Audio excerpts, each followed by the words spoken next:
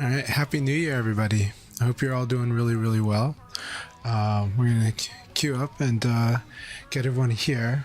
So I hope everyone has had a wonderful holiday and hope they're having a great New Year so far.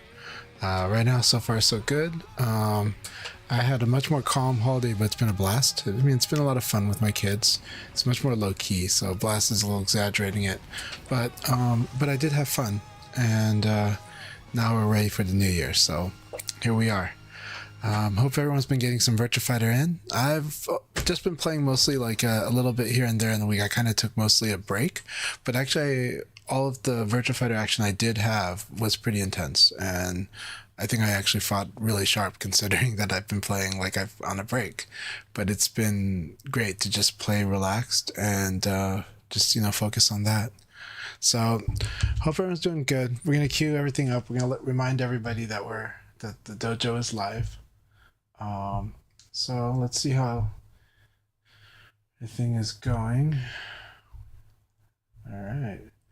So I hope everyone's doing well. We'll get the room started though. And also make sure I get this on the multi-stream here.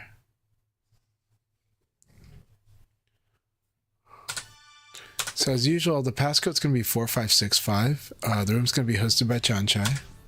And we'll see how everyone's doing. A lot of people are still in their holiday, so this is going to be a much more calm week. Maybe. We'll see.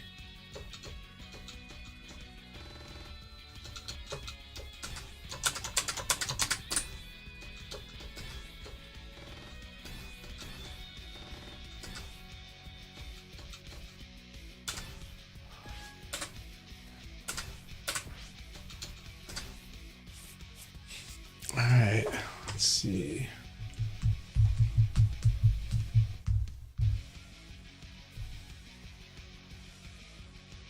Yeah, it's been a very, very calm week. Let's see.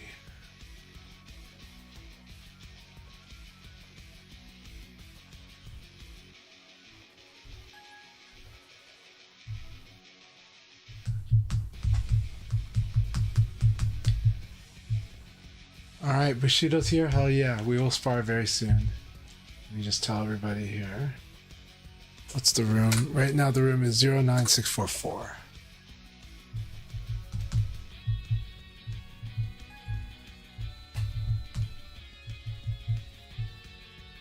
And do this one today.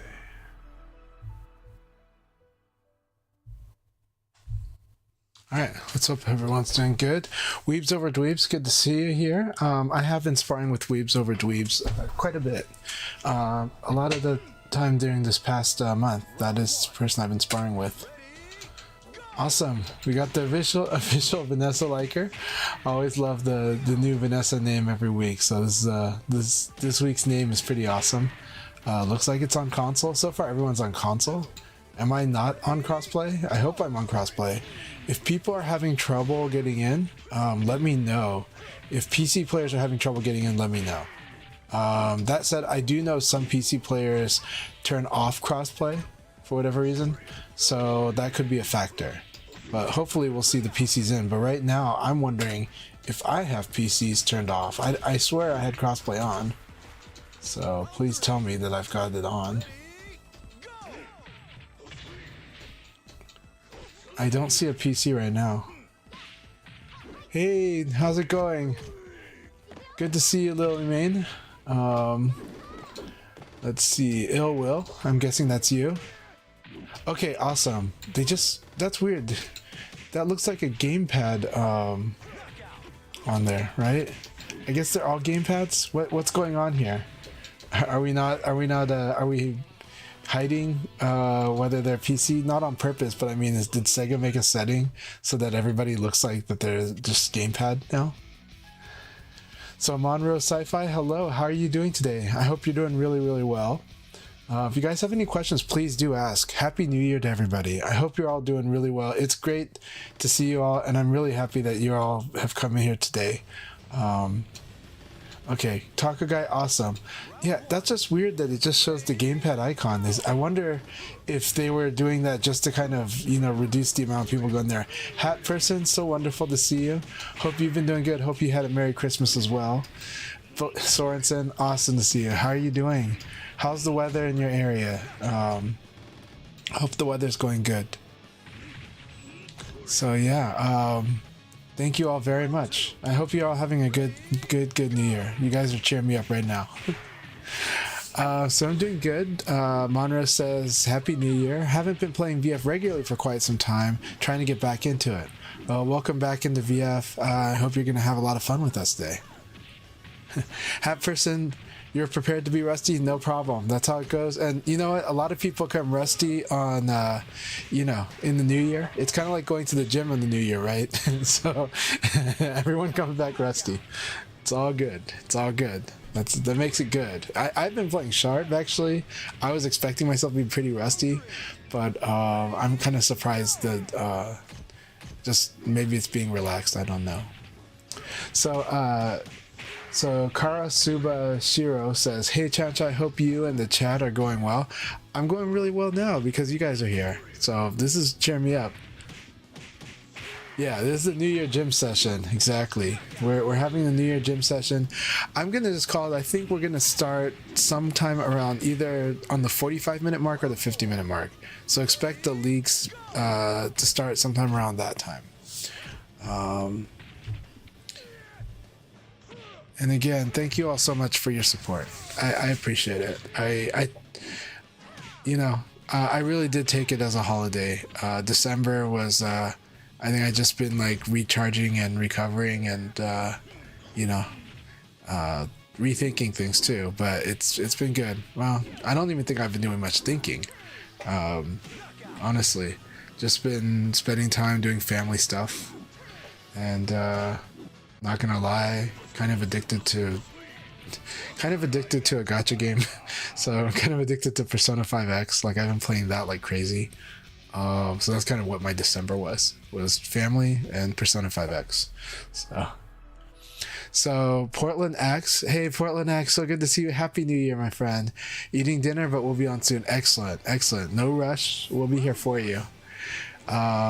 Karasuba says, anyway, just recently installed VF Reaver World Stage last month, just focusing on World Stage mode. That's a great way to start. Awesome way to start. Feels good. Mr. Worldwide, so good to see you. Chatting in from YouTube. By the way, if you guys ever run into ads, you can also watch on YouTube, and that'll kind of help. Both help me. Twitch probably helps me a little more, but YouTube is awesome, and I like that with YouTube you can always rewind and fast forward and catch up. So hey there, do you think there's any chance you'll be making Combo Breaker this year? That's a tough one. I'll be honest, right now I'm still doing the job application thing and the job search thing, so that's partly why I can't fully commit to Combo Breaker yet. I would love to, but I need to figure out my situation. That said, I think anyone that can go to Combo Breaker 100% should. That said, anyone who could go to Frosty Fossing is probably too late to register now, but anyone who can go to Frosty should. Last year, Frosty Fossing was a really big deal for Virtua Fighter. The American players, the new generation and many older generation too, came out, and players from all kinds of different games came out supporting Virtua Fighter at Frosty Fostings, and they did at other events too.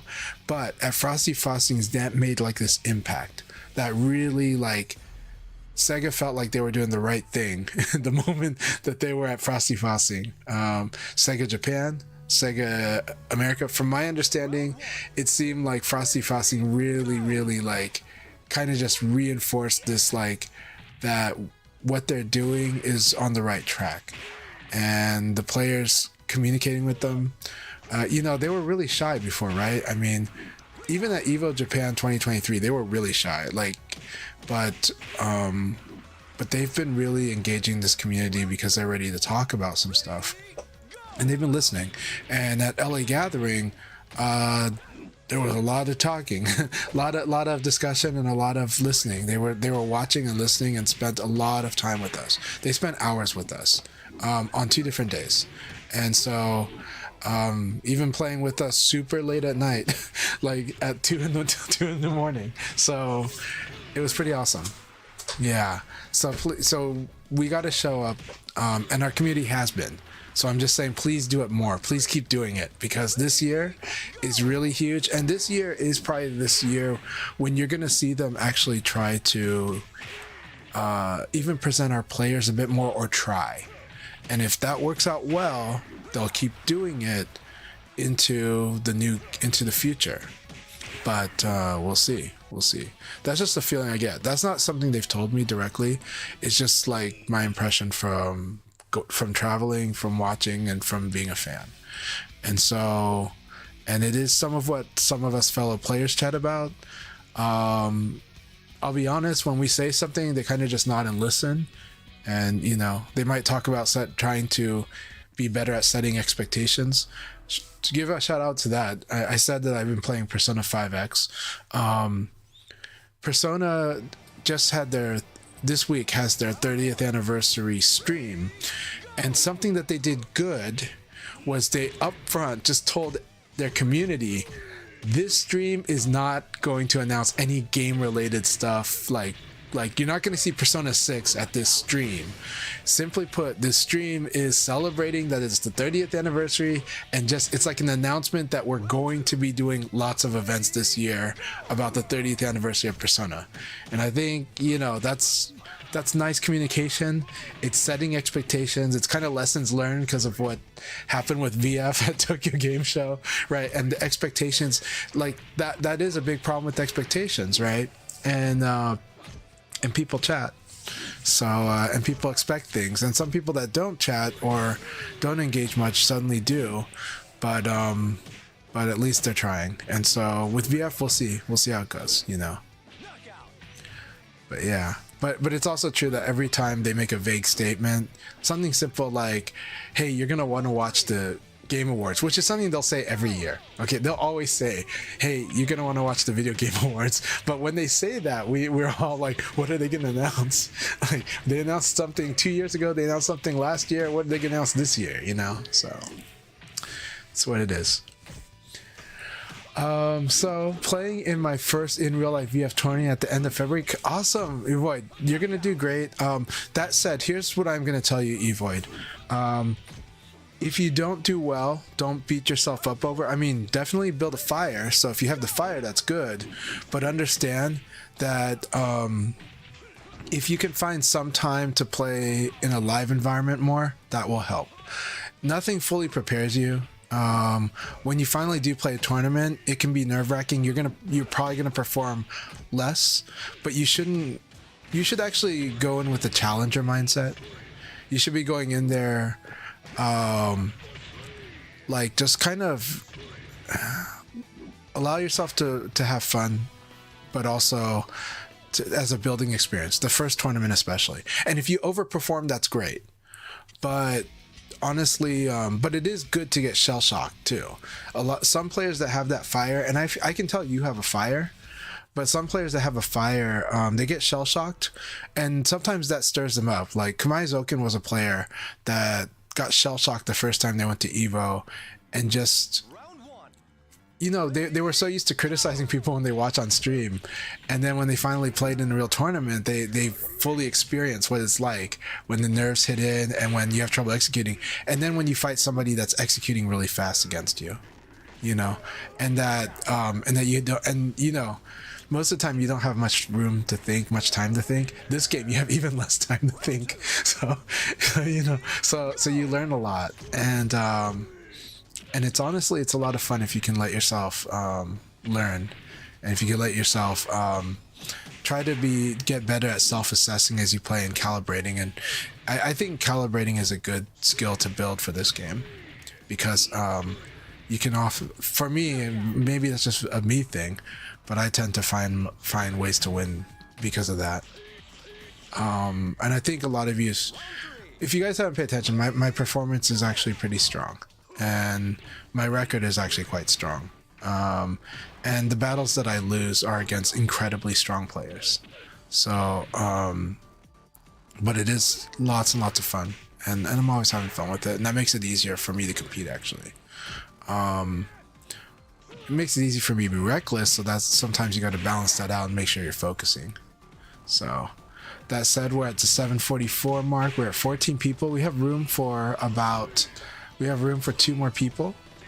Well, first off, I plan to play here, but let me make room so more people can join, just in case, because I want to serve as many people as we can. Right now, it's looking good, though. I haven't noticed much hiccuping. Rayblade, good to see you. Support your locals 100%. And locals is definitely where you learn a lot by playing locals, and you learn a lot about the people that you fight in the tournaments, too. You learn a lot about how people respond, and you take away a lot of excuses when you play offline. And you'll see, like, it wasn't the lag. This game wants me to play faster than I thought it wanted me to play. Whether it was online or offline, you know? And though, of course, if you play offline, it lets you get away with it a little more. But I've seen a lot of people just, it takes a while for them to get used to that buffer flow of this game, that act sooner, commit. That's a scary thing, right? You guys see me make these crazy decisions, and part of it's just because I'm just I make commitments in the game. I just commit to doing an action when I'm like, I think this is what's going to happen, so let's do it. But each person has their approach. Each person has their style. That just happens to be my style, my way of playing. Yeah, definitely, Evoid. Have fun, meet a few folks. You're gonna have a blast, and it's gonna be great. It's gonna be so great. Baba, happy New Year to you too. And Baba also wished me happy New Year during this downtime when I kind of took a break from everything. So I want to say thank you so much for that. It means a lot to me. I was kind of in a hermit mode for December. I do think some people noticed that. Some people asked me like, what was up? I'm just taking a break from everything. But yeah, I'm feeling good, and being here right now, even though we were on last week, but being here right now feels really good. So yes, happy New Year. Okay, so worldwide, you keep getting disconnected. That is really unfortunate. I wish that wasn't the case. I did double check. I am on Ethernet. By the way, if you are on PS5, I want to remind you that so in my house, I moved my PS5 between the living room and my office, and I'll call it my office. It's my man cave.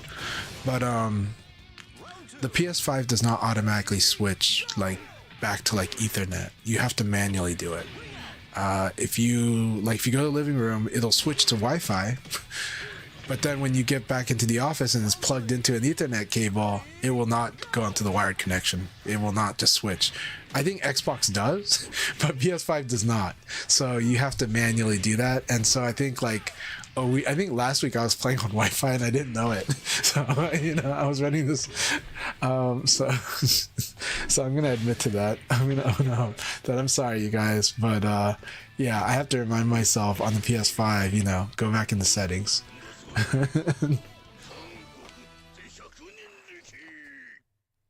Yeah, it's a Chanchai man cave. Hey Nelly, happy New Year to you, my friend. Happy New Year to you, Reaper, as well. Okay, Karis, we're after one more battle. After the next battle, we'll start the league, and we'll see how that goes. Worldwide, I hope we can get this to work because I always appreciate you so much. HP StarCraft, so good to see you. Happy New Year, my friend. We go way back. HP StarCraft and I go way, way back, and he is in my area too. We've actually got quite a bit of Oregon in here. All right, so Tenpai has been getting disconnected. No, I want Tenpai in the room. Tenpai's awesome. It's been a while too. All right, Tenpai, I'm sorry. I'm sorry that it didn't work out, but let's set up a sparring session then. Message me on Discord and let's sometimes set up a sparring session. I would love to do that. I've always enjoyed chatting with you. Would like to play a bit too more. But I'm sorry it didn't work out. StarCraft has 0 bars to you? You guys live so close to each other. Not really, but not far. Like less than 5 miles apart. You know?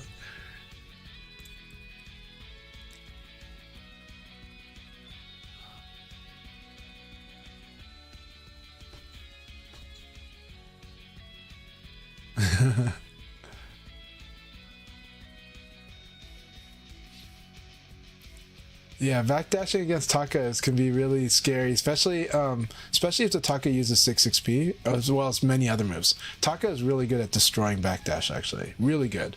Does insane damage. Hat person, let's get back, okay. Evo, okay, we are stuck here. No.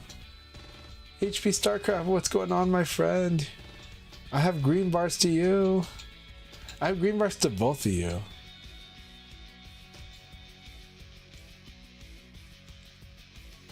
Oh no. Might have to do a hard reboot. HP StarCraft, and I'll admit that maybe Devil Ray. Devil Ray, you want to restart? We'll wait for you. Go ahead and restart Devil Ray, and we'll wait for you. We'll wait for you too, StarCraft. I want you both in, and both of you have been in these leagues quite a bit, so that's meaning that the record shows that we normally have a good session. So Karasuba says, I was finally able to do Guard Break of Doom again on controller pad for both Ultimate Showdown and Riva World Stage, including 5 just frame knees in a row. Awesome. Yeah, you totally can on pad. Sometimes some pads are better than others, but you totally can. I've done it. So that's very awesome.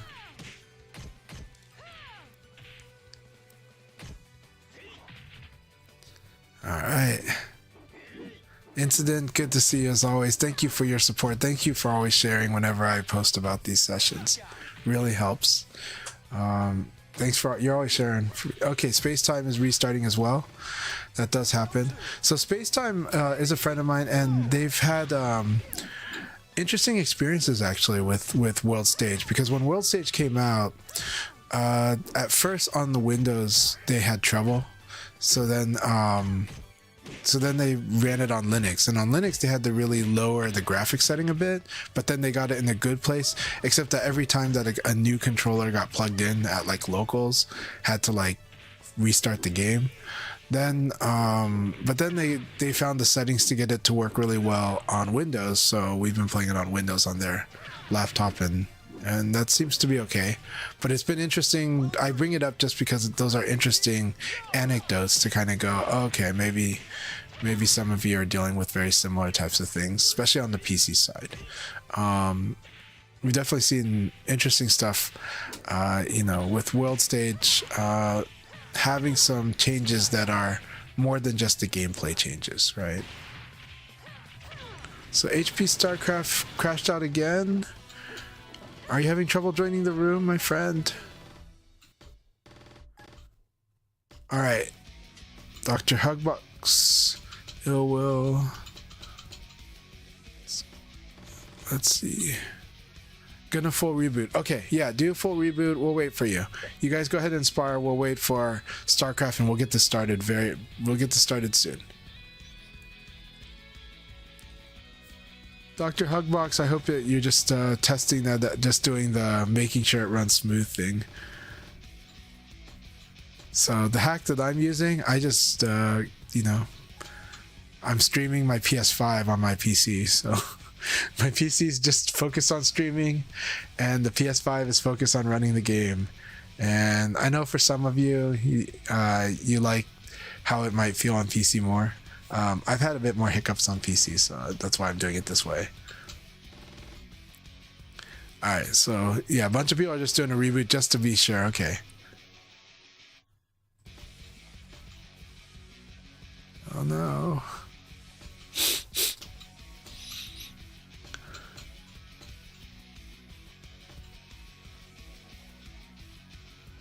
You got Crumpus here. I think Weaves is also doing the reboot just to be sure. So a lot of people are doing the full reboot, just making sure. Yeah, Hack the Planet, was that the movie Hackers? Was that Angelina Jolie? I'm trying to remember which one was Hack the Planet.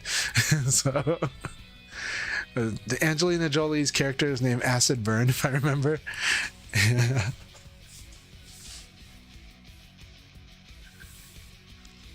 Yeah, the Acid Burn. So uh, that said, the hacking movie I like, of course, is it would be Sneakers. I really like the movie Sneakers. Thought that was really cool. So, I mean, what, Laurence Olivier, Dan Aykroyd, you know, Robert Redford, River Phoenix. It's like, what a cast, you know.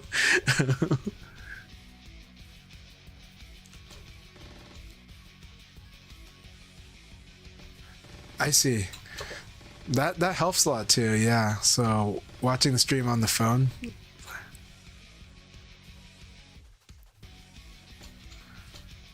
No, what's going on? Alright. So this shuffle is going on. StarCraft, are you able to get in?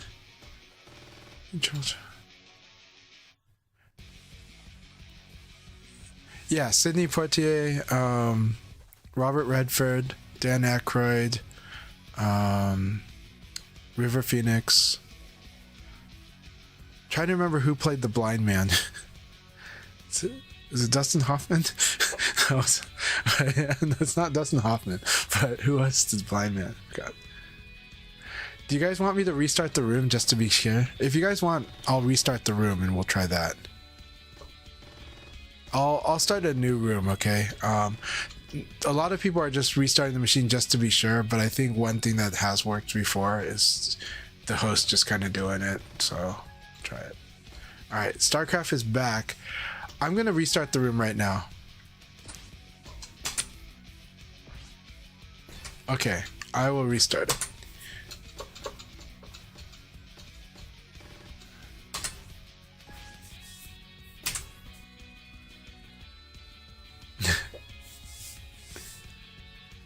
I'll make a compilation video, right? And I'll have Akai make a compilation video too, so we can just send it to Sega, send it to Sega as feedback, you know. So we'll edit, we'll edit a compilation video to kind of say, hey, let's work on this, all right? But in this case, it's not that. A lot of people are taking precautions, so. Go ahead and do, wow, a lot of people are in. Should we just go ahead and start the league and see how the league runs? Let's do that. I think we're at, when we get to about, add up to, oh, okay.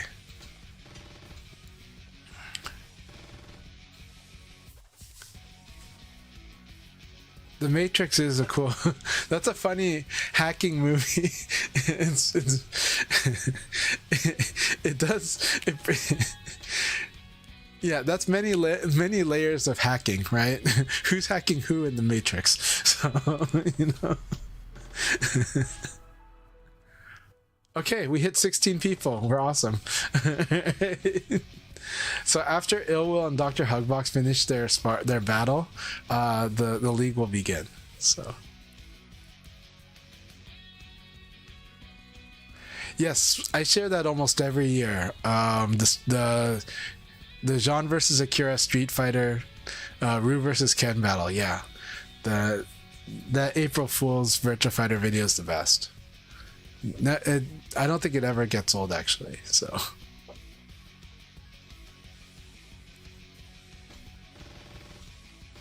I am yellow with ill will, so we're gonna go ahead and try to make this work. Who was the one who got popped out though?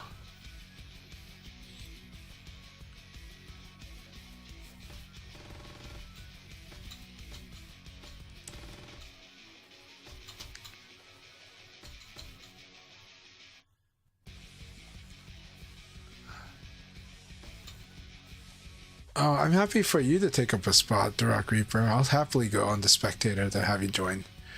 So, would you like that? We have room now, so. Okay. What? Space time, no.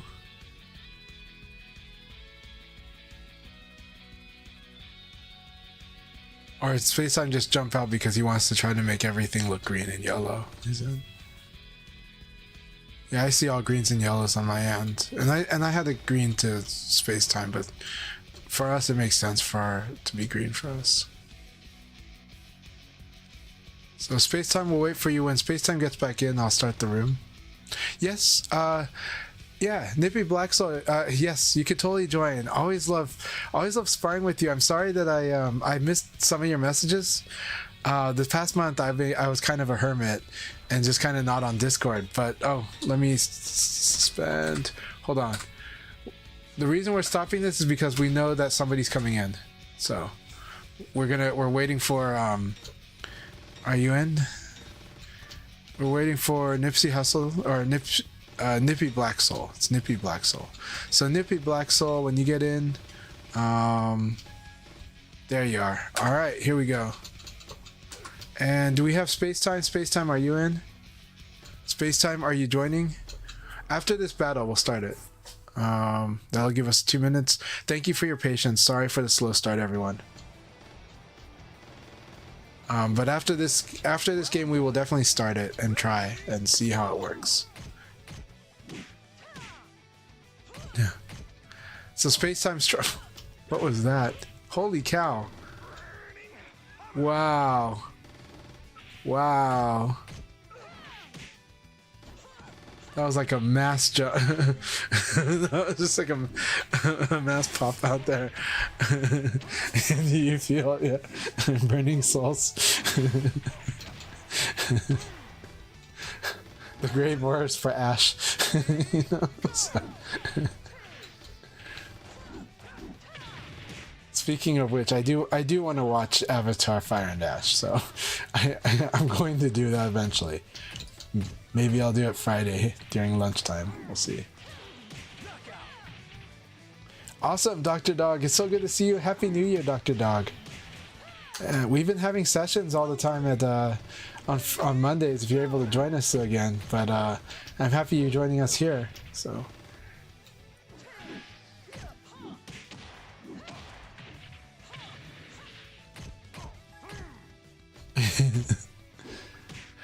Maori, I'm doing pretty good. Thank you very much. Maori, I'm doing pretty good. Thank you so much for the support. Really appreciate you. And thanks for the compliments. Really nice of you to say. It could be. I can switch over to Steam in a bit. It could be because the PS5 is hosting. Because the PS5 is hosting the room. Would be funny if I that would be interesting actually to try to do that. To like to host the room on the Steam and then join in on the PS5 and see what happens there if I do that. I'm just kind of, it's tempting, but that's probably like, that's tempting so much fate. So, all right. Final round. We're going to start soon just to at least test it out and see how things go. If things continue like this, I will switch it to the Steam and we'll see how that runs. We'll see how that goes.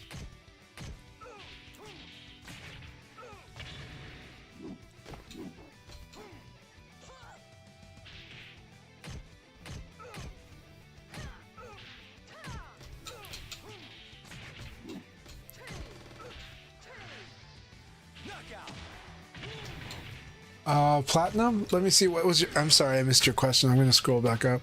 So, yes, Platinum Trophy, you can join. The passcode is 4565. The room is hosted by... You can find the room under my name, Chanchai, Chanchai. And you're definitely able to... If you're able to join, please join. Everyone's welcome. You're welcome to come in. All right. Weebs is in the room. That was probably a lot of effort. We're going to get started soon, all right? We're getting started after this. After T-Talker Guy versus Hat Person, we're starting it.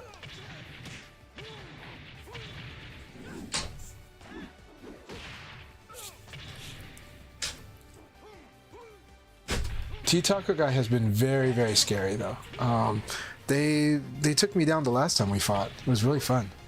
Really, really fun.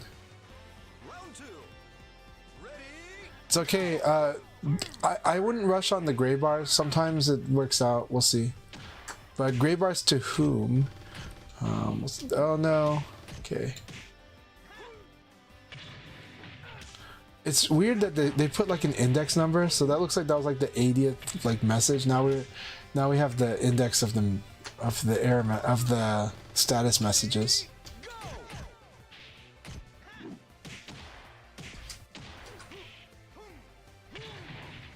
Where do I get to see that log? Where's the log? Yeah, right here. So they index it so we can track it better. That's good. This makes it easier. It's kind of the way it's generally is. Okay, we're gonna go ahead and start the league battle now. We're gonna try it right now because we've waited a bit. But thank you all very much. And again, if this doesn't work out, I will host on the next one. I'll host on Steam, like tonight. I mean, the next league battle I'll probably host on Steam. We'll test that theory out too. Doing a New Year's calibration. New Year's trying stuff out. Alright, Penguin. You and I up right away. Should be a lot of fun. Be kind, I'm only a 4th queue here.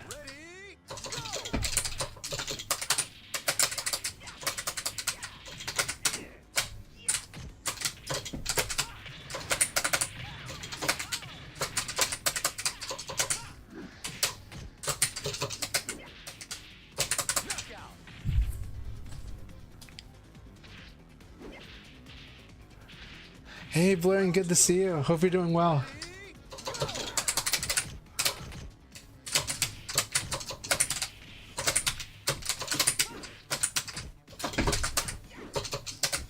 Very good.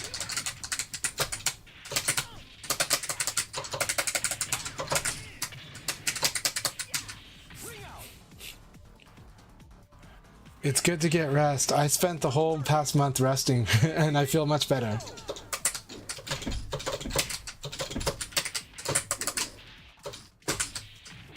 Awesome. I like to focus on the uppercuts.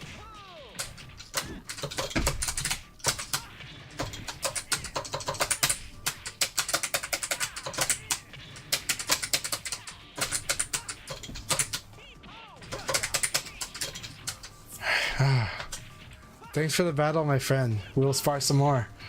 Spar more and more.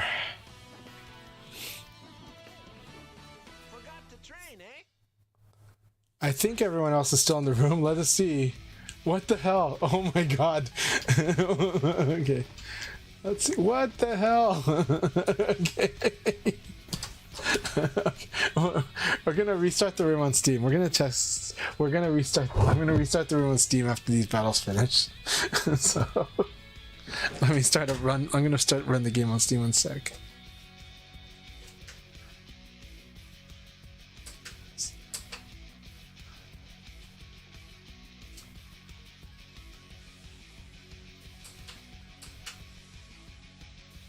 Okay. So here we go. You guys will see me on Steam in just a second here.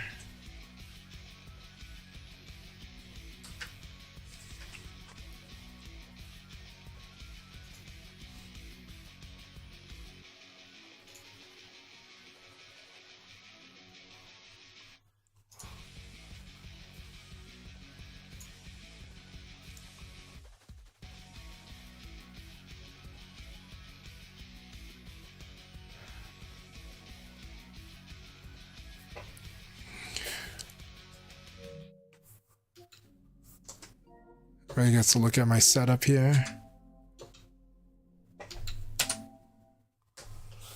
Alright. I'll play on Steam, but let's try this out. Yeah, that's what I'm doing right now. It took a while to start to load up the game, but it's loaded. Should be good. Yeah. Alright, so now let's block that.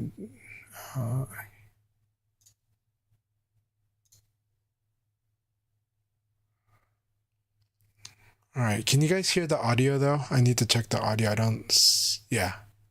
Okay, audio is playing. In fact, it might be. Is it loud?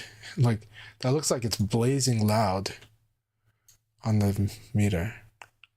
No, maybe it's okay. No, that's my voice you guys were hearing. Okay. That's so weird.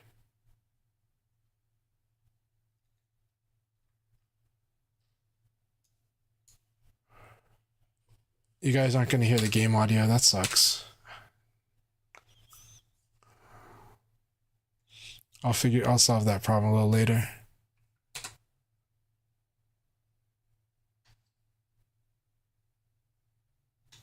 Yeah. It is what it is. Let's get this going first and then we'll solve that problem later.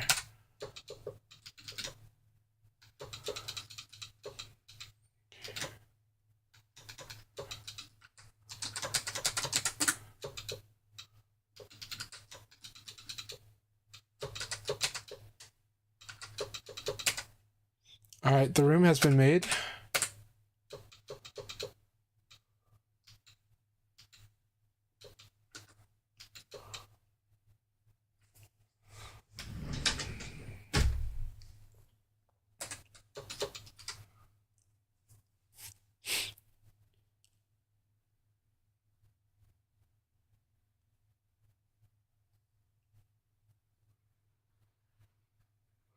Now, for the record, even when most of the time I ran this on PC, like I rarely run it on the PS5, and when I ran on PC, there are people that have trouble connecting too. So I did that issue has been like present. So, but right now we're figuring a lot of stuff out.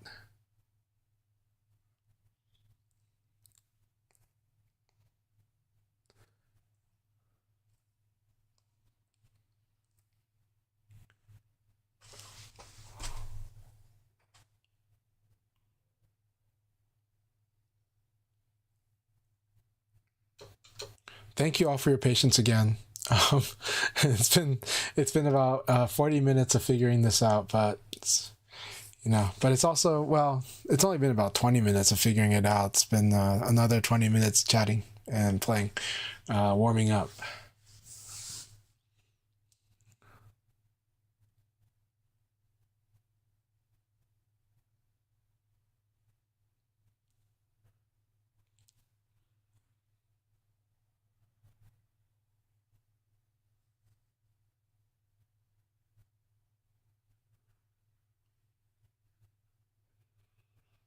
It is funny though that since I had world stage, I have this graphical glitch with like the lights. So you see the square, the square texture. That's like that light map or whatever that is. I don't know what it actually is, but on Sean's bracelet there, I do think it's kind of funny. It reminds me of when I was playing unofficial versions of the game. Like.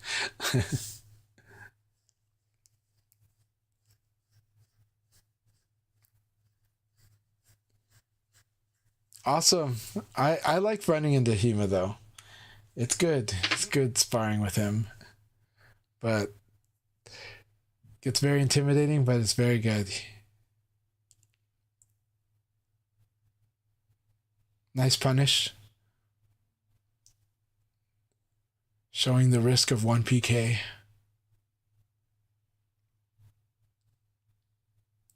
And generally, the answer, 1 PK is generally, the answer is to block and punish it because it's low profile. So when you try to crush it, crushing will whiff a lot of times. Even when it doesn't normally whiff those things, but it does against that move. All right, let's try this out. Let's try it. Let's see how this goes, all right? Bushido, you and I are up. Finally, we get to spar. Let's see how this goes. Let's see if it crashes for anybody. I don't see any crash messages. Looks good. Thank you all for your patience again. Okay, Dr. Hugbox, we'll catch you in the next one.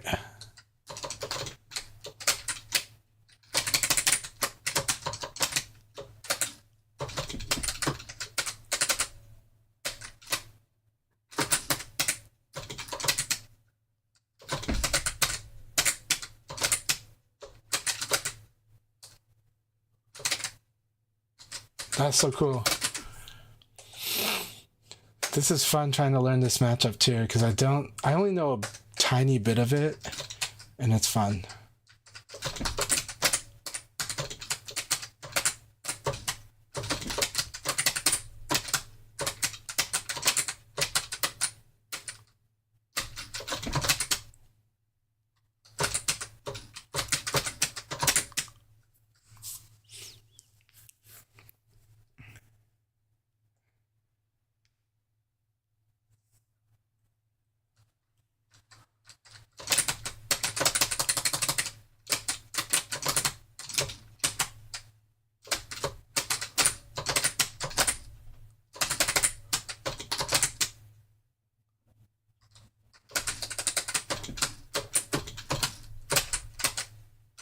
Oh, that's a ring out.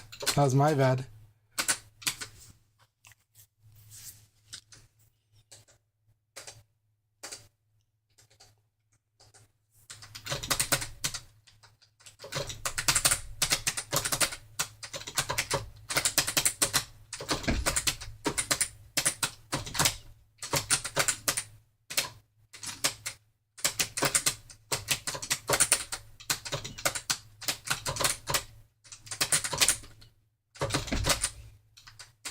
Double chop.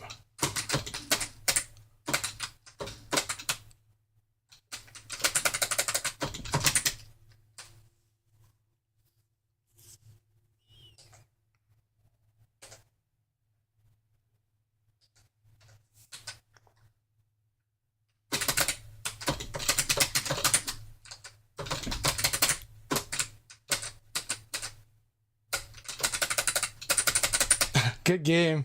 I like that swatting. The swatting was a good choice. Good game, Bashir. That was a lot of fun.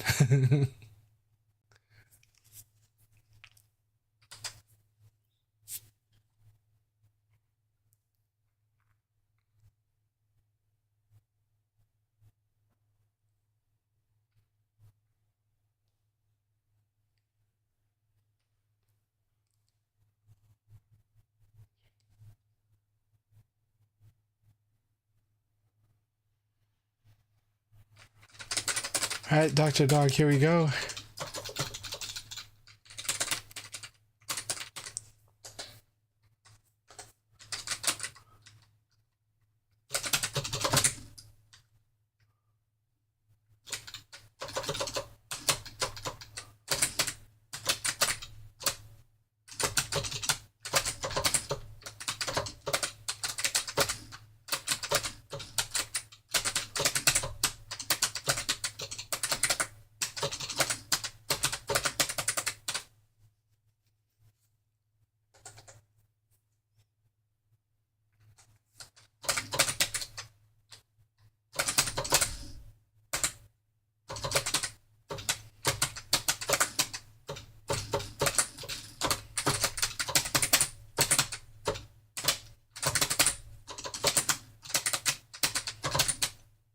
Nice.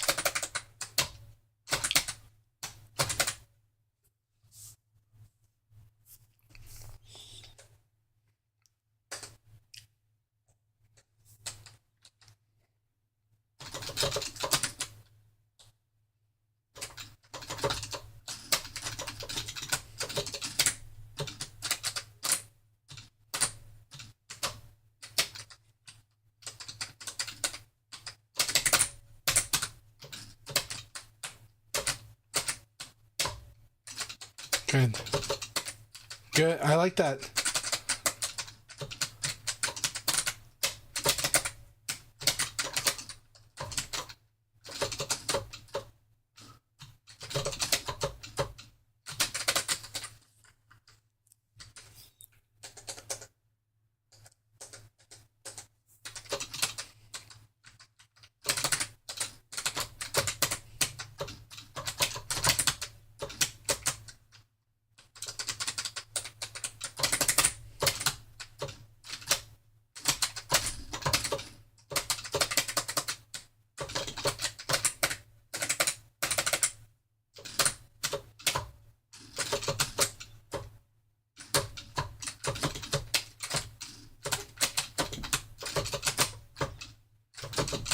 Good.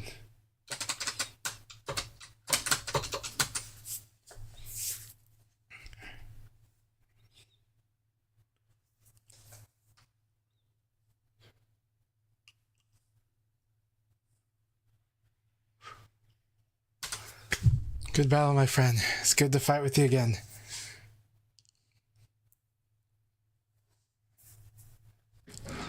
Am I missing messages? No, okay. How's everyone's matches going so far? Is everything working out for you all? After your match, feel free to let me know. All right, HP StarCraft, here we go.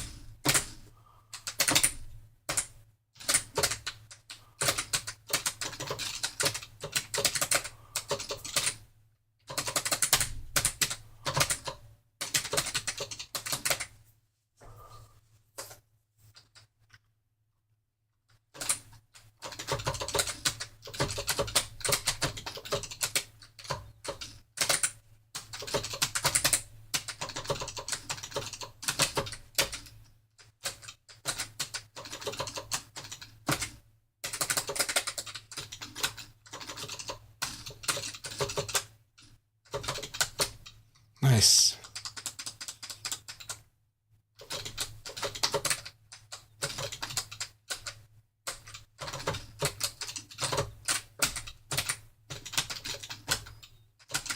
I want to see what would happen if I did that.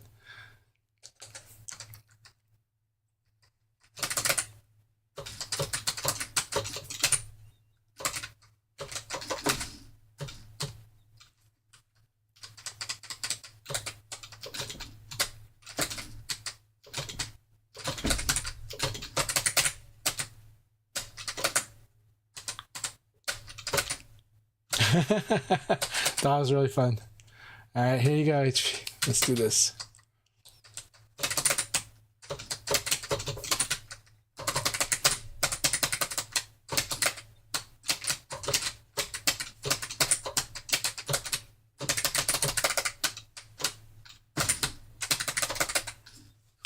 Good game, my friend.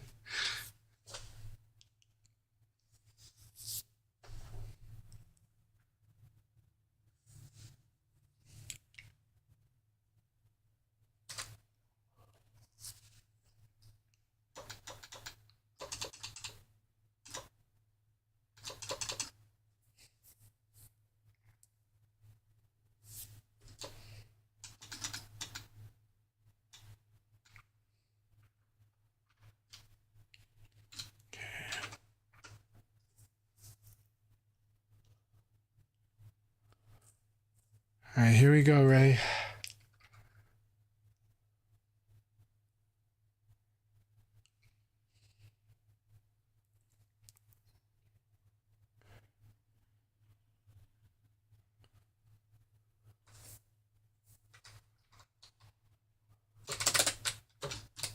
Nice.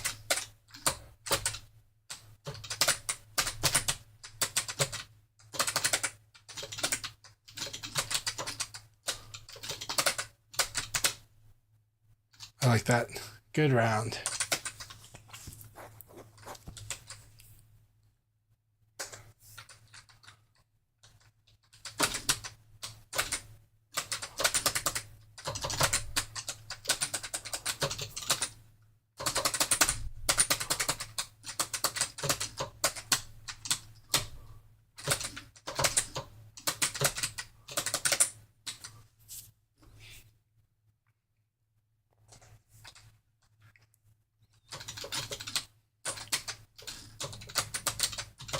Nice.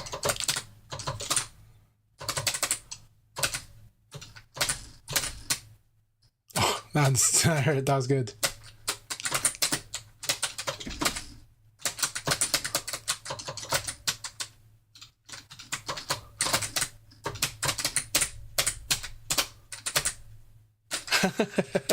I used a move that was way too slow.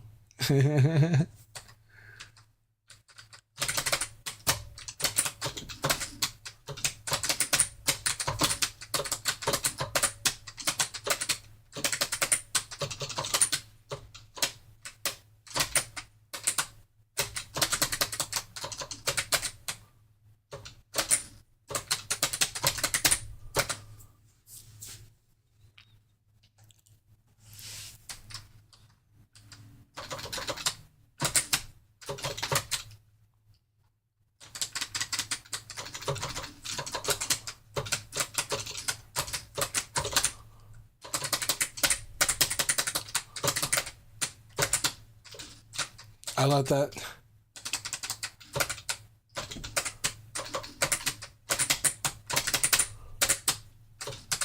Oh, that was so cool. That was really cool. That was a cool round.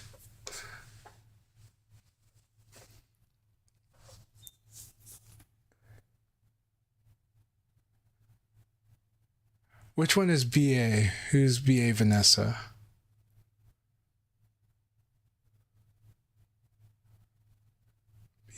Black Alerts Vanessa. Okay, awesome. I want to see Black Alerts Vanessa. That's got to be really cool. I don't know when was the last time I fought Black Alerts Vanessa. I don't know if I've ever fought Black Alerts Vanessa. That's awesome.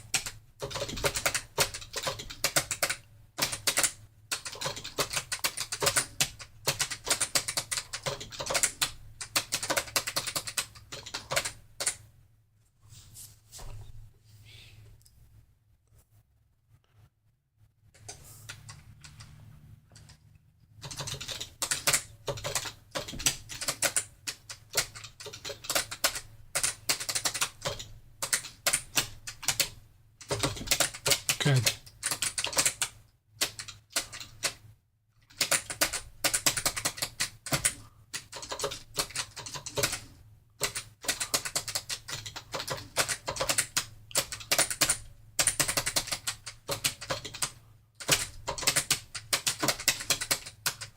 Good game. Good game, Space Time.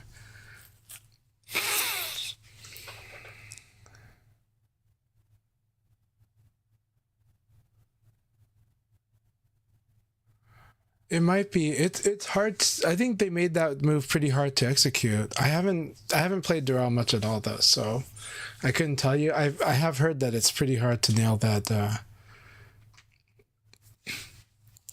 But there might be some tricks to do. There might be some tricks for it, and on pad, I'm not sure.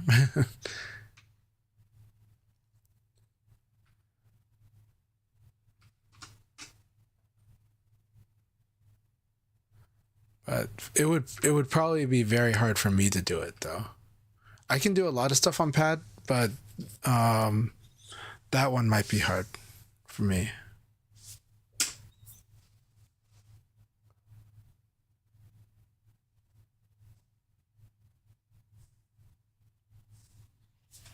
But I could also imagine doing some kind of a weird swipe motion to do it, where I'd swipe two fingers across and just be like, boom, boom, right? but but that's probably too extreme, and it's like not using your thumb, right? It's like switching to your index and middle finger to hit that, to drum it.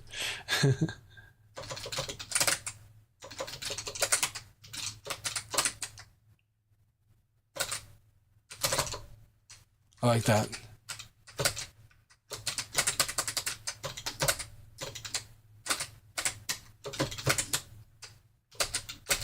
Oh, that was so cool.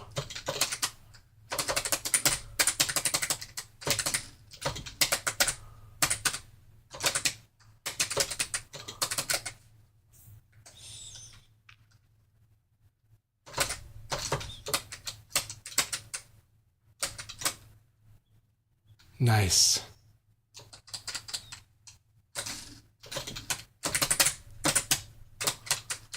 Very cool. I like that too. I really like the way Taco Guy plays now.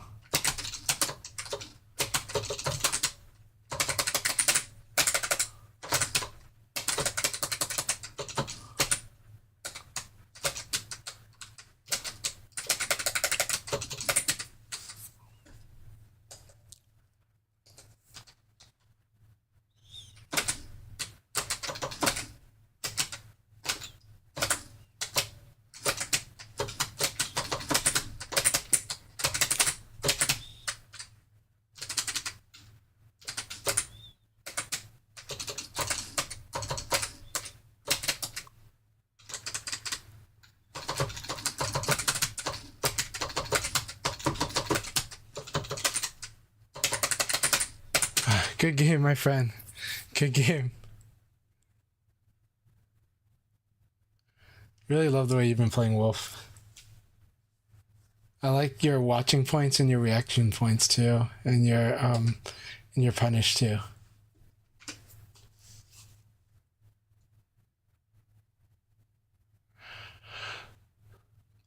Well, so yeah, VF's way of taking 4-6, it's like a very casual rhythm.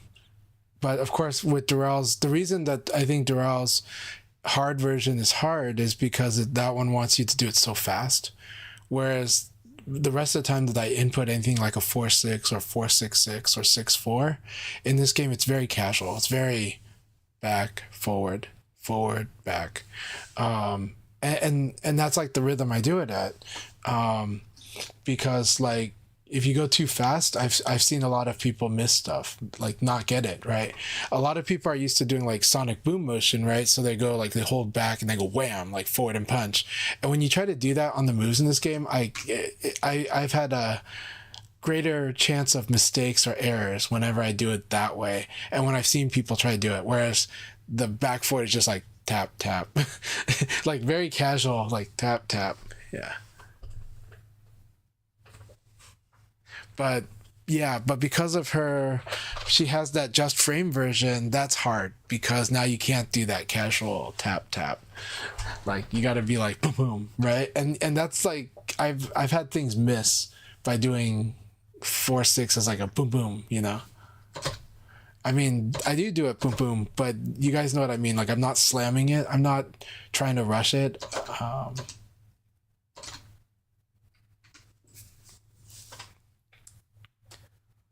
All right. These two friends have become rivals. We'll see how they go. That's good.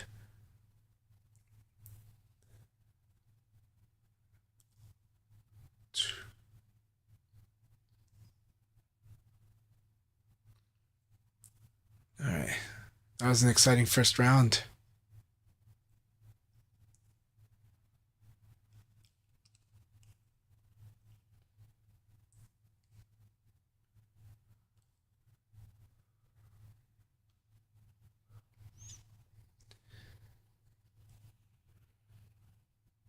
Very nice. Blocked the low punch and it beat knuckle, which is very strong.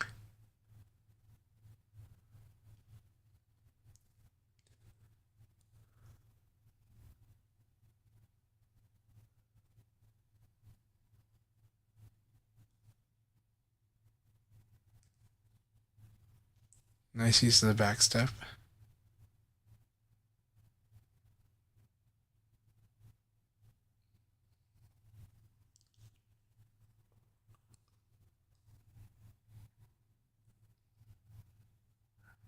And the read, knowing when to throw.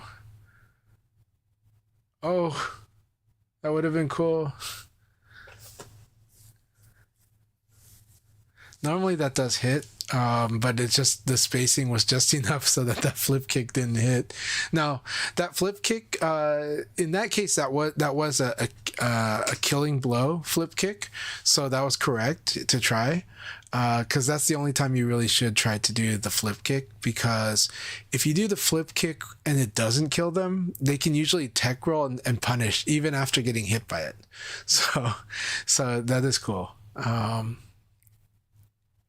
Yeah, I couldn't get the game audio on PC. I got to figure that out. Something got messed up with my audio routing program, and but my OBS is also just not giving me the game audio section. So I think I can do it when I'm not playing. But thank you. Happy New Year, Spartan. Happy New Year to you. Hope you're doing really well. Hypergraph says, I can't do the Doral Perfect Tetsu. It's just really hard. I mean, I think I could only do it on pad, to be honest. I don't think I could even do it on all button controller myself.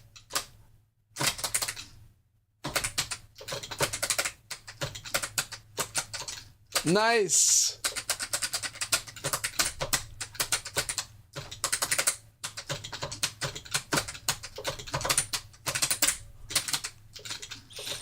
I didn't evade confirm. If I evade confirm, I would have done sidekick punch punch. Or just sidekick, really.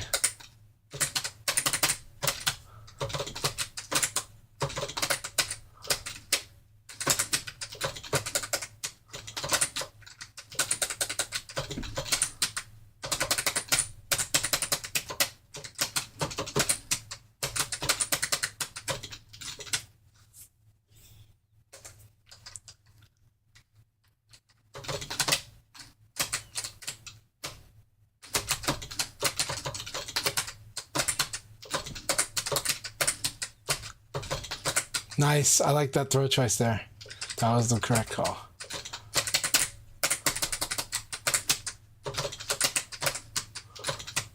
Nice throw. That was a delayed throw. That's perfect.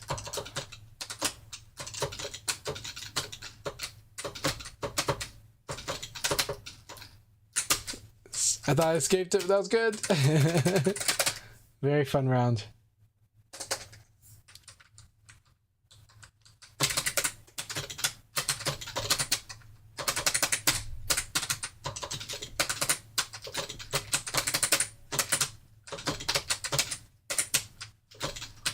Nice.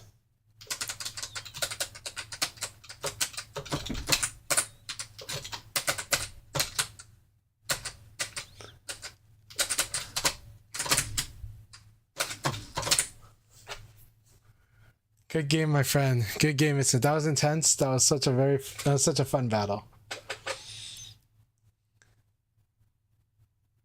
Yeah, I really love. So you get it. Kevito World says, "I love that VF is just straight up hands, no supernatural powers, just punches and kicks and throws. Don't forget the throws." But yes, it's I love that VF is interactive as hell. But you know what? A lot of fighting games are completely interactive, of course. It's just VF is interactive in a certain way, you know. But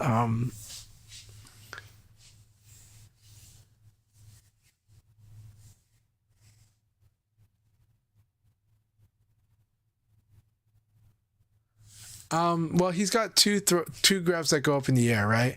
All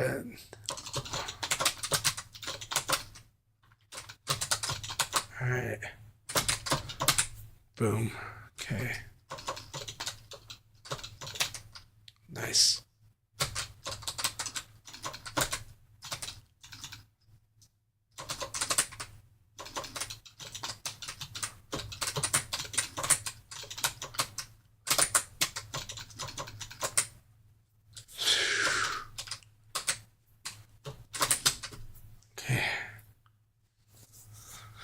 So for me, when I see that backhand, I'm going to try to duck after that.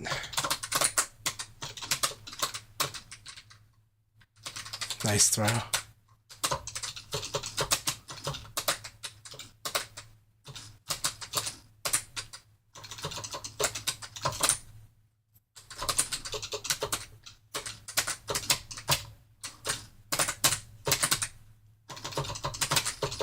Nice spin kick.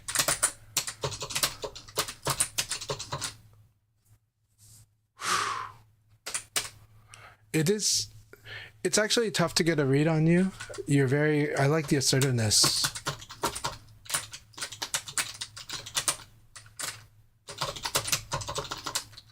Very good.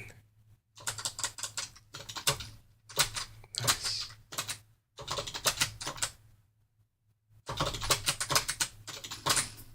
Nice. Oh, it was just almost fast enough to launch, but that is hard because the throw is the hardest thing to whiff punish.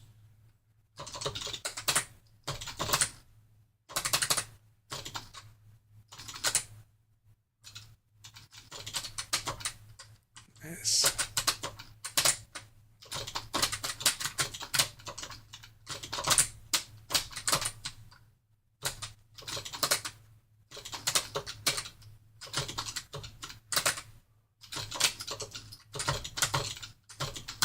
Very nice.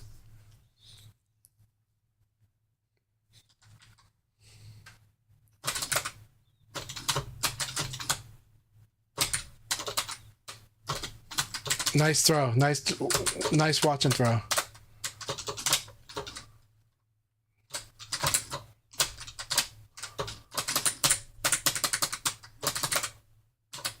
Nice. Oh my god. Very close.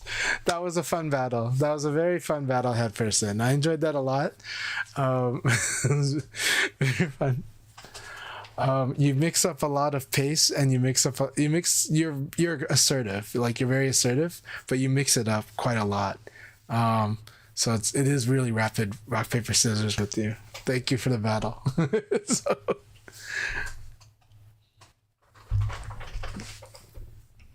all right, congratulations, Bashir. That was awesome. So really, really good stuff. Did the room work out for you guys? Who had trouble with the room? Bushido, thank you very much. I hope the baby's doing awesome. I hope the kid's doing awesome, and of course, hope the wife's doing awesome. Thank you so much, Karcharius. So good to see you. Hope you're doing well. Yeah, PC seems to be.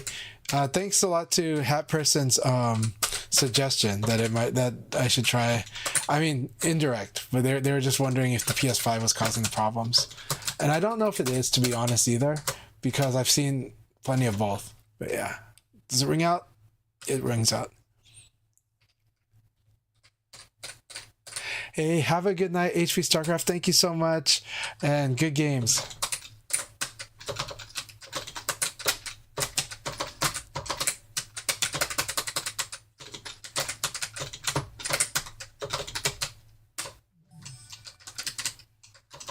Hey, good to see you, Kung Fu. Oh my gosh. You cannot run away that way. That one you're gonna get hit.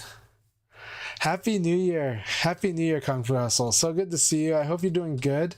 And are you gonna go to Frosty Frosting? Because you gotta. I mean, that's your area.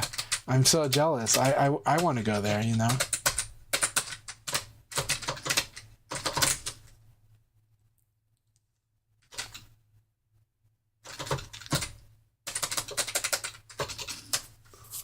And good game, Bushido. I had a blast. Thank you very much. I hope you had a good time, and I hope to spar with you soon. Let's. I'll try to set up a time to spar, because I do love fighting against you a lot.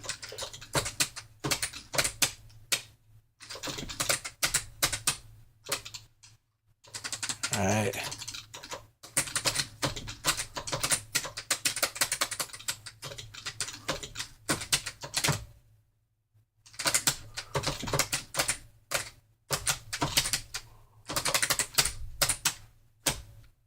That was a good game. Good game. Good time to choose to go to the sidestep. That was a lot of fun. Good game, Takagai. That was a blast. Oh no, Untold Legend. Man, I'm sad that you can't get into this. So this room you can't stay in. That's really too bad. That was happening on the PS5. Now it's happening on the PC. I'm playing on the PC right now, so. All right, Ray played Karchari's vid. I hope you guys will be able to stay in the room. Oh no, Ray cannot. This is so rough. The downside is the amount of devices in my house too. I am using a modernish router. I think my router is 6. But I'm tempted to upgrade my router as well because of the dynamics of my household. My kids are using tablets more, so we'll see. Car Tires Fit still in here. I'm glad. Ray Blades is not. That is tough. Okay, so Mr. Worldwide asks, do you have any tips on familiarizing yourself with other character strings without going through the entire move list? Well, I mean, so here's one way to do it. The game, if you go to the command training mode, I actually like using it. Now, I miss that it used to have a timer, because that was like encouraging you to kind of rush through it and try that, right? And then you just kind of like, and it's a fun way to do it. So without the timer, it does feel like a chore, but sometimes just go through that with the other character. Just do the command training, and it queues it up. You just do one move at a time. And if there's a move that's difficult to do, just skip that one. But that one will help you. For me, that helps me. Just not often. I don't have to make it a hard thing to do. I just do it once in a while. I just go, oh, I should just refamiliar. Just take a look at some moves. Just do them. Like, don't think while you're doing it. Just run yourself through the move list, and then on another day, you're like, you know what? Let's go run through the move list. It's just like 2 minutes, 5 minutes at most, right? And so if you do that. That helps. And you don't like, you can study. Some people love to study. I like to study, but sometimes you just want to just get the reps in. And so you just play the character's move, and the command training is awesome for that, where you just run through each move one by one, and you just kind of do it. And then before you know it, you'll memorize that there's strings, and you'll be like, you won't even need to see it. You'll just be like, oh, this is going to go PPPK. Okay. And this is going to go PP6PP, right? And then you just do it like even before it tells you. And before you know it, you're like, oh, okay, I kind of know the move list a little better now. So that's what I do. And then after a while, you start thinking about how to beat those moves. And for me, it's a little more subconscious. I just kind of know from experience that, like, oh, this string doing this movement works pretty good against this string. And so when I fight Jackie, it's like I kind of do a lot of that stuff, right? It's like if he does too many highs, I'm gonna try to punish it. So yeah.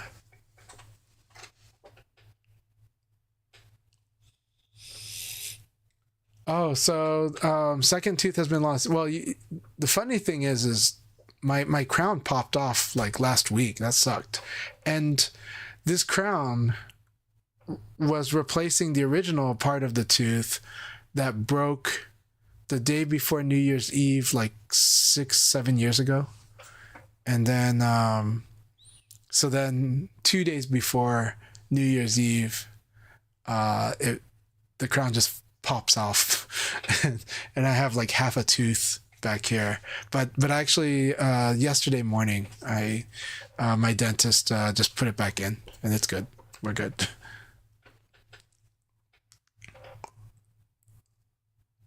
It didn't hurt this time because the good thing was, it's already been root canaled. So as I alluded to, that it was a broken tooth. So the tooth has already been root canaled, so it's not painful.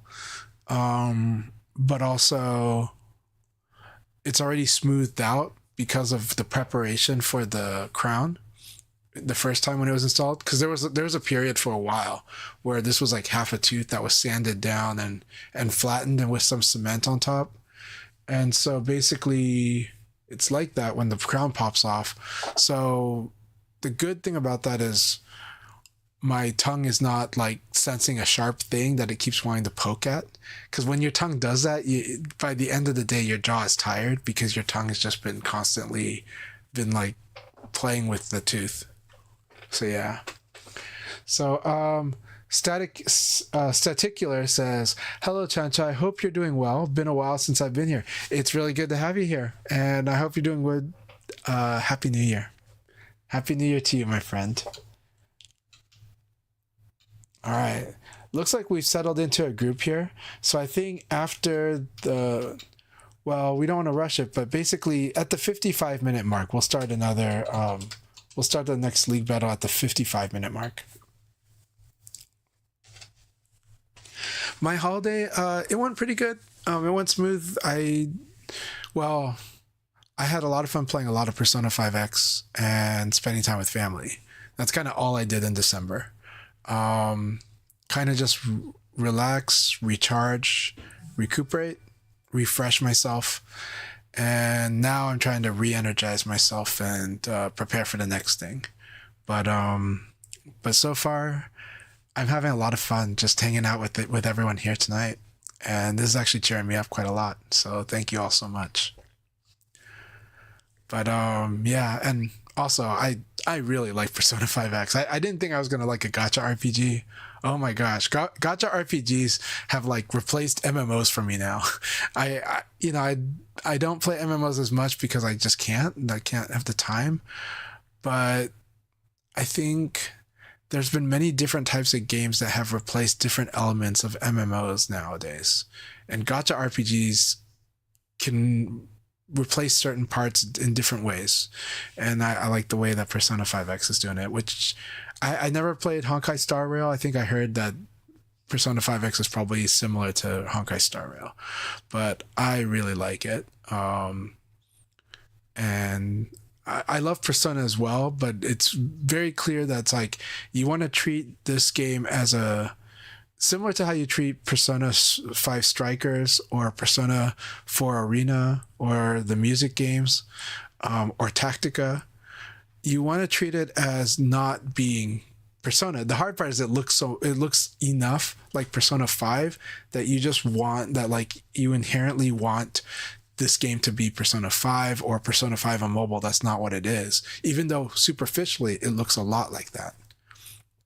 But when you get to what it actually is, which is a gacha RPG, and there's things that I like about it being a gacha RPG. It's, in a way, nowadays, I guess the gacha mechanics are done in a way where, yes, it wants you to spend money, but you can definitely free to play it. And I have a free to play account that is doing great. And I have an account where I do spend some money, a budgeted money on it, but actually I've been spending a bit more. But that one is doing amazing. But the one doing great is doing amazing for its pacing. Like, it's not far behind. And that's because the way that these games work nowadays, they're not trying to get you to, like, give up by being broke. They're trying to make sure that you just want to play all the time. And so they're designed that way. But for me, the reason it hooks me is because why I compare it to an MMO is I feel like I'm running like I'm preparing for raid bosses without having to do all the work of getting all the people together for that. And on top of that, I can lend people my units. I can borrow units for certain activities, not all. It's less than half, but it's still fun to do that. And you get little perks for doing it too. So there's a bunch of reasons why I love it. So I've just been hooked on Persona 5, the Phantom X. And yeah, but if anybody wants to ask about it, feel free. But let's go back to VF. Yeah, I fell for the gacha, but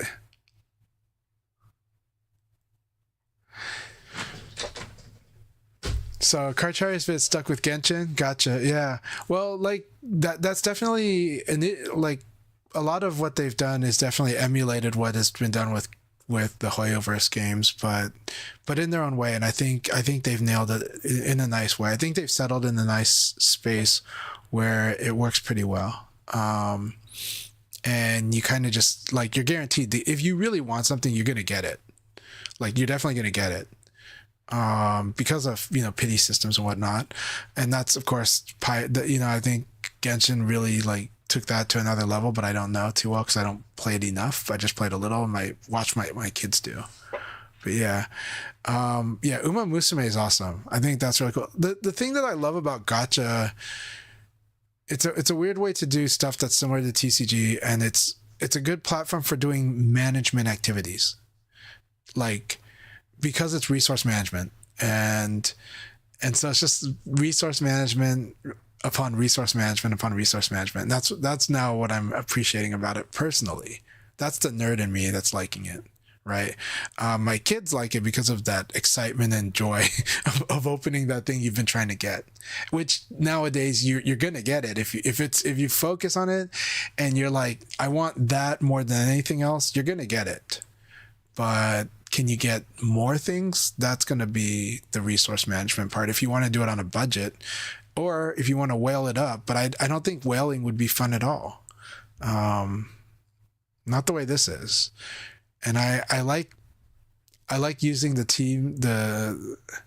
I have almost all the characters unlocked, but I like using what I do have to try to figure out how I'm going to do this boss fight, or how I'm going to do this run, and then try teams out and try just ideas. So it's a fun way to play with mechanics that way, and I love it. Hey, Incident, have a good night. Thank you so much. Sorry to make you listen to me talk about a gacha game, but I really love it. So like, I think people can tell, like, I wasn't trying to pitch it. It's just more that, like, you can just see that's like the things that I'm like in my hermit mode where I haven't been chatting much VF for the past month. I couldn't help but keep liking and retweeting, like, Persona 5X stuff. So yeah. No, you don't. Yeah, we're not doing that. But I did get my son into. I do play it with my son. So yeah, and he's pretty much playing it like free to play, except that I do let him do the typical pattern, which is, yeah, you get to have the monthly pass and play that way, and he's having fun doing it, and he is budgeting, right? He's like, okay, how am I going to budget? How am I going to plan out what I'm going to get and what I can get and what I can't get? And, should I do this or that? So he's making all the, that's, these games, you have to make those decisions if you have to budget. So yeah. It is, similar to Destiny 2. I didn't play Destiny 2, but I loved the first few months of Destiny 1. I played Destiny 1 all the way through the House of Glass. I didn't stop for any particular reason aside from being busy with work. I was just busy with work. We'll start after this game. We will start the next League battle. But Destiny, I loved Destiny because I was getting, well, that first season of Destiny, I know that people were blasting it because it felt incomplete at launch, but I loved that I could go to endgame within a month, and that I could just because I was so busy with work. And so the only time I could play was like 2 hours, like from like midnight to 2 a.m. at nights after work, And so Destiny 1 was like, I found a group of people that I could play with, and then I was doing endgame within a month, and it was so cool. And it was just like, man, I get my third-person shooter, but I also get my MMO fix of doing MMO raids, and it's hard, and it's pushing the skill. House of Glass was really pushing skill.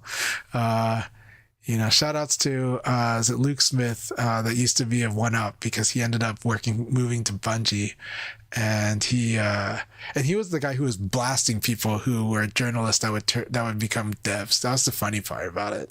But he was one of the designers on House of Glass. So cool. The House of Glass was so cool. I loved it. So Portland X, I'm sorry. Yeah, like we're running into that issue, and I'm definitely going to be sending more feedback. Maybe I just cut a video that just shows different what it looks like and send it to them. So we'll see. Yeah, last week it worked out well. So I'm sorry about that, Portland Axe. I'm playing it on 2 different systems today, right? Like earlier I was on the PS5. Right now I'm on Steam.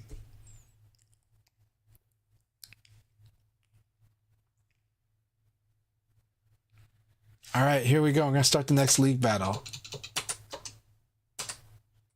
I should do Leon, but I'm having a lot of fun with Lao, so let's stick with Lao.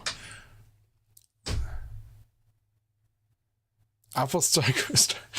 I know that grind, Ray, because when I was like hooked on Vainglory, and also when I was hooked on Legends of Runeterra, and mainly those two, I got into the whole, okay, I'm playing a game that's on Android and it's on iOS and it's on PC sometimes, right? And so I would always find deals, right? I would always find like Apple gift card deals or Google Play Store deals. I would go nuts. Just like it's more like I didn't try that hard. They just had deals all the time. So I would always take advantage of those deals, just like what Ray is saying, to find like to kind of get those in-game currencies at a better deal. Right. And Vainglory would do this promotion with Amazon because Amazon Fire was doing Amazon coins. And so I definitely took advantage of the Amazon coins deals to get Vainglory stuff at a discount. So yeah. That said, Vainglory, I think, suffered from... I think this is a good topic. You know, like Marvel Snap, Jeff Hoogland released a video, and he's not the most popular guy in terms of like his personality, though his personality is fine in my opinion. It's just that, but he makes really good content, and a lot of his breakdowns are good. But he did a video about Marvel Snap's revenue dropping for the past 2 years. And he did a video about, he even talked about the revenue he was making from Marvel Snap videos, right? Like he was upfront about it. I mean, he's just totally transparent.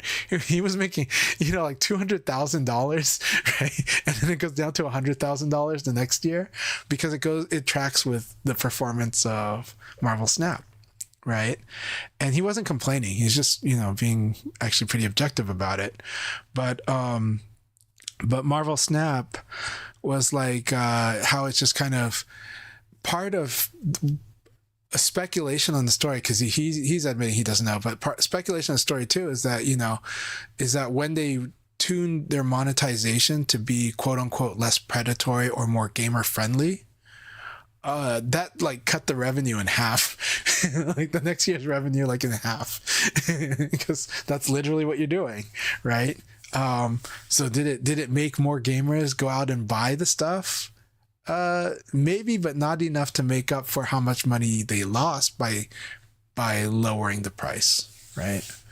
That said, the popularity of the game had a clear drop when things got too quote unquote predatory, or when the fan base was upset with where the game was going and the way they were doing things. And that was probably with the monetization. So it is a tricky balance. Like they have to pay attention. They have to make sure to not totally piss off everyone, right? And not feel jerked around completely. But they do need to make money. And so it's a tough balance. It's an awesome video. Check it out. That was good.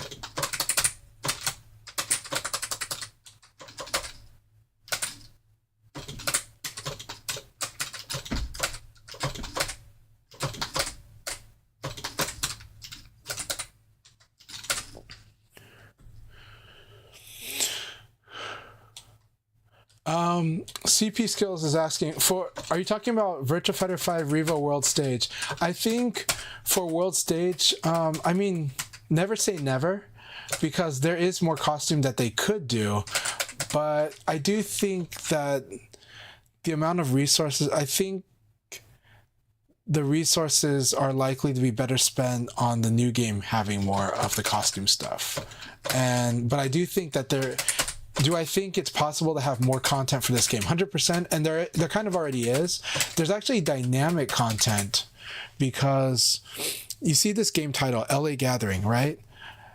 This LA Gathering title was made in the last 6 months because it was the event that I helped work with, because it was Adam Yuki's event, and Rushdown Turtle designed this title. But that said, we were assertive, because most people, they're just most of the time Sega just makes the title but what I will say is Sega, I'm seeing more and more of these at different events, right? I'm going to have on my PS5 account, I will have a B Pro Cup title because of my participation and getting top 8. I got second place at B Pro Cup in Taiwan. So because I got that, I will get an in-game title for that. Just like the people that got that, anyone who got top 8 at a Virtua Fighter Open Championship or qualifier, and I almost did, and I got very, very close. But like Bushido's has the title from that, you know, because he got top 8. So yeah, so they are making more content like that, and actually it does take a bit of work for them to kind of make sure that the right players get it. So there's kind of a process there, but I think it's amazing that they're doing that. And so there might be, and what they've been doing with Revo and World Stage does make me more optimistic that there might be things they might add to it if the game continues to perform, you know. And so that's you know, hopefully we got to keep it performing. But the good thing is also that because this game is also, because there is this long-term plan, you know, the new Virtua Fighter game, then it means that there's lots of incentives to do these things, more than there was if that was not happening. So I'm looking forward to it, but I would say that, you know, understand that the game is this game is not being made on like the largest of budgets, but it is operating on some passion. And so I really am so grateful that they did this, because they didn't have, I feel like they went big on a thing they didn't have to go big on, actually. And I think it's making it all the better. But I do think there's a lot of kinks to iron out. So they're working on that. And as our community, we're working on giving the feedback. And also spreading the love of the game. so both. And John Glenn had name for VF6. Never say never, right? There's a lot of interesting rumors about that character that we saw.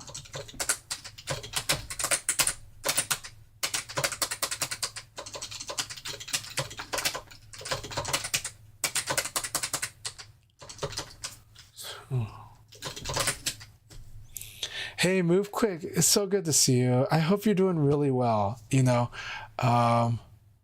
Yeah, enjoy the show with your girlfriend. But it is so good to see you. Thank you for stopping by, and thanks for thank you so much for your support. I appreciate you always. Whatever game we want to talk about too. Oh, thank you so much, CP Skills. I try.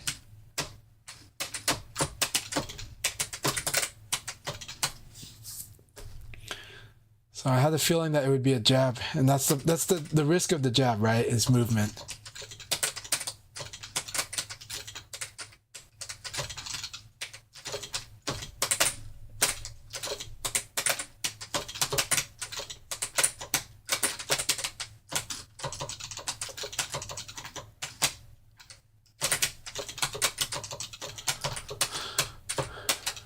So the reason I can Abari after your high jab is because I haven't seen the elbow. So, or I haven't seen the 6P or the 3 or other moves.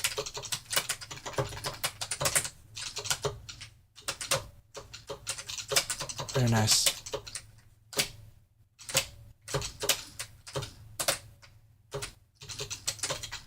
Nice. Oh, just in the nick of time. Just in the nick of time, got the damage at the right time. They needed instant replay for the judges to decide who won that round.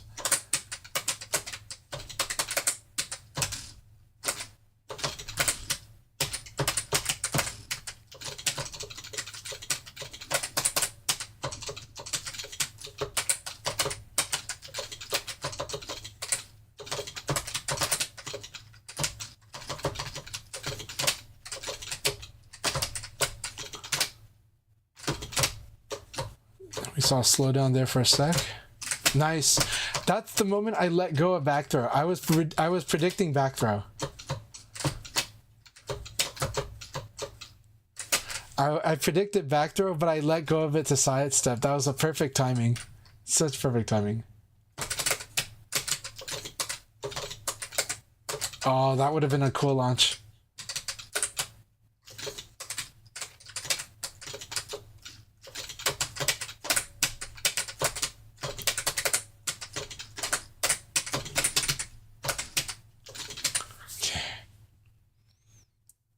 So one way to approach if someone plays like in this weird flip kicky way is if you can like from range, even if you sidestep it, he's in trouble.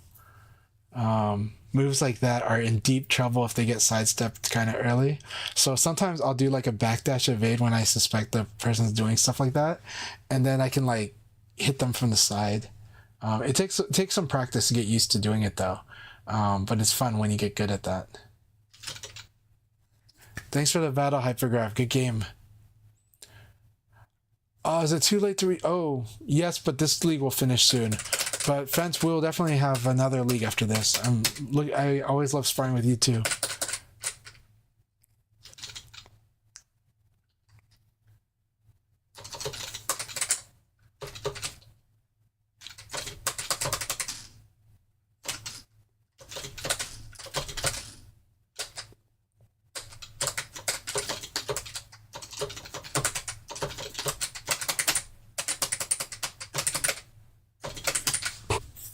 So cool thing with Eileen is if Eileen's back is facing the wall, then 4 PPK will hit them to the wall.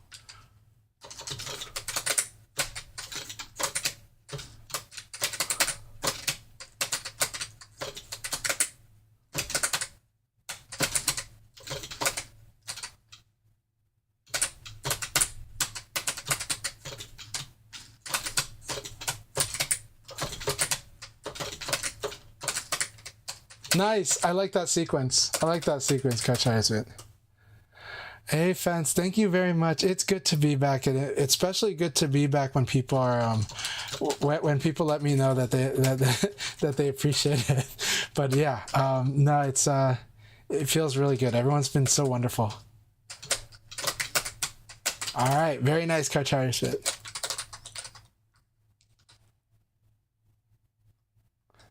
Yes, you definitely want that for the. I'm glad that you appreciate it and you understand.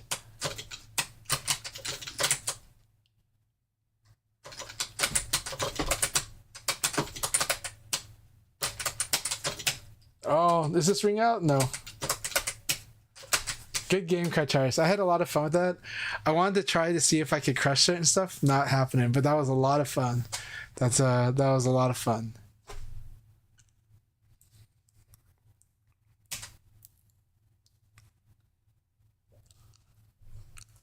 Good game. Very good game. Keep it up with your Eileen. It's doing awesome.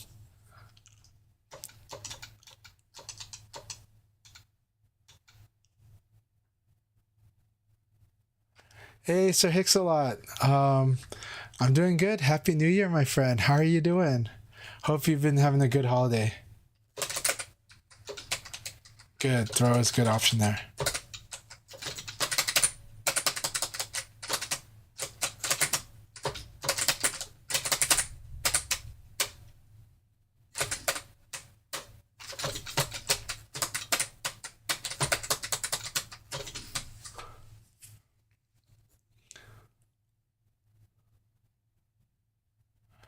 Oh, so Kung Fu Hustle, I do have a YouTube. If you want to, I do stream on both YouTube and Twitch. So if you want to avoid the ads, you can also do.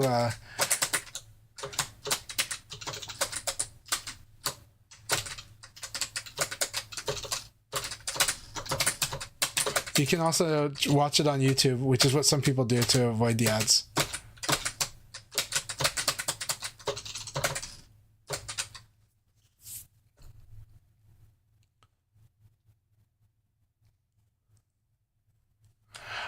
The audio, no, it's not you. It's because I haven't had time to try to figure out what that issue is right now.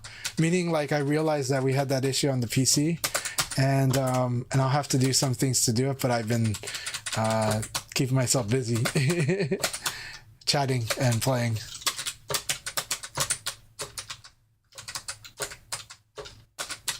Very nice. Okay.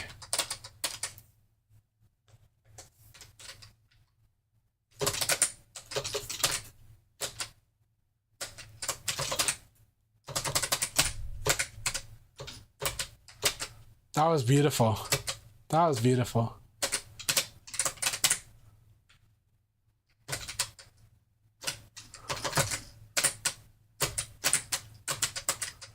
Very nice. I like when he chooses to attack, when he's like thinking it's going to be a throw.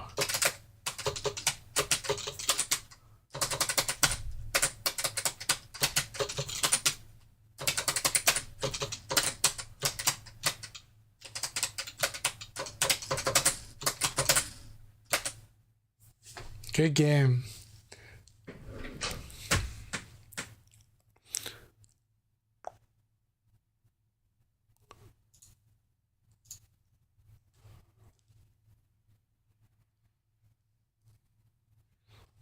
Let's see. Let's see if this will do it. Properties.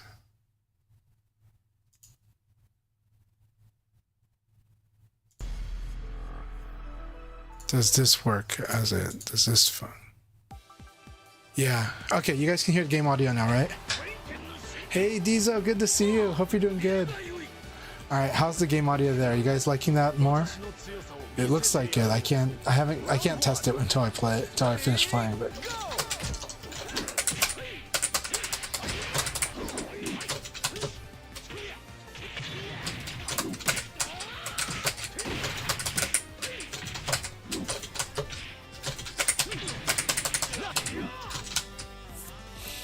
Diesel, I hope you're doing well. Happy New Year, my friend. Round two. Ready, go!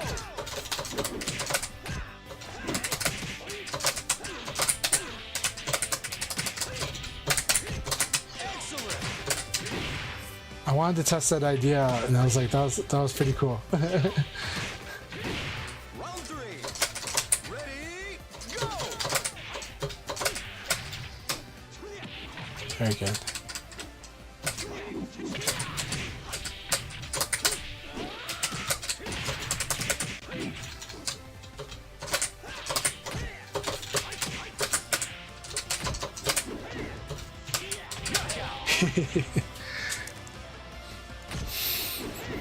Alright, glad to hear game audios get to you. I found a way to do it there, so. Ready, go!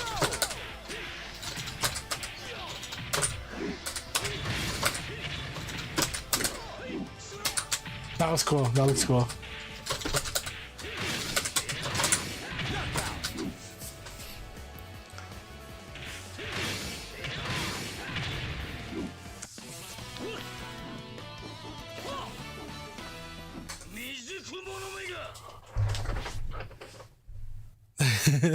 Second round was complete shock and awe. You know, I liked, you know, we enjoy the shock and awe play. I like it on both sides. Going nuts. I love that this game, you can be very expressive with this game. In my opinion, I think so anyways. Round one. Ready, go!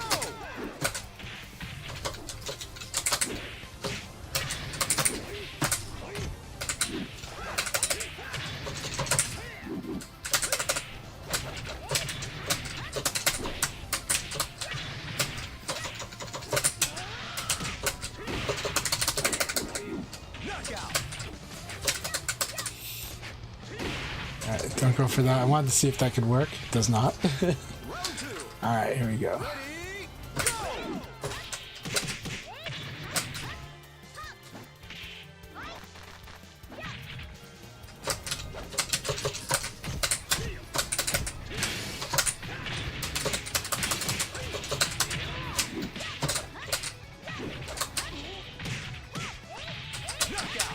It's a hard tech.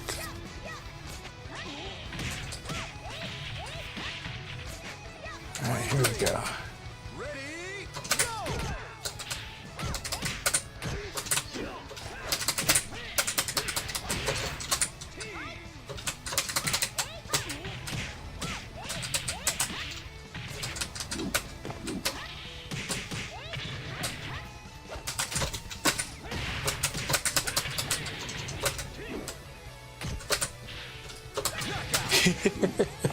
Good game. That was a lot of fun.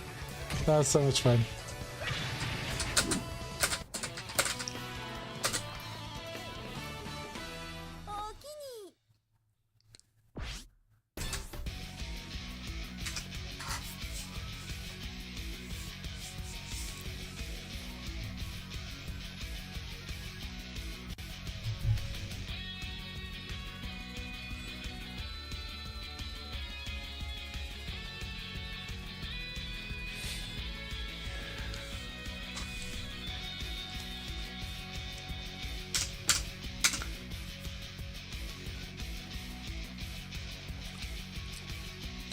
I really do hope they can solve this room issue though, because you know the rooms are such a wonderful feature, and you guys can see, like, you guys know how fun these rooms can be, and but like stability is definitely important. So it's like it's creating like a hardcore barrier. You gotta like love the game. It's like a love barrier. You gotta love the game a certain amount to really get to enjoy it, because when this game plays, it plays so great, right? And a lot of things have been solved, or not solved, but a lot of things have gotten to such a great place. I love how this game plays online compared to the past, but it's just the room stability is the main issue right now. And of course, you guys know I love playing this offline as well. I've never said that like you don't play offline. If anything, I always said you can play offline as much as you can, but I also think that online is good enough that you want this game to keep doing well, and online will always be important going forward. It's important for an interactive multiplayer game. So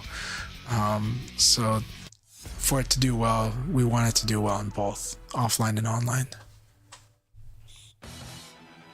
How do you deal with people who box it backwards? Yeah, there's a few ways. We'll talk about that.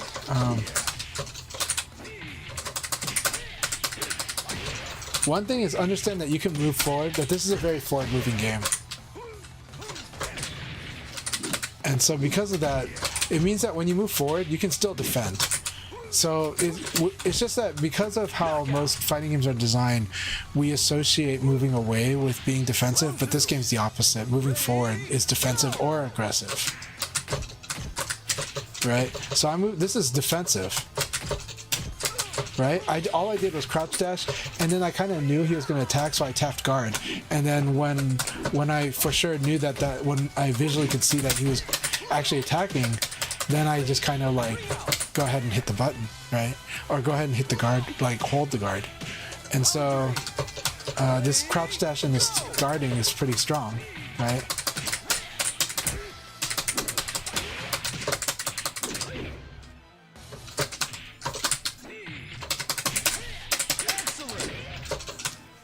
So yeah.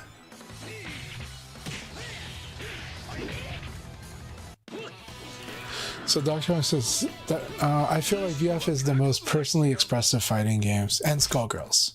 I think so. Or Sir Hixalot said Skullgirls. Yeah, I feel like VF is very expressive, and I feel like it's expressive because, you know, its inspirations were expressive, right? Like Kung Fu movies. How do we get it so that you can fight this foo, right? And that this game lets you do it. It's just that it goes really fast in the modern version of it. And it's always managed to get that flow, you know, and that back and forth. Like we both have to interact, and it trusts us, the players, to kind of be able to deal with it, you know? And so, yeah, it's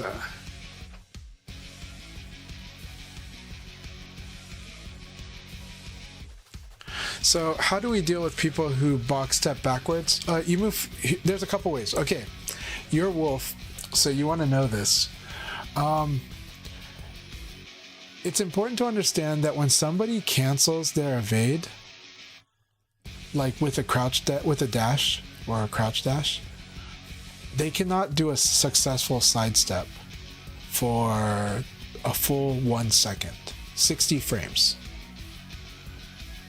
Because of that, like if you're a wolf, you can just do his like you can do moves that are like, yeah, maybe you'll be in Nitaku, but at least they won't be guard punish. So you do those moves that like charge in, right? Or that you stick out your big kick. After you see the moment that you see them cancel that evade, you're like, oh, I can do this big kick, and they have to guard it. Like they have to guard it. They can't do anything but guard it, you know? So or sabaki it. They can only sabaki or guard it, right?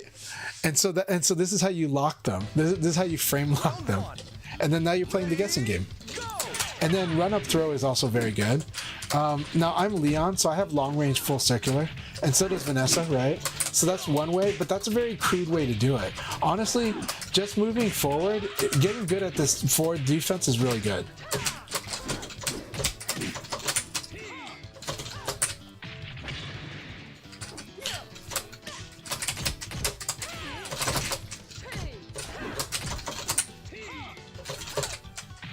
And see, like, Devil Ray is like, see, I know that Chanchai is gonna evade after I escape, after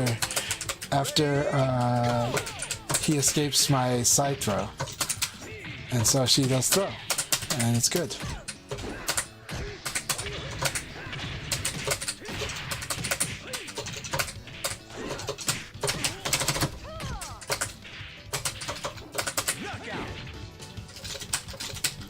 But you can also like do stuff like crouch dash into attack, dash into attack, you know.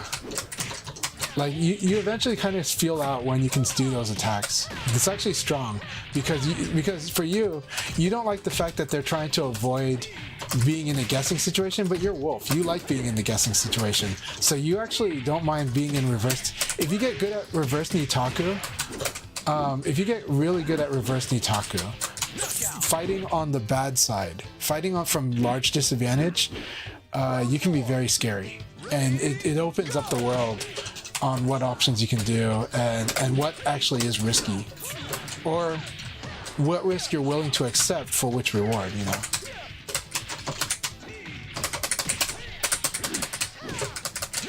Very good. She found the answer. She just went ahead and just do low punch. Low punch is the answer. I can't. That spin kick is a high. And now she's doing a Bari because she's like, you're not going to throw me. But if she does a Bari, I can a Bari too. Oh, that's so good.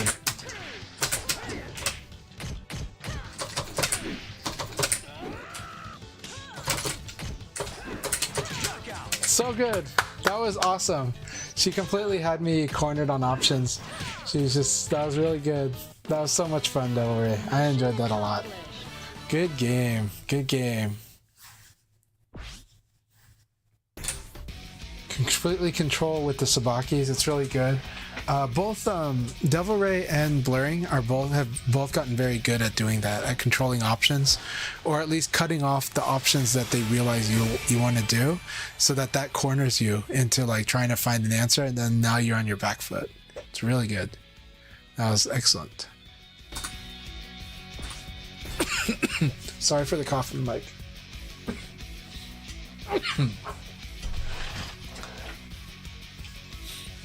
Thank you very much for the resubscription, SC Racer and Hypergrab as well. I appreciate you guys so much. It helps me a lot. Honestly, it does. You guys have no idea how much the Twitch subscriptions have actually helped me in the past year. It helped so much. There were months where it helped take care of stuff that was stream related. There are times when it helped me with things that are even more tough. So I appreciate it. It surprisingly helps a lot. Yeah.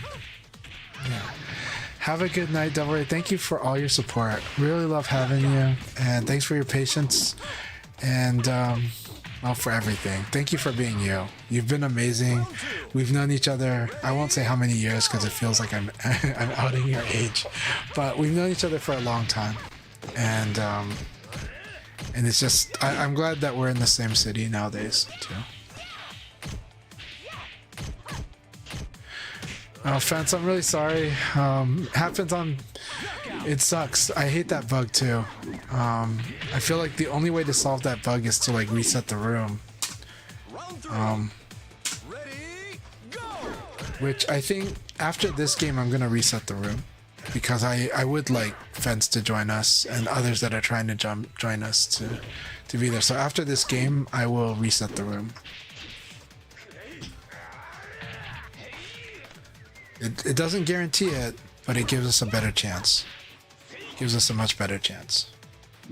From my experience. That's anecdotal, it's not real evidence, so you'd have to go through like hundreds of sessions to really like be sure of it, so.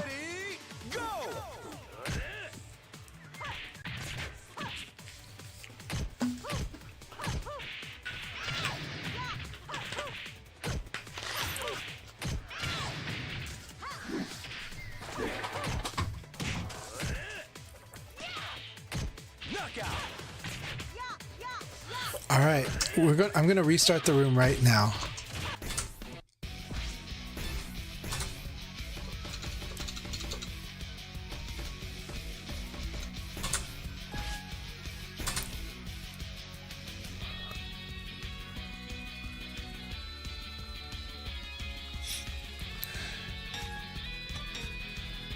Here we go. Fence is in the room. Yeah, let's do this.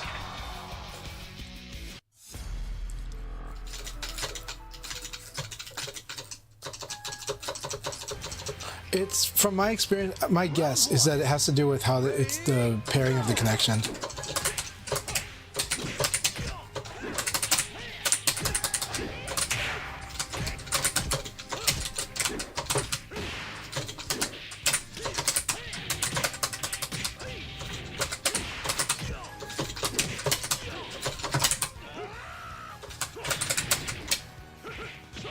That was good choice using forward, and it was lethal too.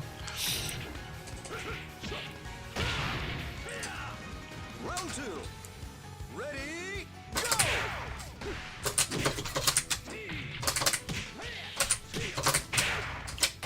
Nice taking the hit. That was beautiful. I like that evade 6 P plus K.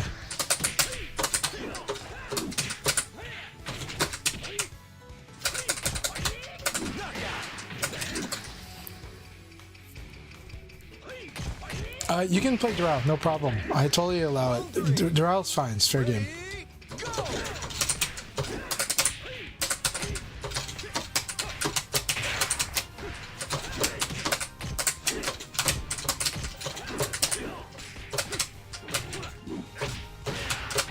That was so good.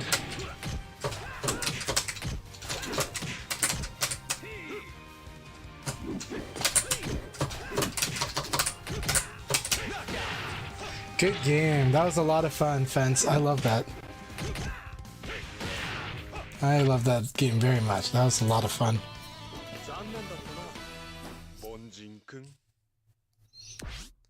But yeah, Doral is totally cool. I enjoy fighting against Doral actually, but I think it's gonna get scary when people start using the massive mode more.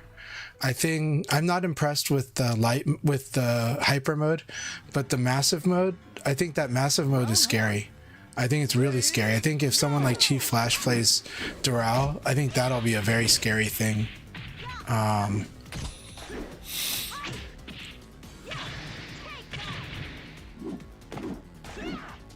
think massive mode is harder to learn to play as, but I think it's the better mode.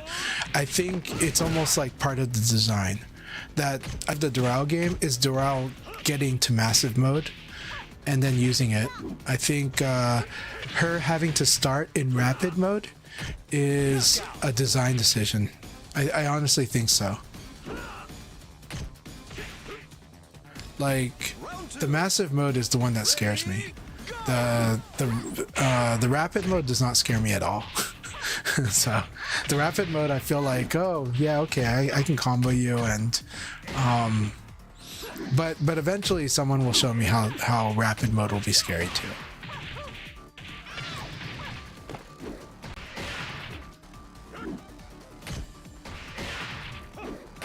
Yeah.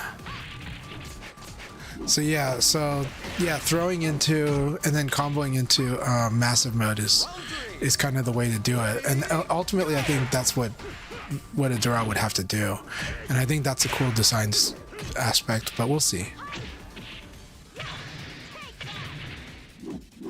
Yeah, I think the massive mode is kind of, it looks tricky to use, but the things that it can do seem scary to me.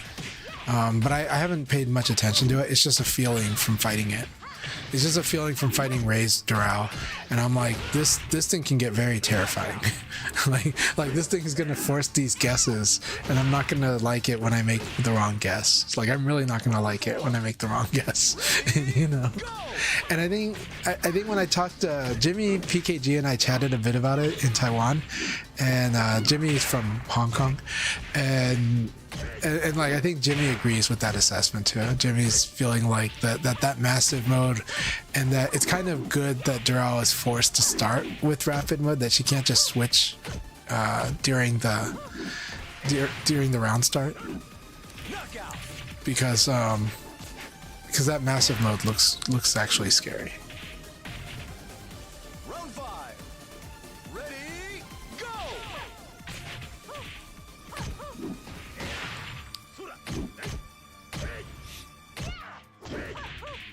Yeah, so I mean, it's not hard to get into the stance. You just have to put yourself in an advantage where instead of using the advantage, you just go into the stance and feel like you're not going to be in trouble for that. But it still is one of those things where it's like, well, it becomes a constraint. It becomes a decision constraint if the draw wants to play in massive mode, right?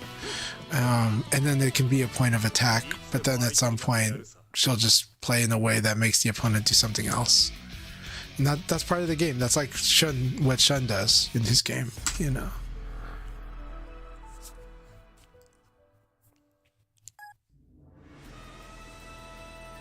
Round one. Hey Dom, thank you for checking in on us while you're at work. Hope you're doing really well, and again, thank you for your support always. Really appreciate you.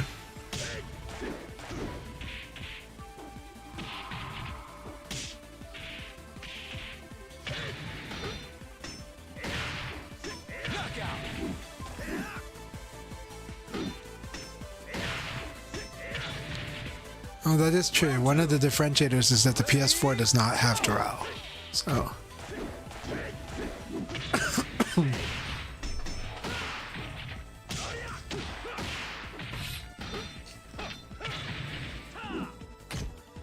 Excellent.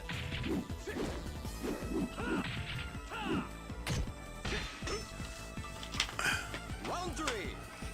Ready, go. Oh, I mean, when John like evades you and you're punishable, like that move is so good. He gets to crumple you. That's like, I still think that's really insane. But again, then it's on you to try not to get evade punished by it. That move is really fast. So,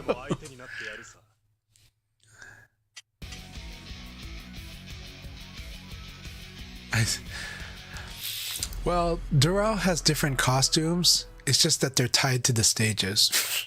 So, because she looks massively different on each stage, right? So, you know.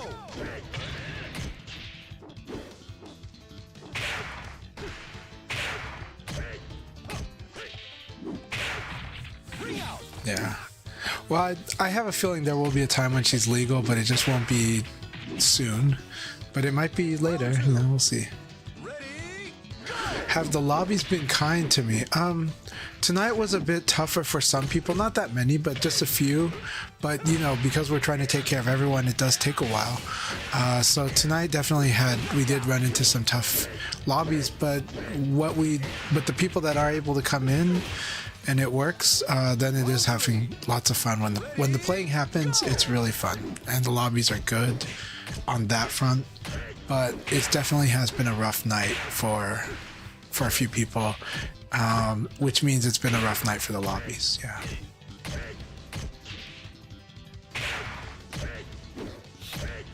It's tough. I tried both PS5 and on Steam, but it's hard to say. But Steam might be working a little better. But we still have people that have tough time getting into the Steam room too. So I have a feeling that some aspects, whether it's the easy anti-cheat or whatever, some aspects are kind of... We're going to start the next league battle now. Some aspects are really... Let me try this. Let's try that.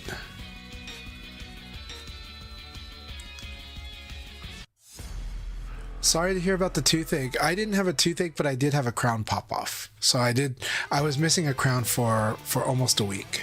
Round one. Ready, go.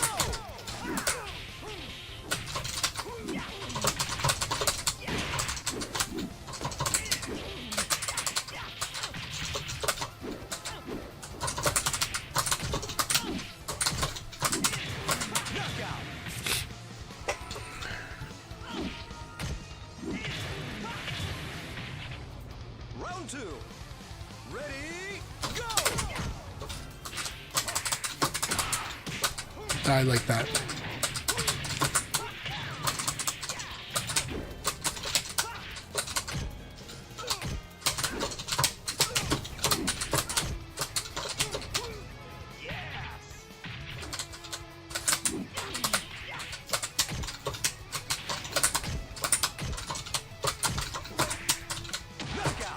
I thought I guarded that. That's weird. I thought I got... Maybe I tapped down? No. That's weird. Round 3. Oh, it sidestepped. Go.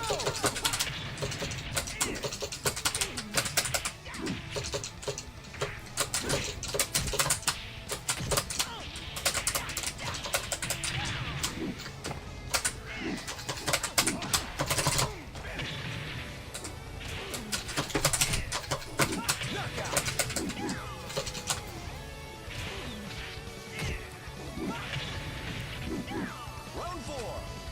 Ready, go. That interesting backdash. That works.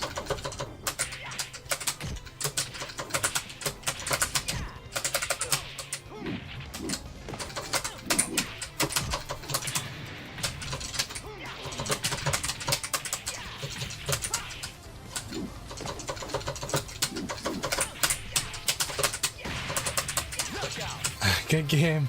Good game. Hey, Emperor Pain, good to see you. Forgot to train, eh? I do think virtual fashion is important, so we do need to do a custom contest. I also do need to do the raffle because I've got a few people that I've got a lot of people that got tickets for the raffle, so I got to do the year-end raffle soon. Thank you. It's that's you know, Leon setting up the backdash whiff punish. So.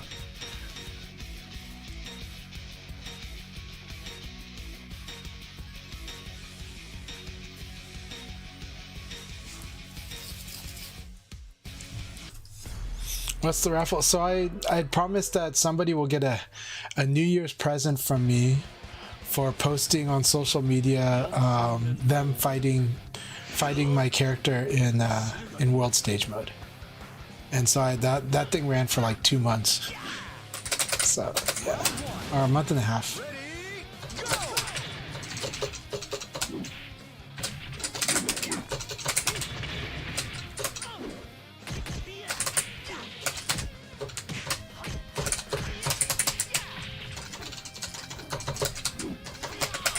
Oh, I thought I could backdash.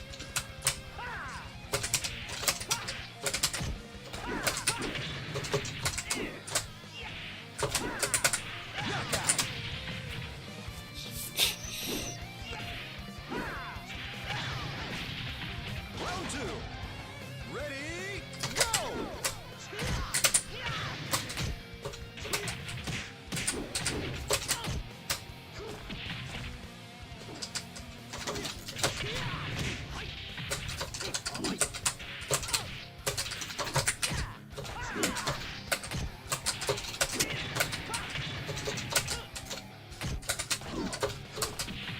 Very good.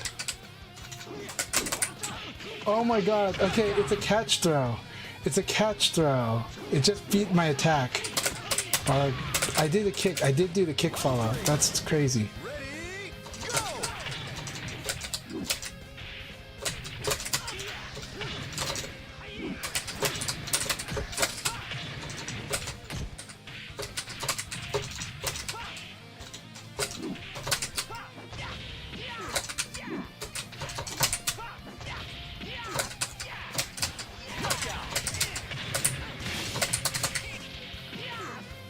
Round 4. Ready, go.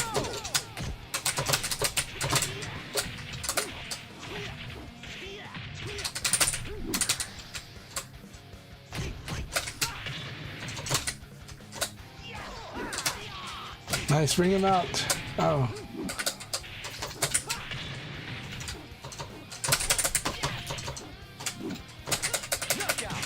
That's good. Sorry, I didn't realize my hand hit the mic there. Round 5. Ready, go.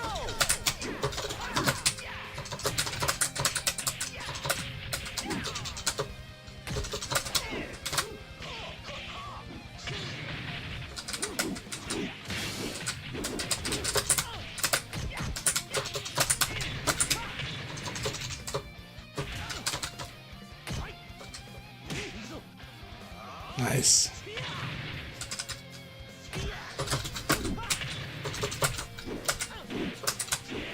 Nice, you did it. Good game. That was really fun. That was really fun. Good game. That was a lot of fun. この強さが欲しかったのだ。 Well, I said that I gave the deadline was New Year's, so yeah.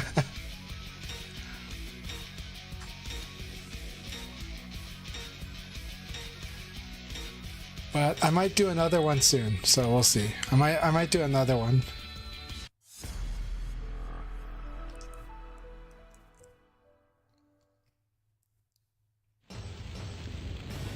Round one. Ready, go!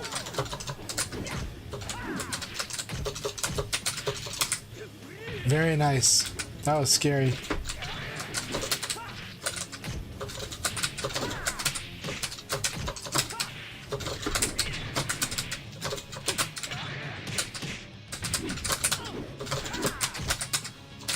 Knockout. That was a really fun first round. All right, here we go. Ready, go! That was sick.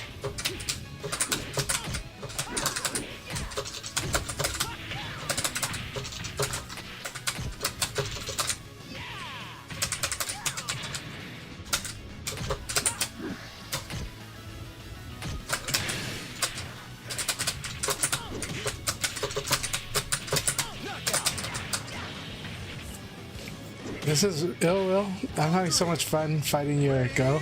I'm trying to remember which player you were at LA Gathering.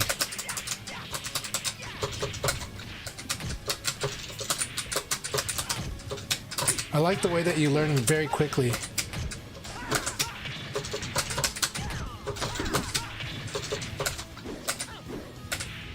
Knockout. Round four. Ready, go!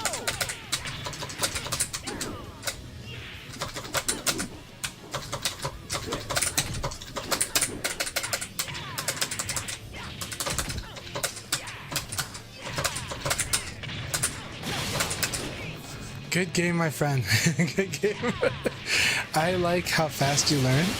I like that you learn things very sequentially, very quickly. You're picking up on like the sequences and you're using your pressure to do that, and it's good stuff. Good adjustments. Really nice go. Keep it up.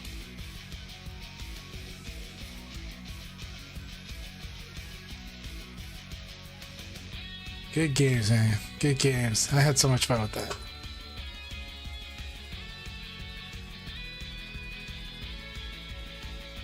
Yeah, I know. I definitely know. Okay, now I'm remembering. Okay, that's why I was wondering which player at Lag that I met. It's, okay, you're Pink Flame. Awesome. Oh, man. Keep it up. Your Go is very fun. Very, very fun to fight your Go. I really liked it when you did the Sukumi, the punch parry. That was awesome. That was very sick.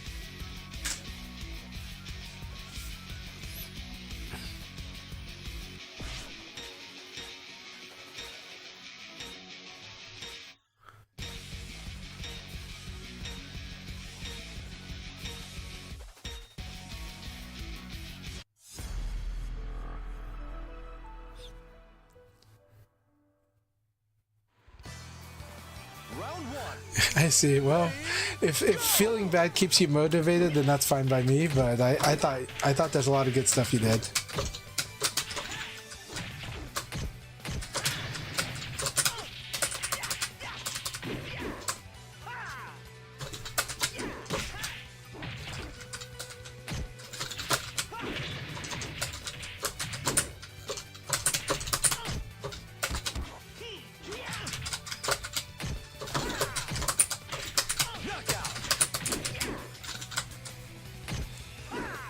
Hey, Calamity, good to see you. It's going good. Been having a lot of fun. I hope you've had a good New Year's and good holiday.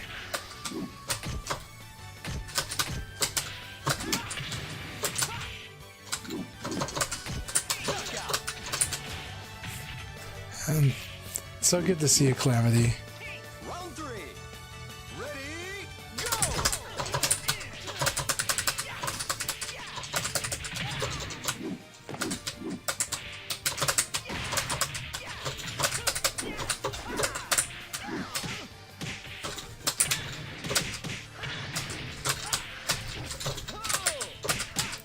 Very nice. Very nice. That was an awesome comeback. My holidays were good. I had a good time. Ready, go!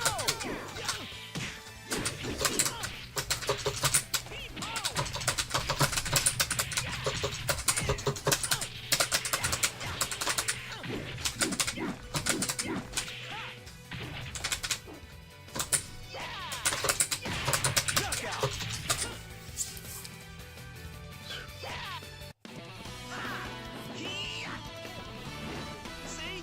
I thought I'm better.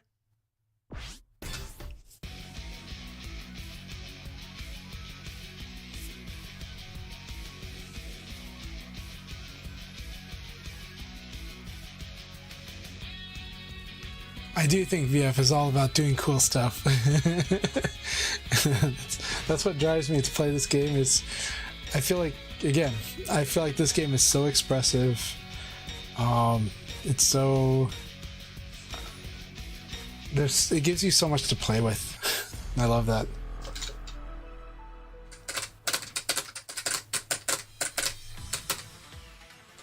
Chill and peaceful. How I love it too. It's showtime! No, it was a very good respite. Respite? Is it pronounced respite? Respite? Ready, go!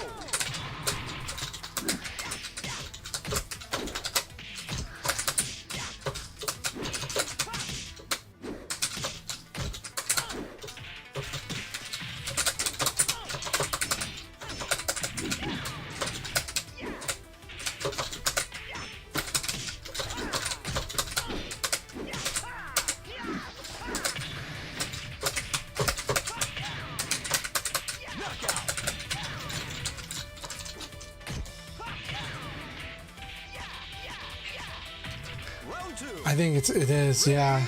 Well, Calamity, you and I love a lot of the same things about this game. It's like what we strive to do. You just have like the execution I wish I had. So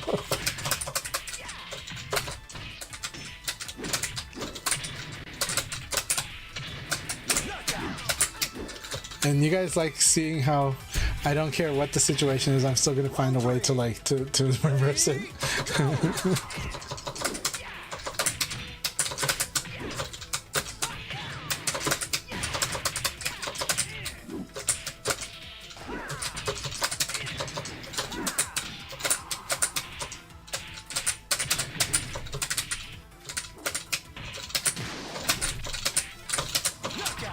I wanted to Sabaki. I was like, he's gonna do something that's gonna be Sabakiable. It'd be so much fun. Ready, go!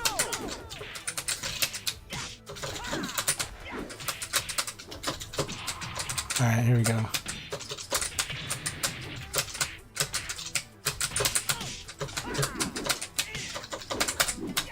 Knockout! Oh, so nice. Alright, here we go. Round 5. Ready, go!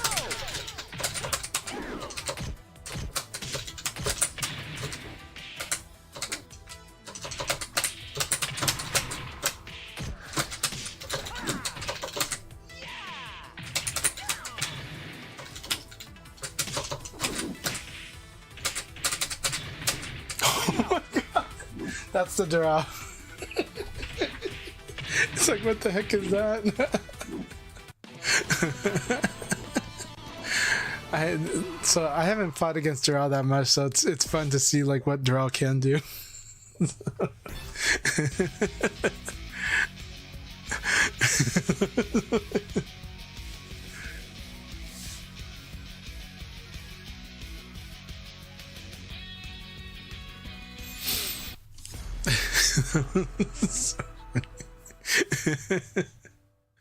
That is the Doral. Good stuff.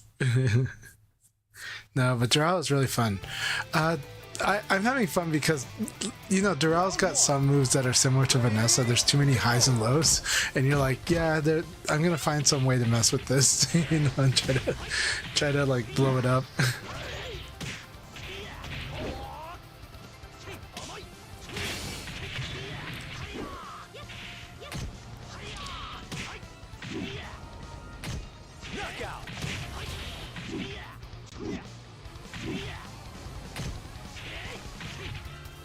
Round 2. Ready, go!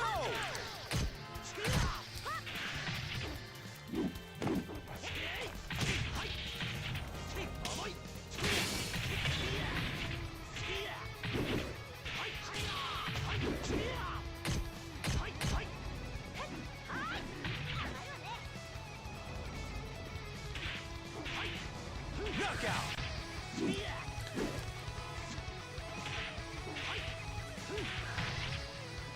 Round 3. Ready, go!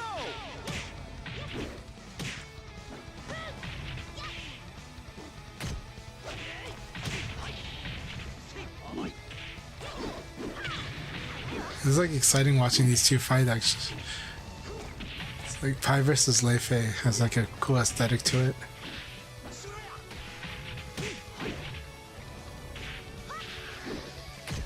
Knockout!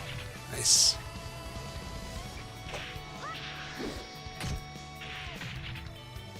Round 4.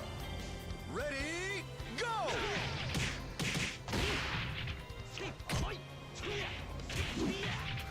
Hypergraph has seen a lot of these, like this Lei Fei like long range low. So, it's like fought against LD Wells enough. So, Knockout! but as we said, this game is very expressive. Hugbox has a very unique Lei Fei and a unique direction on it, and I like it.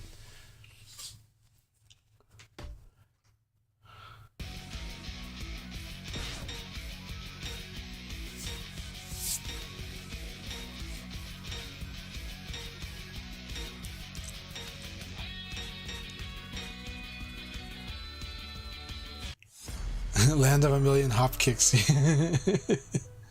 Yeah, Lei Fei versus Pi is a lot of hop kicks. Round 1. Ready, go!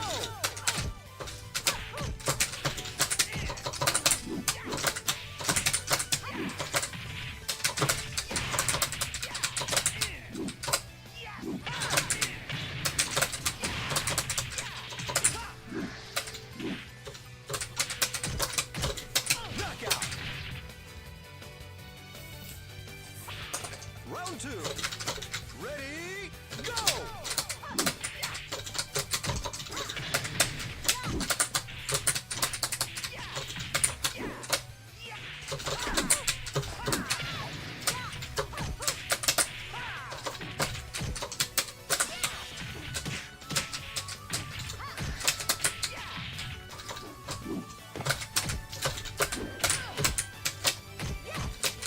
Knockout! High jump. Round 3. Ready, go!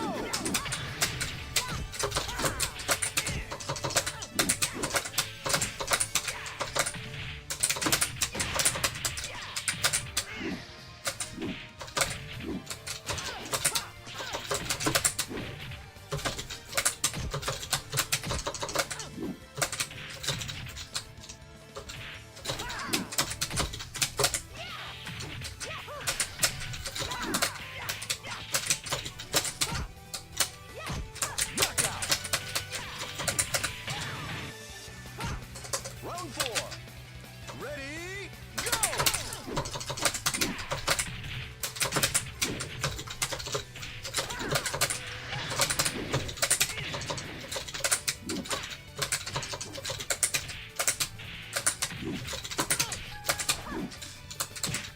Sorry for the slowdown.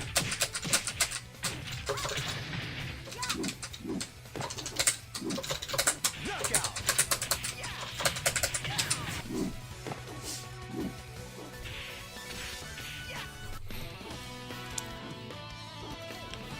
I want a serious fight! Hugbox has certain set plays that that they like to do. Like they like to force guessing at certain spots, and they're more comfortable at like kind of a mid range.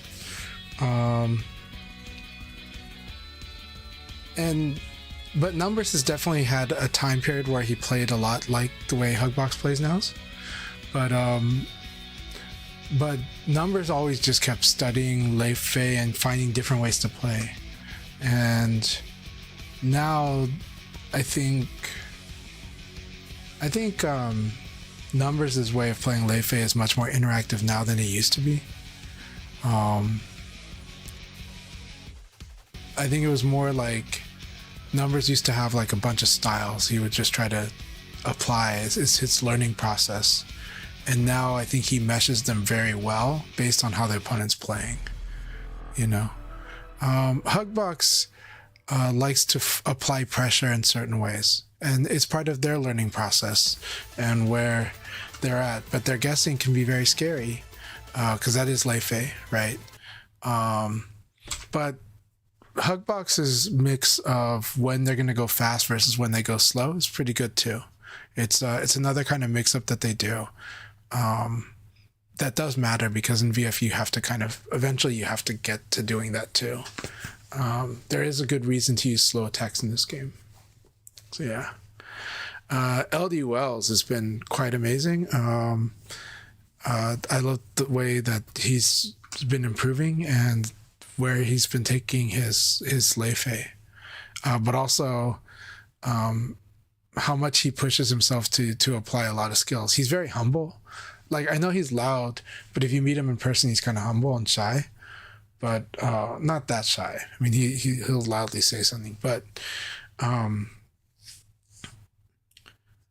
like his LD Wells applies skill in a very scary way, and so you when you see the potential of that,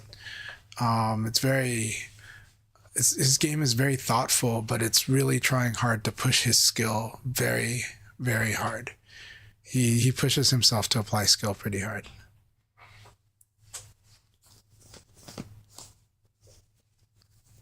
Dr. Hugbox does like throws, and he does mix up the throws, right? It's not like he's trying to, I mean, he might condition a little with the throw because he does like to do the fourth or the combo in certain situations.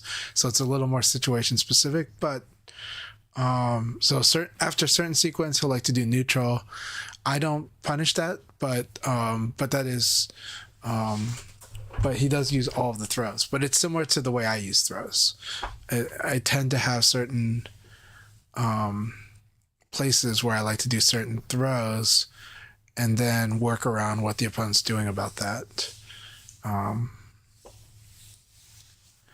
It's hard. The thing is players all have a different mix of what they're strong at, what they're not strong at. They also have a mix of what they're comfortable with and not comfortable with. And they have a mix of what they would like to do in spite of what their skill set is. And so all these things kind of build a profile of how the player will play and what are good ways to fight them and when are good times to change your plan. And then you fight, Japanese, and it's like, well, they're kind of good at everything. They just have to find out how to fight you, at the high level, at the elite level. But it's a lot of fun fighting them, so.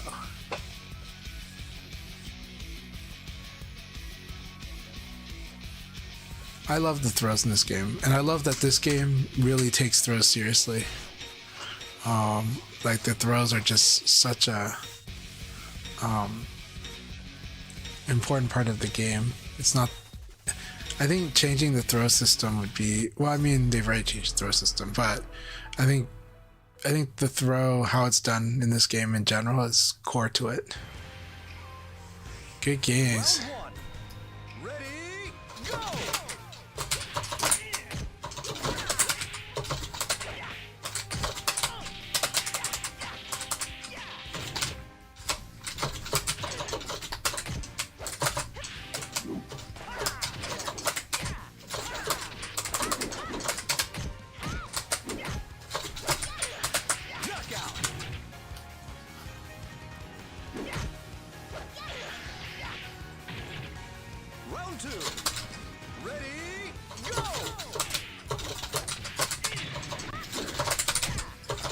Good. Good.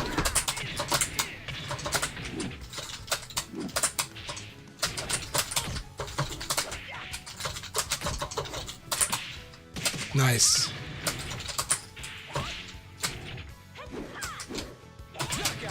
Very nice. I like that one. All right. This is excellent.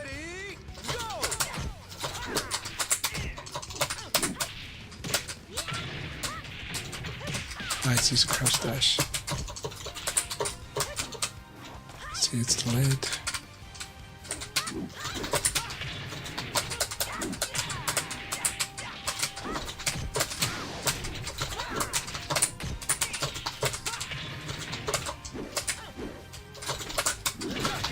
Very nice.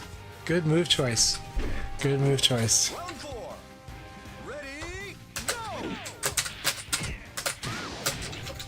Good move choice again.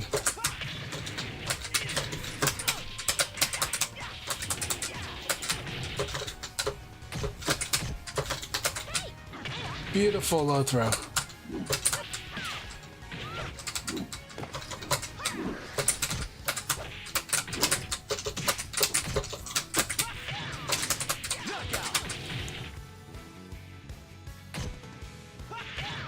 Might have caught a backdash with that.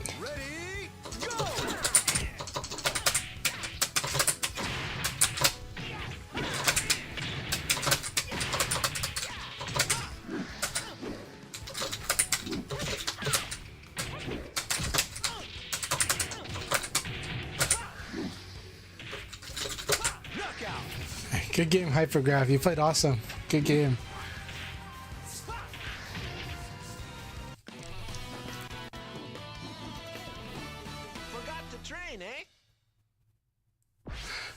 Skills, you'll get, you'll get there. There's so many things I've been wanting to do that I can't do, but eventually I get there. Right. Lately, I'm starting to do some of the stuff I've been wanting to do for years. So happy about it. But it feels so good when you do it in this game. All right, awesome stuff, Ray. That was really good. Really, really good. All right, we're gonna do one more league battle. We'll start the next league battle at the 15-minute mark, so about 7 minutes from now, and that'll be the last one for tonight. But I've been having a great time. Good games, Hypergraph. That was a really good game last game. I enjoyed that so much. I hope you can stick. I know you said you're just getting warmed up, so I'm excited.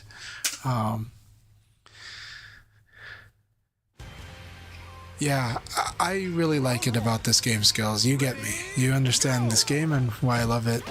I like... This game always makes me feel like it really feels like the way I study activities like martial arts or sports, you know? It feels like that. It feels like you kind of... You have an idea of what you can do, and then you can also like... You can always find interesting solutions to stuff, and it's very expressive because of how openly applied a lot of things can be. You know, there's definitely ways to lock something down or to at least restrict options, but there's still there's always some backdoor. There's always different ways to solve. There's always multiple good answers to any problem, and to almost any problem in this game. There's only less than 1% of the problems where they're kind of extreme, right? Like certain Okizeme setups are pretty ironclad. Like, you're just gonna have to deal. But look, at some point they get tired of you guarding, and so that always opens it up. Once they start moving beyond that too good of a meaty, then you have an opportunity. But there's no guarantee even when they do it. It's just that they force you into this, like, okay, well, now I block it, but what's the guessing game after I block the meaty? And that's cool. Except Akira's a little different on that. So in the Akira case, it's like, well, okay, if he's definitely going to do that, then I'm just not going to tech. I'm going to stay down. And that's the guessing game. Yeah. Do I have any advice against Brad? Kind of depends on what the Brad player is doing against you.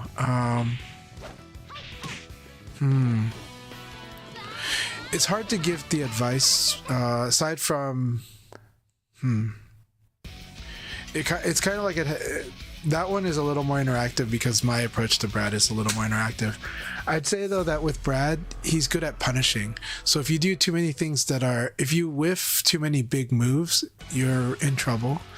And if you do too many big attacks without landing them, you're in trouble. And that sounds generic, but it's understanding that Brad is actually he can rush down, but his skills make him strong on the defensive aspect.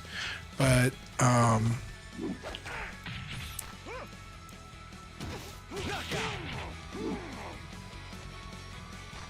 if you learn like which moves are good to evade to his backside, that's pretty strong. Rising attack against Brad is very risky. So doing a wake-up kick is generally not your good option getting up. You have to be very confident that Brad is doing something weird or not trying to punish your rising attack. Brad's Okizeme is not like actually it's pretty good because of the new at higher levels of play, his long ducking has interesting applications on against wake-up opponents. But generally, his Okizeme isn't all that great except for the fact that if you do rising attack, you're probably gonna hurt because he can punish rising attacks pretty well. That's a generic advice against Brad.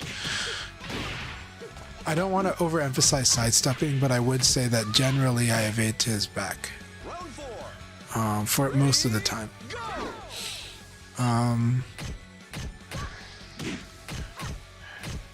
For me, when I'm assessing a Brad player, this game is very about the play, like how you fight the player. That's the hard part about teaching about this game, is that this is such a game about fighting the player.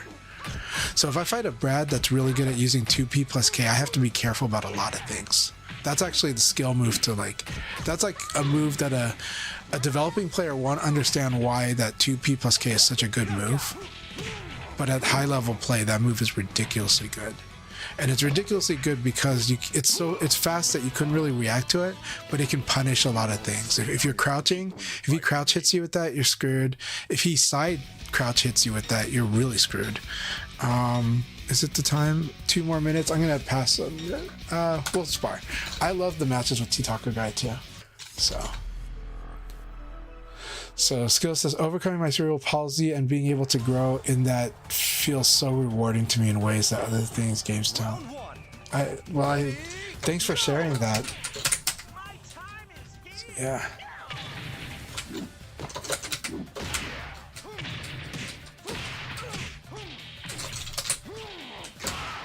I like that move.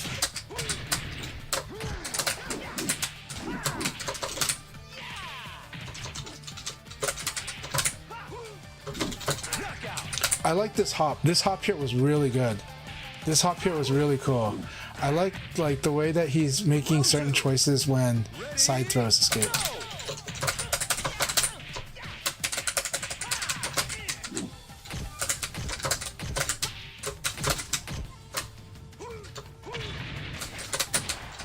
That was beautiful. That was beautiful too. Round 3. Ready, go!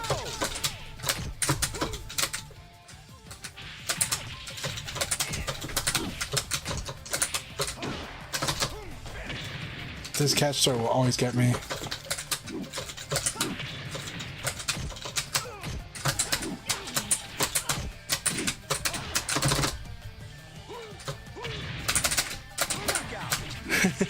Good game. I got completely owned there. That was such a fun game. I love the way Taku guys play in this fight. It's so good. I love fighting a wolf that's playing like this. Alright, we're gonna start the league, and that was really, really fun.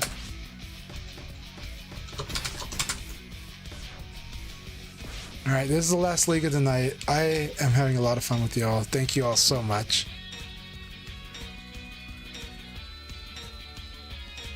It is. No, catch throw, that catch throw is so good.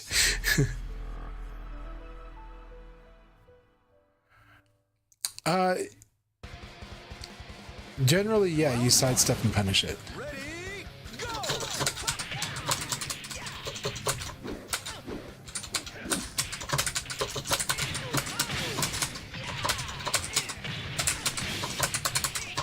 Excellent!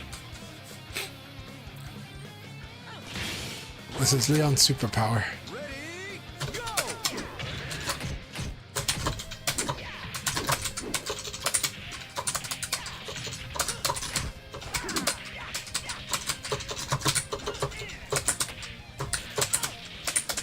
Knockout!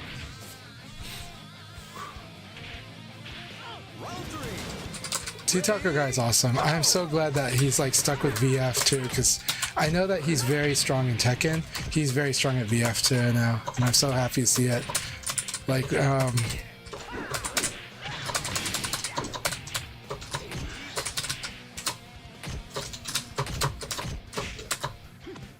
very nice.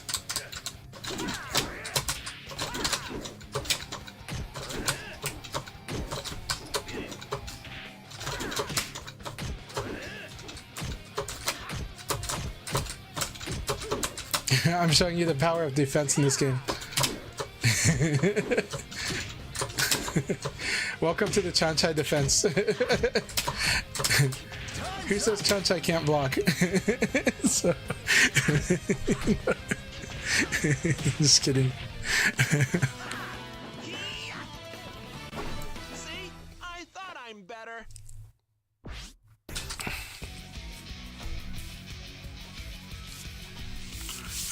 Thank you for the battle, man.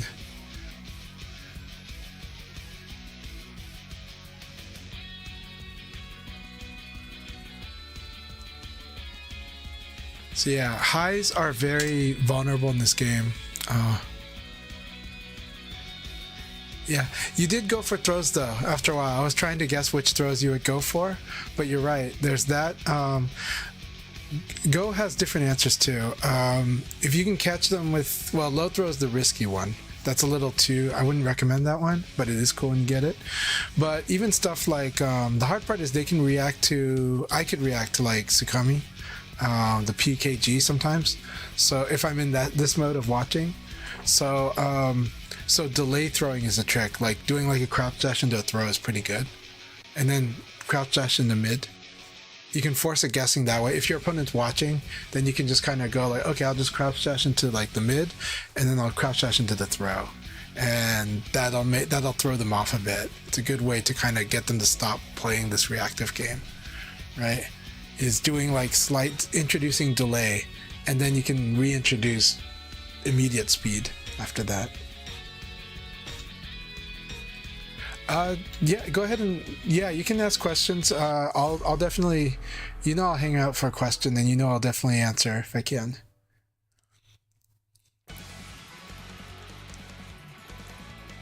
Yeah, Taco Guy is playing awesome. I love our battles. Ready, go!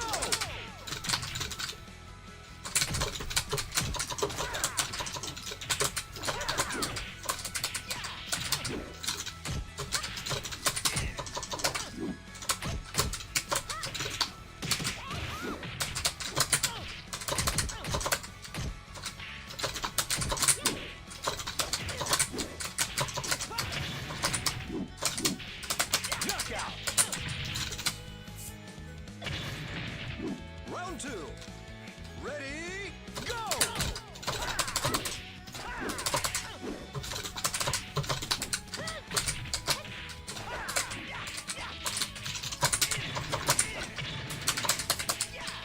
Bring out!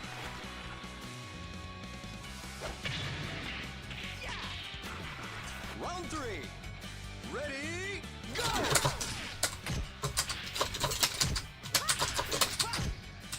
Good. Good. It is punishable, so you definitely want to punish that.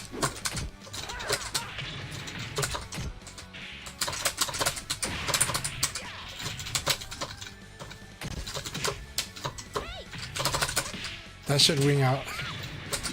Very good one. Good one. Keep teaching me that lesson. It's a good one. Ready, go!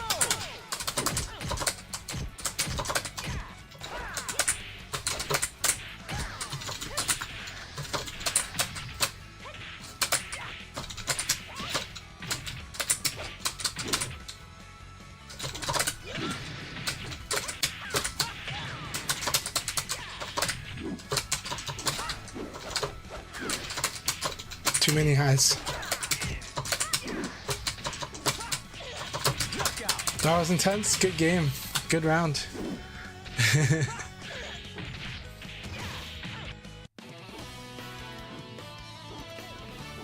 want a serious fight.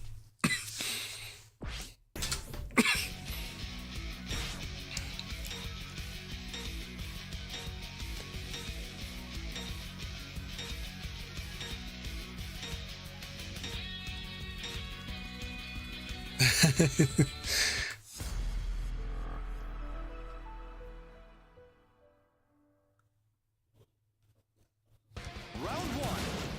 Ready, go!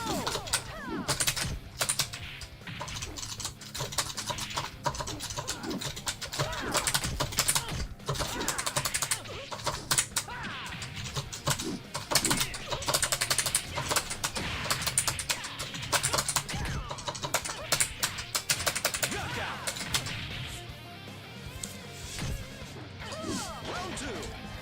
Ready, go!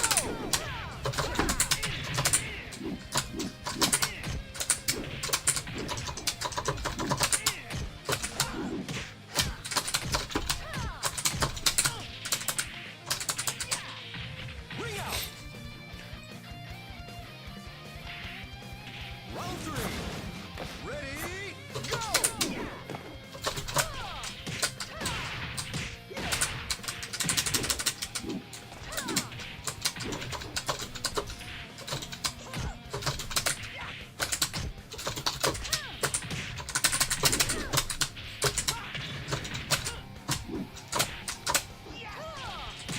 Knockout.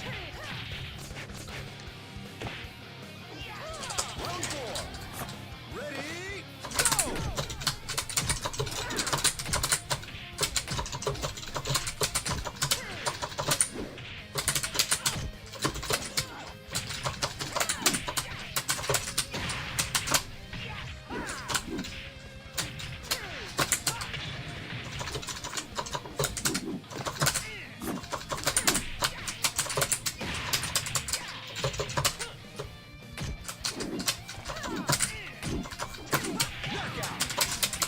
Good game, Ray.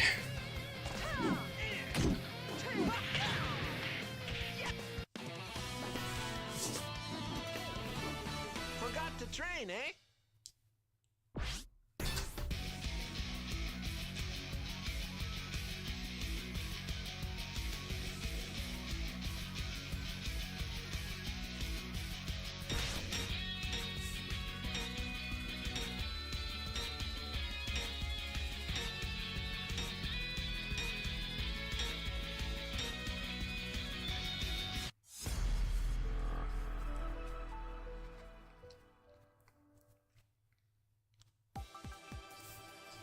Round one. Ready, go!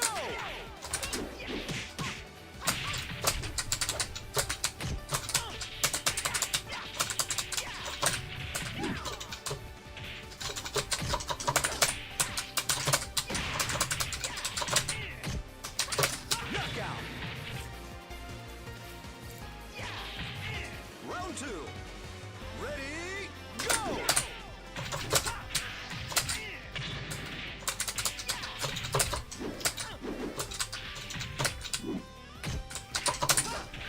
Excellent.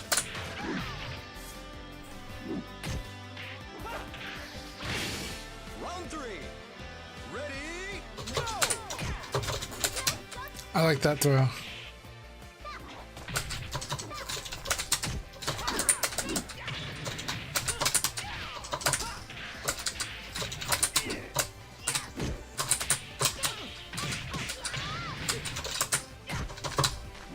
I like that choice too.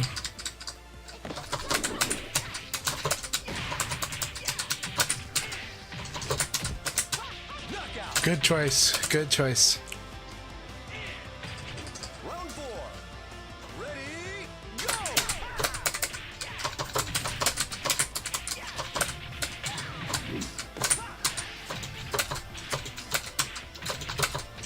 Excellent.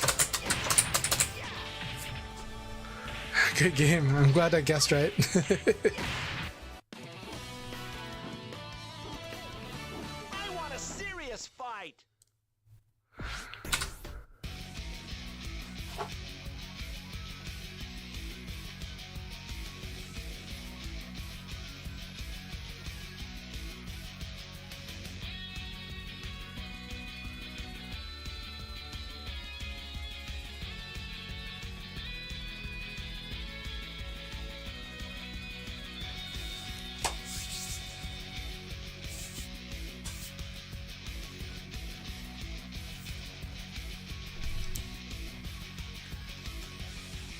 Getting in a good plan for the best of 3. Okay.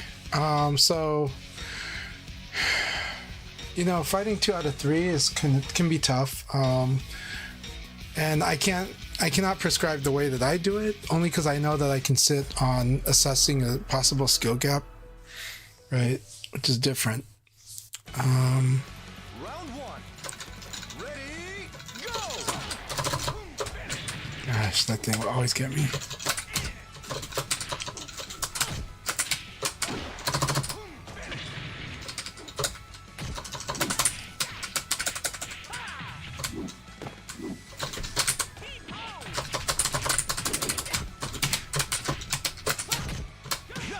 Very good. Round 2. Ready, go!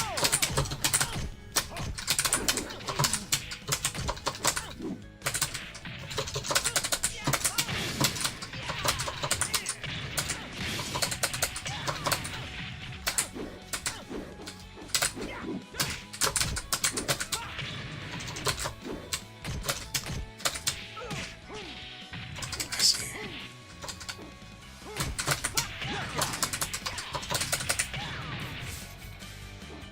Round 3. Ready, go!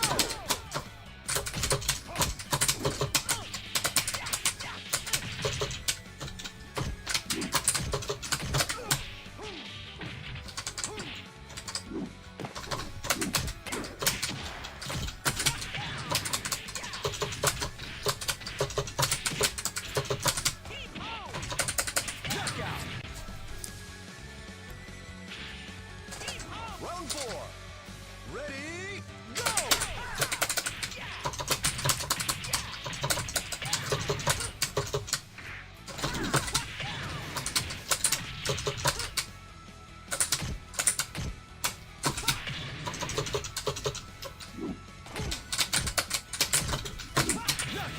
Hey, good game.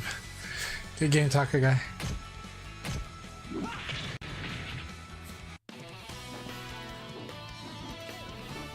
Forgot to train, eh?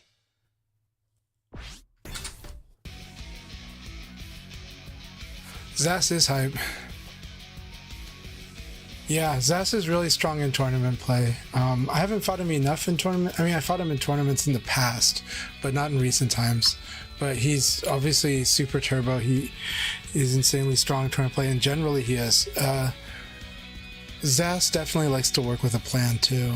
So he's the type who, in my experience, he is, but I could be wrong.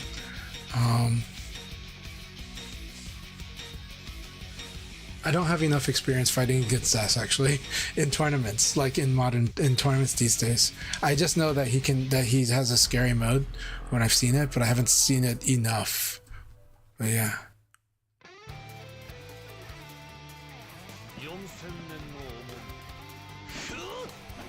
Casual and tournament definitely is different, and people handle them very differently.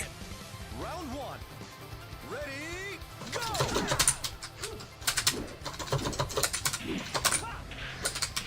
And I definitely factor it in my play. I'll talk about that more at the end of this.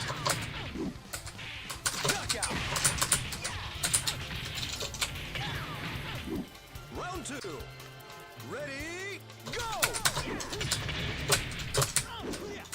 Well, Ray, the thing is that Hypergrab actually plays offline quite a bit. So, well, you know, because you're in that Discord server too. But he does. So I don't want to make too many assumptions on it, because he is talking from a lot more offline experience too.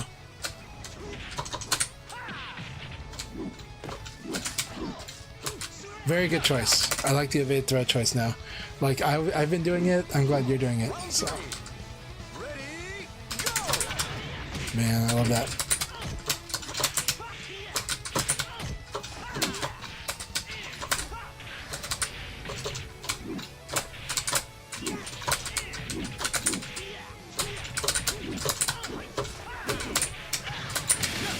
This is like the craziest round. This round was so much fun. This is a Kung Fu movie round. But like more like a Jackie Chan type.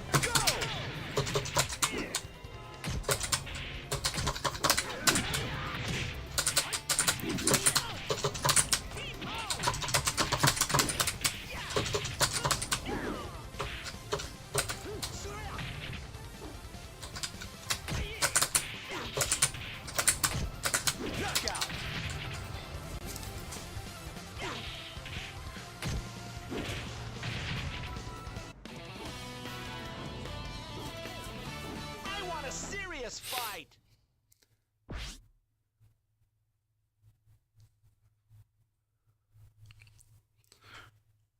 So there's a lot of variables to that. Let's just say that this game is really expressive, so people can play differently between casual play, and we're talking about offline casual play, and tournament play. At the same time, there's a lot of factors to manage. When I play in a tournament for myself, sometimes I do a lot of performance assessing during the play, and so I do a lot of like, but I don't stress it too much. It's more like it's the art of making simple changes to kind of to get the net positive result, net positive improvement. It can't be a complicated way to do this. It's if it's the thing that's complicated is that there may be many steps, so you have to learn what are the steps. You're like, okay, well, this is what I should do better. I can still win, but I need to at least do this one thing better, right? And that's like really important in a tournament for me, is how to make tiny adjustments that have big results.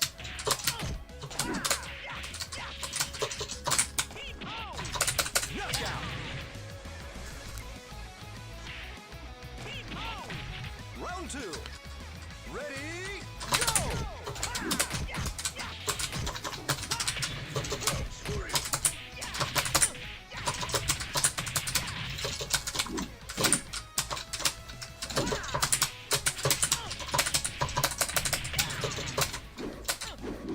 Knockout. Round three. Ready, go!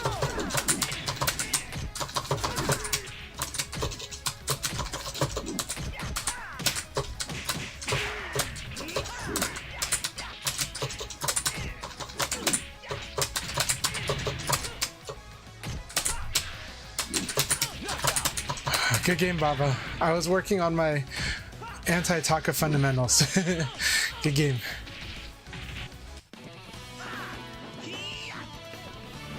See? I thought I'm better. I understand what Ray's saying. I don't think that's exactly what Hypergrav is talking about, though. But I do think that's a topic. It's a topic I talk about a lot, which is that I think, and I've shown people that in this game, like, this game really is demanding, but that's not answering Hypergrav. Like, what I mean when I say that is that this game is demanding in that some people don't buffer when they think they are, and so online they'll think it's because of the lag, and then but I'll play them offline and I'll see that they're not buffering. That's not the case. Well, Hypergrav, sometimes that's the case. That's not really the real case, though. With Hypergrav, we're talking about performance in tournament. First to three is a tough one because things can be won tactically, so you have to be so these adjustments are hard to make. You don't have much time to do them, and if you focus so when you're preparing, like, I think Hypergrav watched me during Fight Kingdom and the way that I was focusing during the top 8, and like we were chatting, but then when I knew that there was a certain amount of time approaching the tournament match, I kind of said I'm gonna take a moment to I'm gonna just like sit here and like just meditate is what I was doing, right? So I just kind of like close my eyes, breathe, I watch the matches, but I don't think too heavily in the details of the matches. I mean I think of takeaways. I'm like, oh, okay, like you know, that's a lot of sidekicks from Koen Raku's doing a lot of sidekicks. I better be careful about backdash, you know, but don't think more than that, right?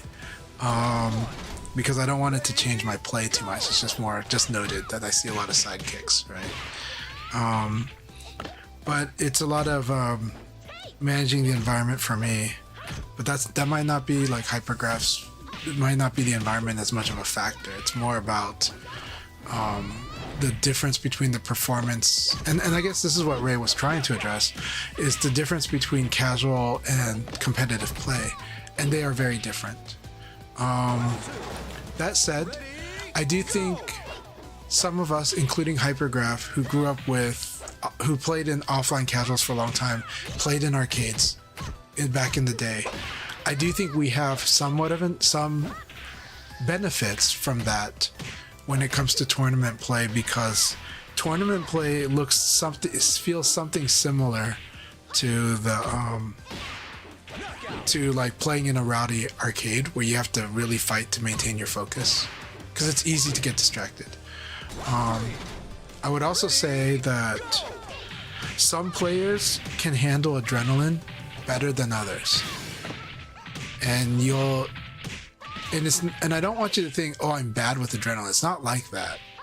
It's more like, okay, when you're on adrenaline, do you get too rash or do you get too paranoid?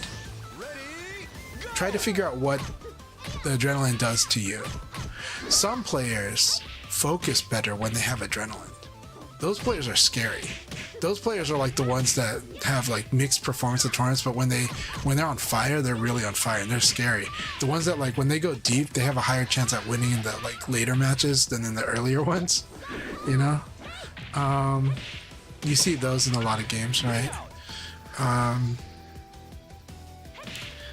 Some players are solid like a rock, but once they get amped up, the adrenaline messes with, like, they don't handle the adrenaline as well. But again, we don't want to think of this as good and bad. We want to think about what is actually happening. And so what might happen is that they get like more antsy and more twitchy and more frustrated and irritable when they have adrenaline. Some people like that. I'd also talk about, okay, if we're talking about like handling those nerves too, though, it is maybe in your workplace, in your work life, you've done an activity and task so much that you've gotten really good at your job. And so then whenever you run into a crisis mode, whenever a crisis happens on your job, you're like the one who's in the zone and focused and able to do it. That's like zone performance. That's that does happen in competitive play when you go higher up too, but it's not always a factor. But that one can give you insights into how you deal with adrenaline too, because the zone is kind of fueled by the adrenaline. It's just that the zone goes away, so it's a little different. When I prepare for a tournament, I'll talk about like Yellowtail doesn't actually like to look at the bracket, and I actually think that's fine to do. I think it's actually sometimes I've benefited from not looking at the bracket and just playing match by match, just focus on the match in front of me. Some players really want to look at the bracket and imagine who they're going to fight. Now, it's true that sometimes in some tournaments I do, like in the online tournaments, sometimes what I would do is just kind of go, well, I might run into these people, so I'm not going to stress it, but I am going to practice against those characters, even against training mode AI. And I'll just get comfortable doing the situations when I get hit, in situations when I do something bad, situations when I do something good. I'm not gonna stress it. I'm just gonna practice it and just like I'm stretching. So I do that just to be comfortable with the move list, just for the chance that my response might be a little better when I run into it in the match. When I played in tournaments, a lot of players do get nerfed. Even some of the strongest, toughest guys in our scene. When I fought Jacko in the online qualifiers, the first one in June, I was nervous going into it just because I know how scary Jacko can be. But then in the middle of the first round, I realized he was more nervous than me.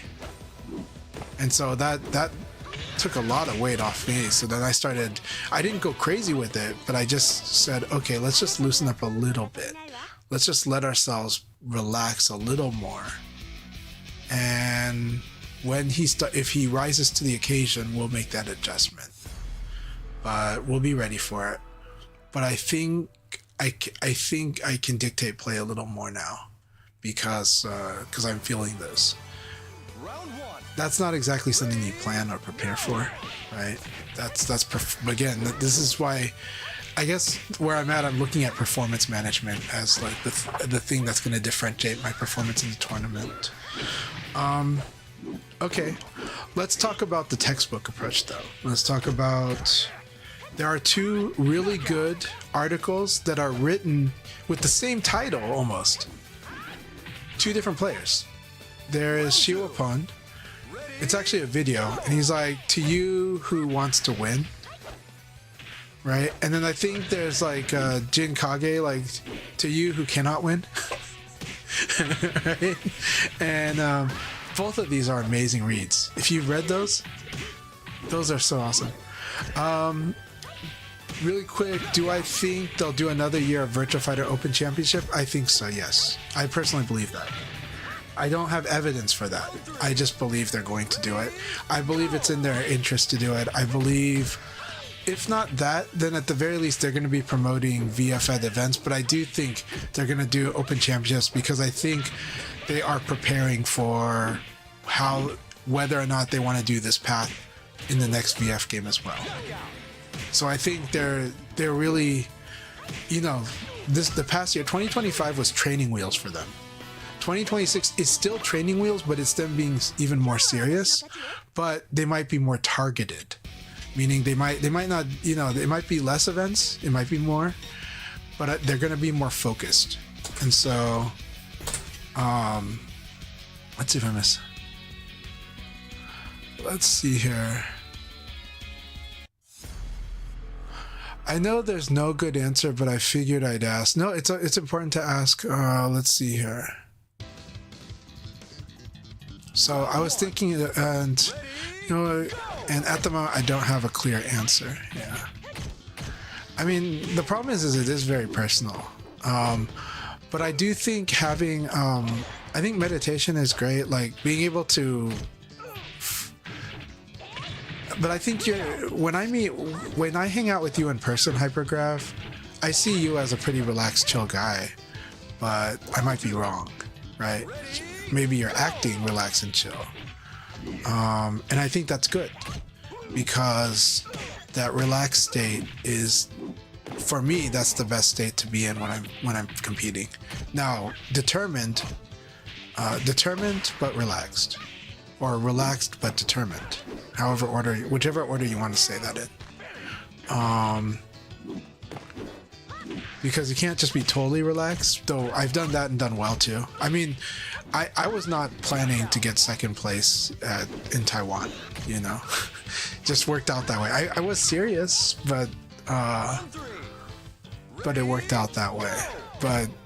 But I also, that was actually one of the tournaments where I said I was not gonna do casuals unless the person I played casuals with was already out of the tournament, or there was no chance we were gonna fight.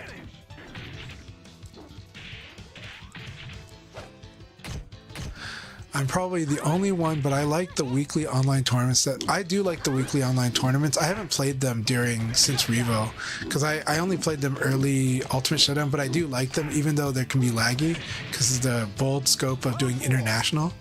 But they were my way. I got to play against a friend in Korea, and that was by accident, and that was so awesome by chance. And I got to fight against Japanese players that I have wanted to fight, and so I enjoyed that mode a lot. And I think I think having them is good, actually. I know it drives people crazy, but I think having them is cool. So I have noticed that there is a tournament practice you can get regardless of game. It's a game agnostic thing, in my opinion. Yeah. No, I think so. Tournament is a different environment, and it is about pressure that you put on yourself, and it is about other things. People have seen, I do get more, you haven't seen it, but in some of the Portland tournaments, people have seen that I can get upset at people in tournaments, and I can also get more chatty, which you've seen me get more chatty. But I can get upset, but I get upset because people are distracting me in the middle of a tournament match, or in the middle, like the match including the downtime in between the games. So like I just don't like to be distracted during that. But I don't make a huge stink about it, but I do make it clear I'm annoyed. So but I have made a big stink about it, like at LA Gathering. So not the biggest stink, but just directly to the person themselves. Yeah, just playing under pressure is a lot. So what you have right now, the weekly tournaments in Seattle are fantastic. Those help you a lot. They give you so much experience. And you already play tournaments in other games, right? I think. So I think it's good. I know it's stressful, but I think it is fun and it's good, you know? Alright, let's see. Tron, not the legacy. I like that handle. So the Rock Reaver says, it's odd. I really like to watch my opponents play and think about how I would deal with the situation they present. I think if you can do that, it's really good. I do like doing that myself. Not everyone's good at that or likes doing that, but I think this game is so great when you can do that. Skills says, do you think they'll do it? Yeah, I already answered that. Okay. Yes, I think they will. I like to do that too. Problem is I end up watching too much and essentially beat myself. That does happen. Hypergrass says, okay, so my thoughts after this are, I think I generally want my opponent to present their game plan so I can counter. That's the hard part about playing with the plan that likes to counter plans. Yeah. I'm really trying to get in the mindset of creating danger, but it's tough to practice. Okay, we can talk about that. Good opponents stay out of it, and newer opponents are usually haphazard. Yeah, but when people work around it, then your challenge is how you deal with when they get out of it, and you're starting to do that. But it is tough, right? I mean, I've shown you that there's ways to get out of stuff, but I'm showing you my experience, like how I choose, right? For example, okay, Hypergrav, if you're still here, good example, Taco Guy versus myself. In casuals, a lot of times you'll see Taco Guy get the win on me. He is strong. He's really, really strong. And he earns those wins. Okay, yes. That said, in the warm-up matches or in casuals, I like to challenge people more than normal because I want to work on it. I want to work on that situation. So I play the more dangerous situation. It's true that in tournaments sometimes I play the more dangerous situation too, but what I'm saying is that in casuals I will play the more dangerous situation because I'm trying to improve at that. So I'm trying to improve the harder thing to do. I'm trying, even if it's something other people have an easier time doing. So when I fight against T-Taco Guy, I want to fight mano a mano up close for all the guessing games against Wolf. And I want to try to sabaki his kicks. In a tournament match, I'm less likely to go for that play. But I want to get comfortable with it because I know long term I want to get good at that. Even if that's a dream goal that may never be realized, I'm always trying to in casuals, I'm always wanting to get good at that. I always want to feel, can I really feel when the guy really is going to go for a knee? Because every time I try to predict it, they start doing mid punches, right? But I won't know until I try. So I try and then I run into them mid punching me and I have to figure that out, right? So that's the difference between casual and tournament play, right? Tournament play, a lot of times both people will be, I'm a little bit of a wild card. A lot of people will restrict their play in tournament play, and they should, and I do too. But when I feel a certain way during tournament matches, I start to go, I'm allowed to go all out now. I can play this like I'm playing casuals. When I feel that, then you'll see me do it in tournament. You'll see me start going wild. Even against Japanese players. But I have to feel it first. That's just from my experience, where I know that, okay, I can do this. And it'll probably work. So that's just digging from a lot of experience. That rarely happens, but that happened in the winners final when I fought Paroli in the winners final, and I realized that I can go wild against him. And that said, could not go wild against him in the grand finals. So but he started doing backdash launch, right? And I didn't adjust to it. But yeah.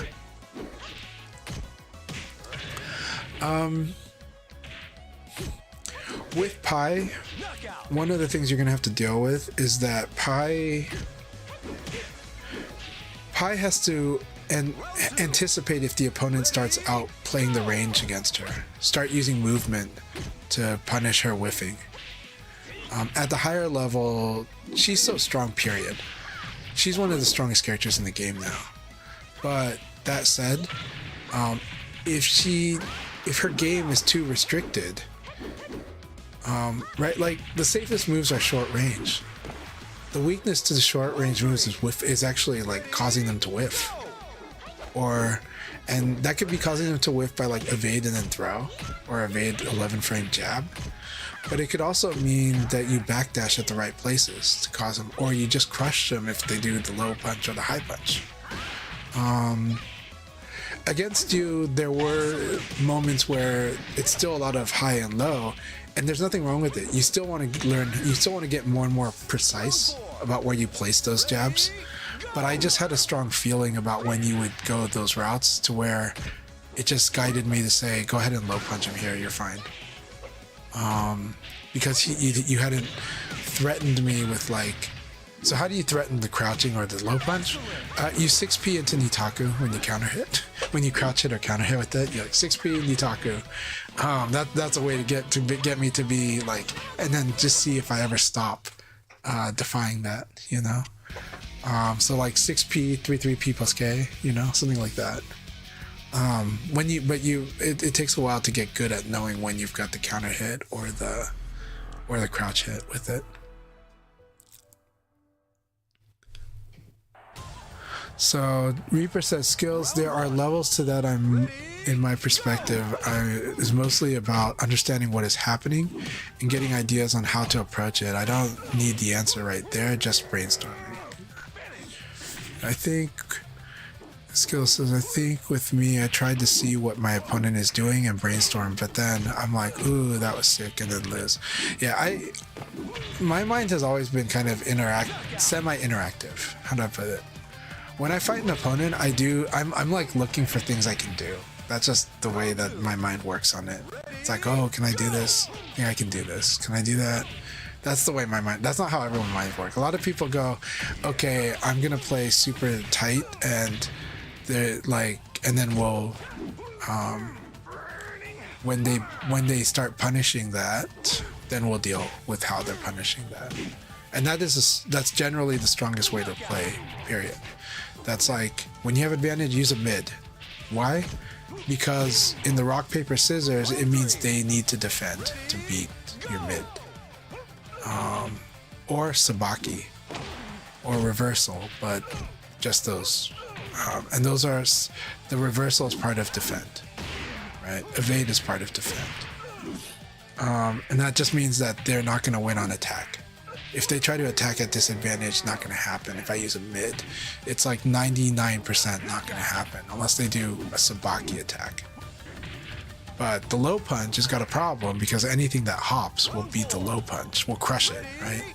The high punch has got a problem because, you know, crouching and punishing and low punching. And so when you do a high punch, at some point you have to start sensing when the opponent is likely to guard the high punch, and that's your target with the high punch. And then you get the bonus if you counter hit with it. So that's the deal with the high punch, right? It's because I really am convinced that they're standing. More often than not, at high level play, what you'll see is a PK hitting, right? Because you're like, oh, they're punishing them. So yeah.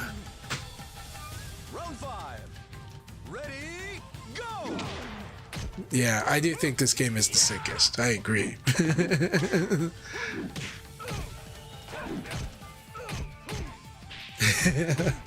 I love that feeling too. Alright, I'll play a little more, but there's some stuff I gotta, not gonna lie, before bedtime there's stuff I gotta do in Persona 5X before they reset certain stuff, like certain boss fights and stuff like that. Because yes, tonight I gotta do my boss fights. I waited to the last moment because I've been building up my characters and stuff.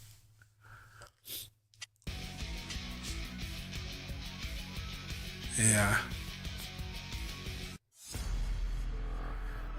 So Reaver says, so like I love to do 4KP. I know there's a gap. So what's fun? Okay, so what is fun about this game? Okay, I do need to tell you this, Hypergraph, and I think you know this. The low punching against high attacks is a starting point.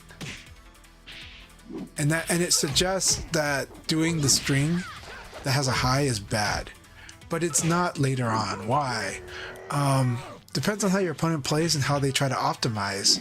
But basically, and I think you know this, low punch leads to Nitaku, or it leads into doing a mix, right?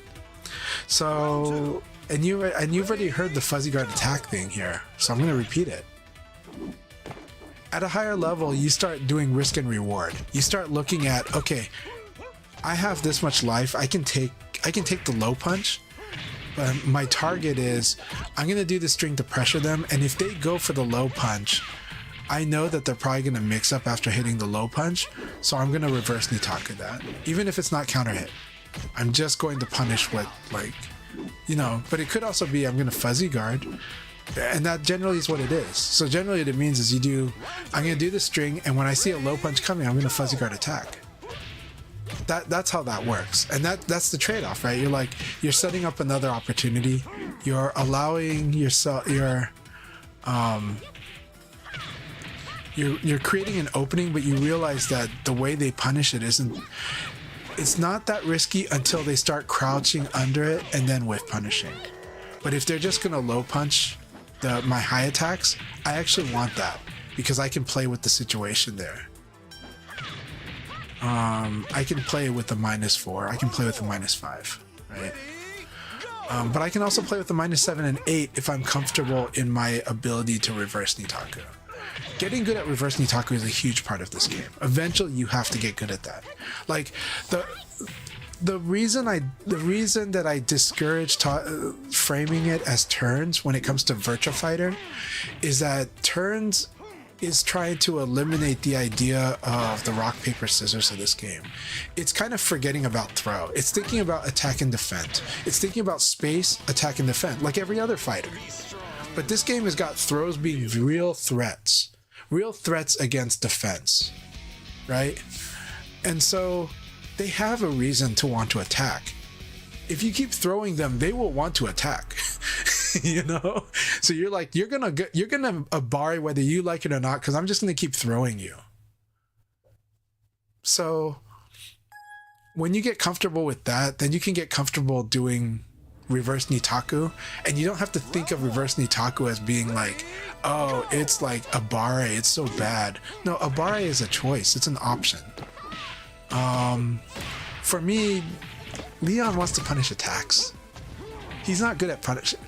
To punish throw, he has to really stick his neck out there. And to punish, and when people don't attack, he doesn't get much. He doesn't have like Jackie 6K, you know? He doesn't, like, he has 4 6K. And people are comfortable reacting to that, but not comfortable reacting to 6K. So,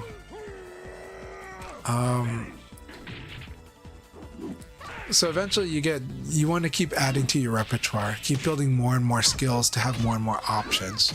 And then you want to get comfortable, just like any other thing, right? And then you start kind of adding to your repertoire. You start having a deeper play to the right opponent. And then with other opponents, you keep it simple. You're like, oh, I know the winning. I think I know how to, like, that if I just keep playing this way, it's good.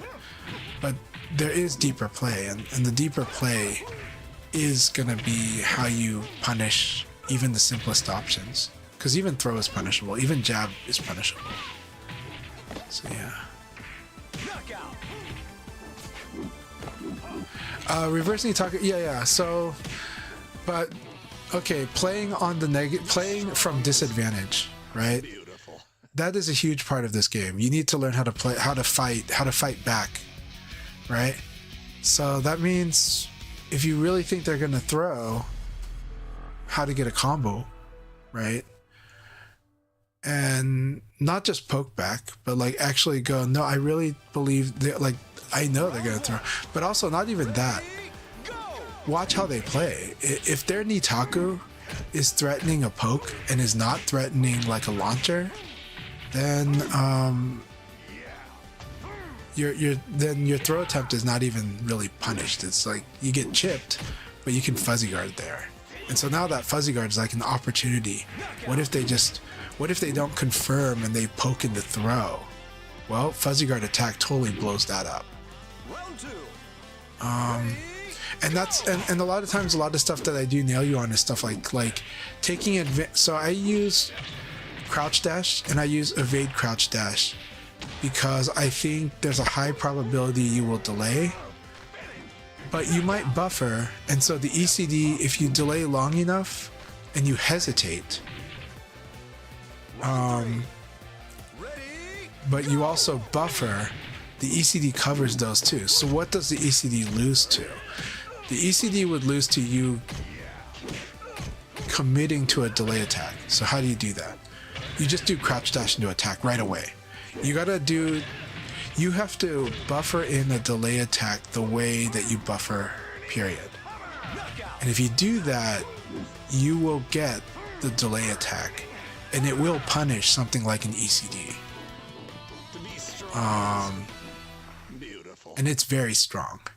Ray has gotten very good at doing it in the last year, since Revo came out.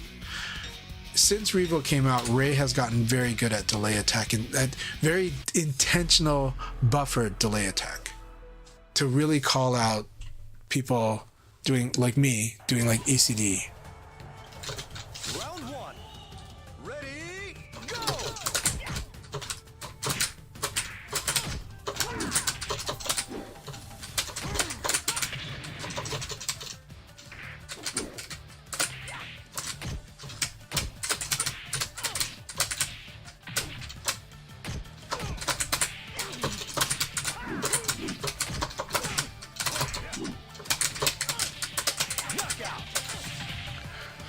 And I like the way that Rayblade, I think, is incorporating some of the way Taco Guy's is playing similar to how Taco Guy was fighting.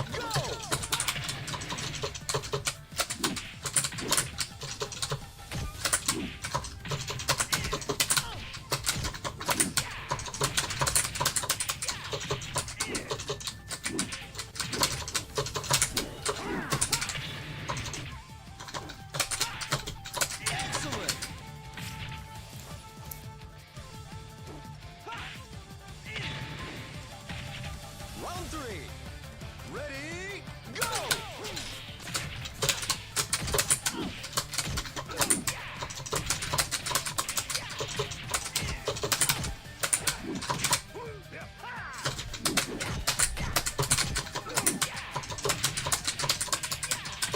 Bring out.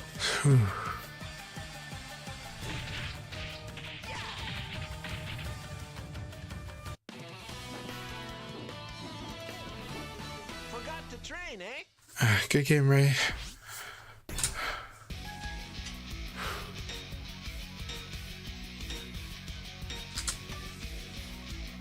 Guibert, I'm really glad you were able to make it to this room. You're one of the reasons I'm hanging here. Jacko, I'm so happy to have you in here. Hope you're doing really good, Jacko. And Jacko is a ridiculously good player. So Round one. Ready, go!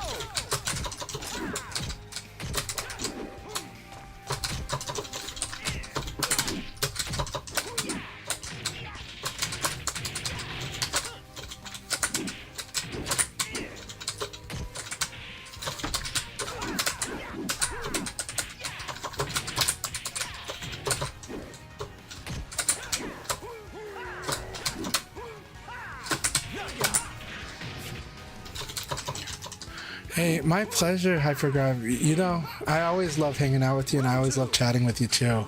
So any opportunity I get, you know, I'm gonna take it.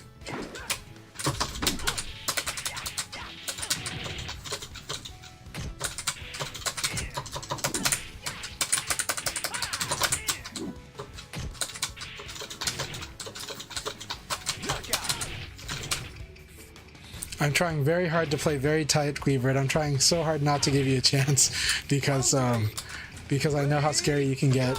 So this is me giving you the ultimate respect, my friend.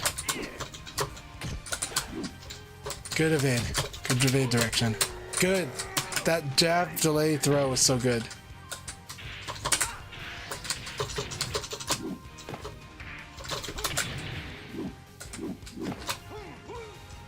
I will always lose to catch those. You will get used to, when you get used to seeing this, you'll get used to ducking and punishing this third punch. That's, you want to duck and punish that, right? EX highs, duck and punish. Getting good at duck and punish is so good. It's so strong. When you get there, your wolf is going to be so terrifying. You're going to get it. I know, but you'll get there. It's hard. It's hard because of the successful evade. So because of the successful evade, it's easy to crouch dash too early and let go. And so it's hard to duck after a successful evade, but you will get it. You will get it. You can practice it. You will get it. I believe in you.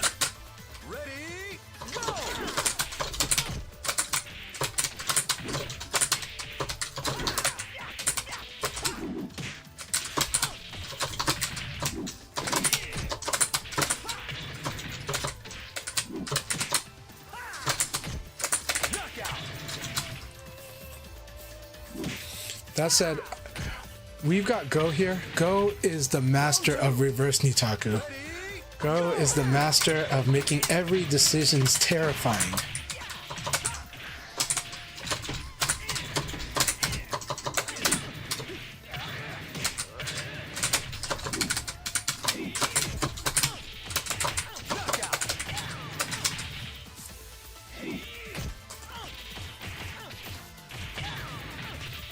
But I try to make his decisions terrifying too. God, I hate that. That's so good. Look at how much damage that was.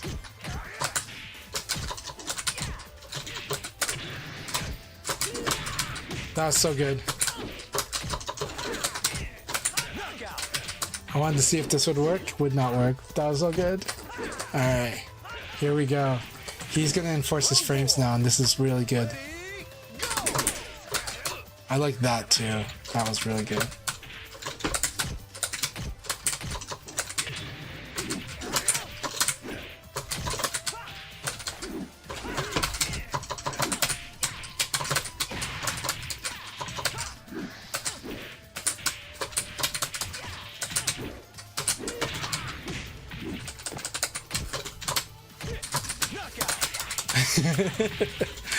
Good game, my friend. Good game, Jacko. I know that's just the start. Maybe not a good game in his view, but still. I like that he's playing Go though, because Jacko playing Go, that is terrifying. Jacko playing Go is very, very terrifying. This is like, Go can crack people. He can reverse crack people.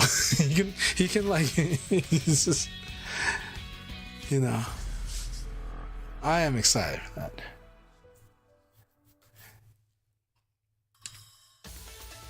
So what advice are you looking for, Platinum Trophy?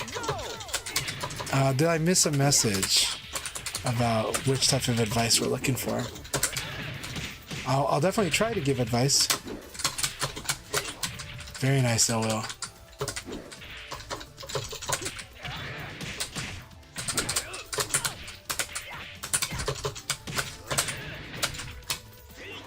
Very nice neutral throw when life is low. Very good. Alright, here we go, Pink. Let's do this, Pink Flame. Round two. Ready,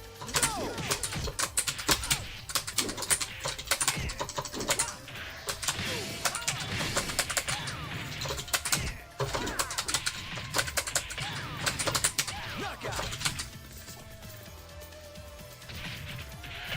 Jacko on Go makes a lot of sense. Honestly. If he become, I would love for Jacko to become our new, well, we have an awesome Go. We have a lot of awesome Go players already, but I would like Jacko to be another one of them.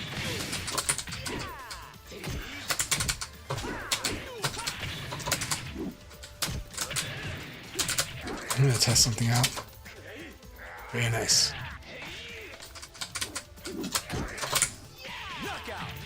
So throw, that might be more than -10 now. It might be -13, but it used to be -10.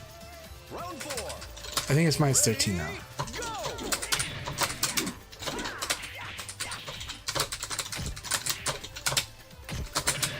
Good.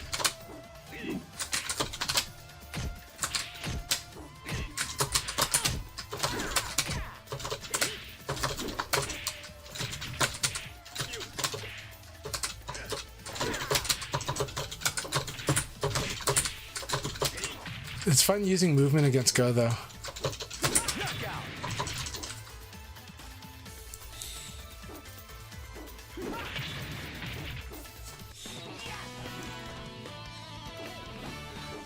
What a knucklehead! I'm trying to enjoy this game, but it's so broken and hard to get into. It can look broken when you compare it to other fighting games because of the logic. I think the logic's a little different. You always have answers, but your opponent always has answers, and that's the big deal, right? It's hard to lock people. You can't really lock people down. The way that you lock people down in VF really is decisions by guessing well, right? You lock them with correct guessing, or with you can lock them with good play, with safe play, but there's still a weakness to the safe play. So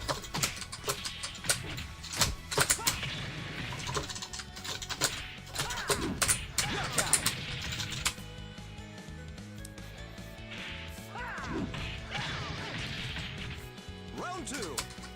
Ready, go! but the safe play is still important, right? The very basics of boxing is really important. Like how I'm using the high punch and the best moves in VF still are the high punch, the low punch, the elbow, and the throw.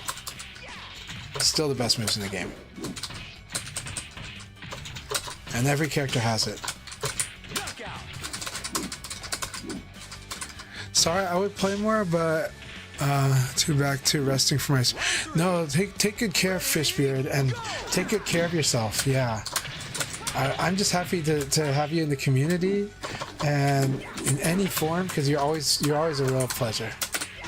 I had a wall opportunity there. I didn't take it. All right, here we go. I feel bad for not taking it. I'm like, man, I didn't do the wall combo. That would have been so sick. All right, here we go. I like that. See, that was a delay attack right there. If you watch Ray, he's using delays very intentionally, though. He's not doing them by accident. He's doing them very intentionally because he's like, when will Chanchai do an evade crouch dash?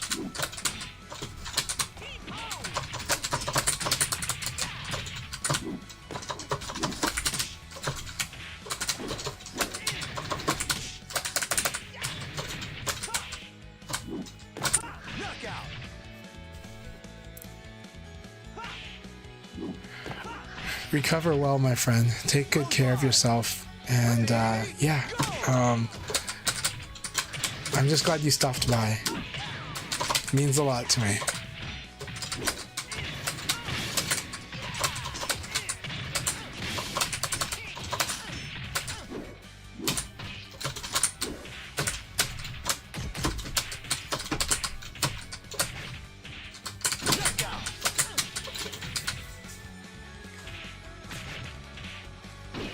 Man, awesome. Well, if you're enjoying VF because you love martial arts, I love that too. Because I think Virtua Fighter is, I think it's inspired by cinematic martial arts, and I think it's damn good at creating a vision of a video game about cinematic martial arts.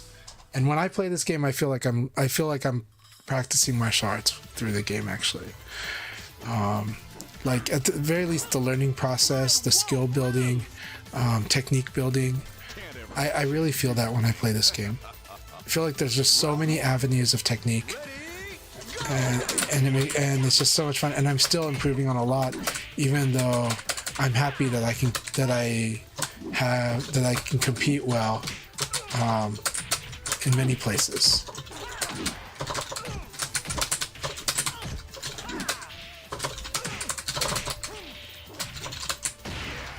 I sabaki too early. the delay kick killed the sabaki. Round 2. Ready, go!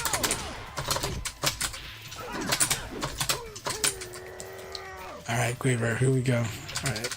So much for keeping it simple, right? Alright, let's go back to simple.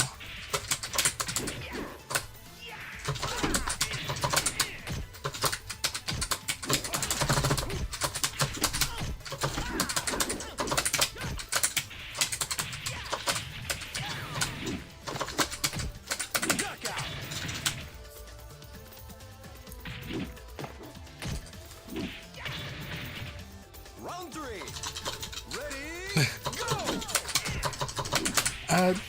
There's a lot of people who played this game for only a year that are really strong at the game. So don't feel like time. Each person does different things with the time that they have.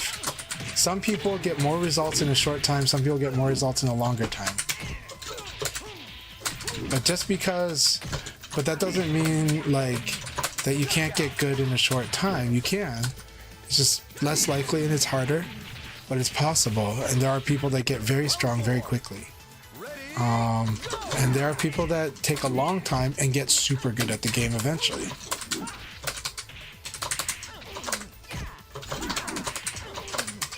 There we go. That's it.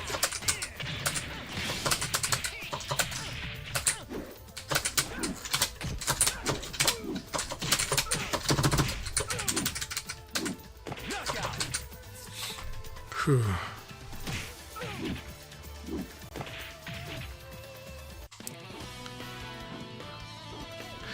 One of the things about this game, well, I definitely recommend trying to be humble before the game, right? It's like if you join a martial arts class, I don't think it's smart to think you're gonna beat the master anytime soon, and I don't think it's even smart to think you're gonna beat the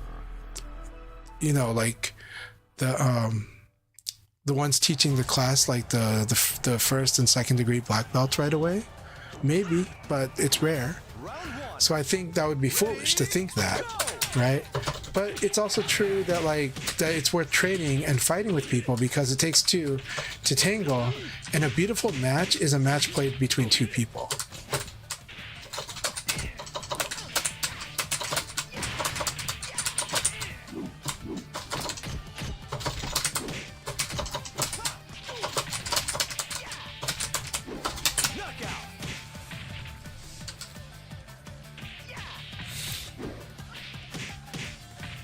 Round 2.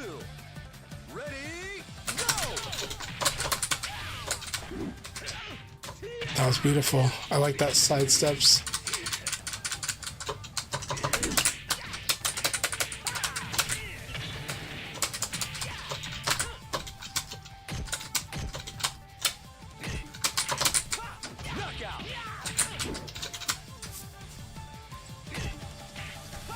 And awesome. Glad to hear that, Portland Axe.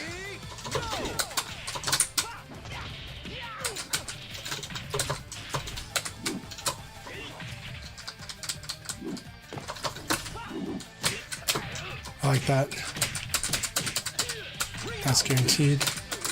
So the cool thing about this move is it punishes you for attacking. If you can actually guard it. It looks like a throw, but it's actually an attack.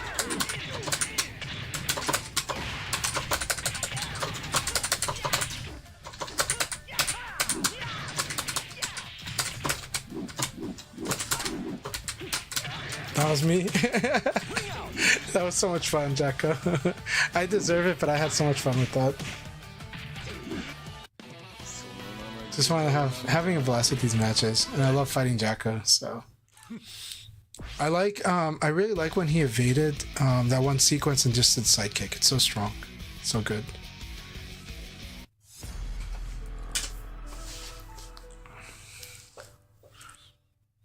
It is like a Sierra Mist go or the FP go, the Fraser Park go. It reminds me of that movie Fraser Park, so, or the FP, which I never watched it. I've only watched the trailer. I've heard the movie itself is not that good. But, you know, you gotta love a movie that goes hardcore about trying to be like a weird parody drama about DDR. So, like, the story starts with, like, what, the main character's brother dies playing a battle of DDR.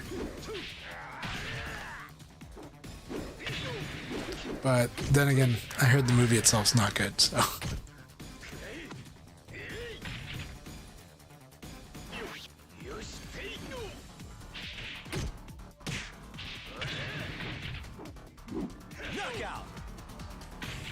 4K is such a cool move too, because it's just a normal hit throw, and it does so much damage, especially on counter hit.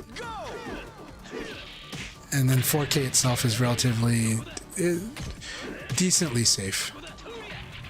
Can be punished, but it can be evade punished, can be sabaki'd, can be whiff punished, but it's still a good move. Because everything in this game can be punished.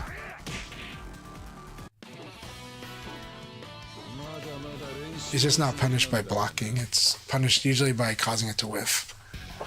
And committing to hitting it when it whiffs. That commitment's the hard part for a lot of players. No, it's not a fraud, it's a go in training. It's a good go that's in training, so keep it up.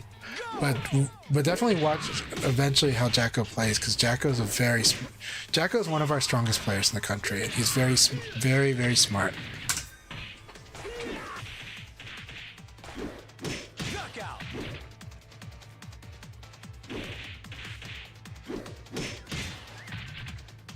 Round 2. Ready, go!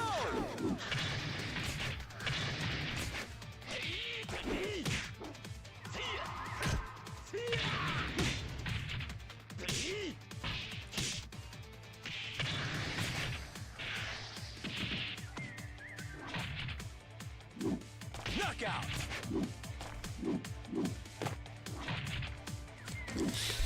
Yeah, you can eventually learn how to punish people that spam down low punch. There's actually a lot of ways to punish it. If literally they're just doing that, you can totally destroy them for doing that. Everything in this game does have different answers. And so, but the standard thing to do against the low punch spammer is you just block it and you just elbow back. Because then it means that, like, if they do any attack, and the thing is if that elbow actually interrupts them, if they actually mashed an attack after you block their low punch and you counter hit them with the elbow, they're in a mix-up situation that is hard to deal with if you're good at it, and you'll do a lot of damage against them. And that's the core of this game, is learning how to do those mix-ups, and then learning how to be a boxer and learning how to be a grappler. Those three things. You want to be good at boxing, you want to be good at grappling, and you want to be good at mixing up.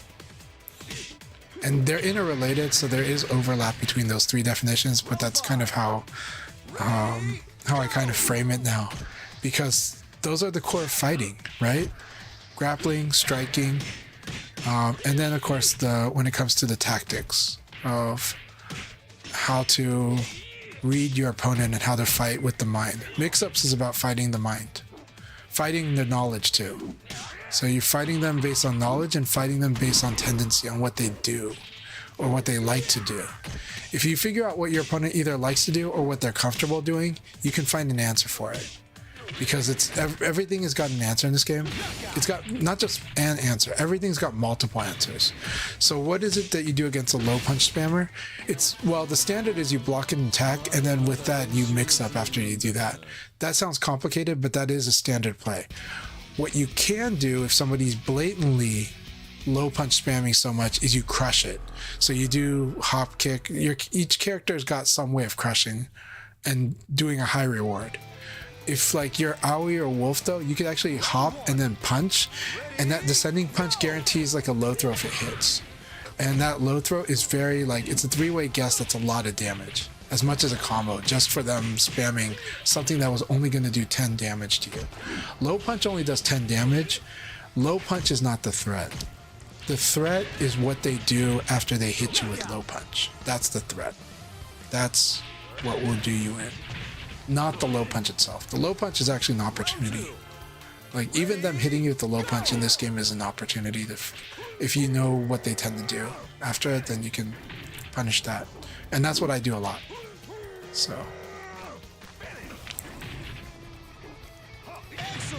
So Japanese do play efficient, and that's because the Japanese are, because they're cutting all the BS as much as possible, right? But then they do go beyond that after that, because then it's like, because you can't just play that same way. At some point someone will commit to certain decisions, but they'll find, and so then you start, that's when you start seeing all the other stuff. It's just that they don't lead with it because it's really, because the opponent's trying to play in a way that's going to cut that out first. But it can still do it. I mean, watch Chibita play. That's someone going wild like all the time.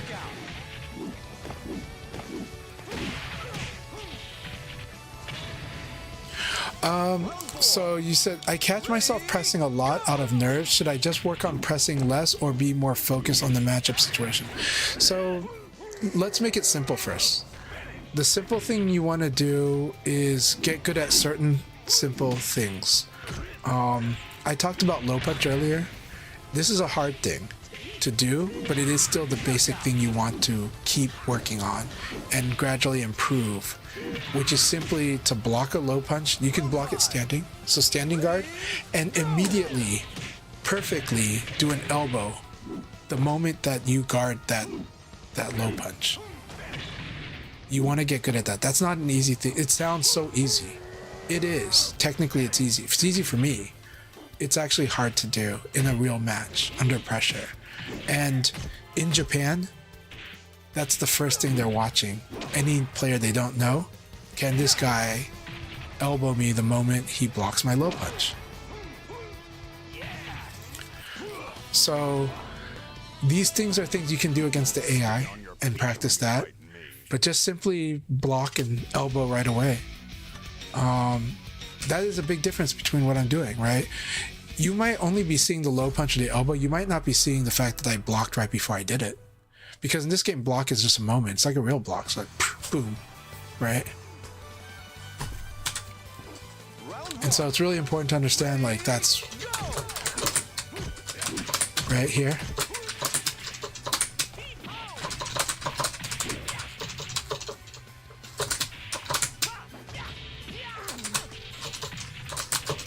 And so, see, like, elbow seems like such a weak move because in other fighting games, a lot of times they're focusing on the signature move, the flashy way to hit somebody to get the combo.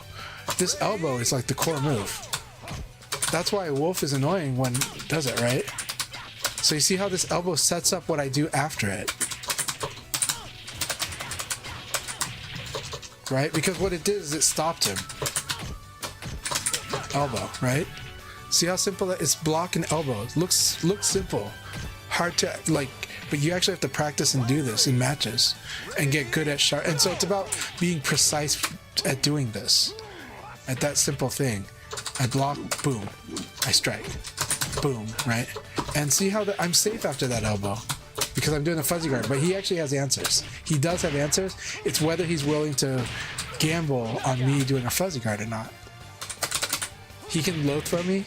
He could low attack me. He could delay throw me. Those work. He can catch throw me. Those, like, will punish me for doing it, maybe. But that's also why I start attacking. That's why it looks like I don't stop attacking, right? But I actually am guarding half the time here. It's just that I don't guard that long. I try to guard the moment they attack me. Or not the moment, but when I think they're gonna attack me. See, and he did the same thing. He simply blocked my attack. Elbow. Boom. Right? Because my attack is not going to win there. So getting good at this is fine. And then he did the forward throw because he gambled that I was going to escape the back.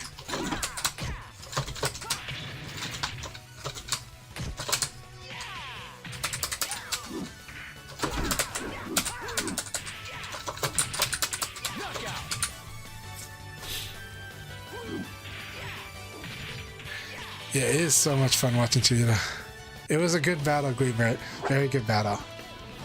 I want a serious fight. Oh, I understand. I understand the feeling of going for the trophies, man.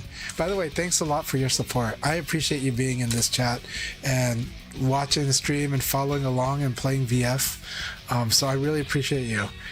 Keep it up. Keep up with the questions. Feel free to. You can always comment on my video, ask me a question. I'll do my best to give an answer. I really will. And you know, like it's just you know I love the game, so I'm going to try to represent it as well as I can. But yeah, basically this low punch, it's about what happens when people do low punch. Watch what they do with it, right?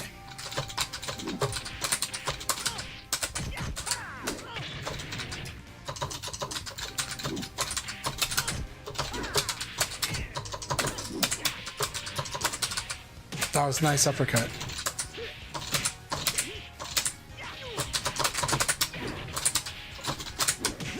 Very nice, very nice.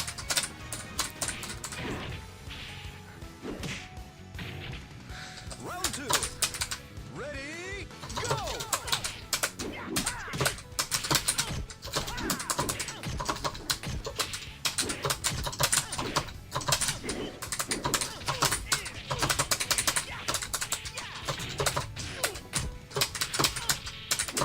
Bring out.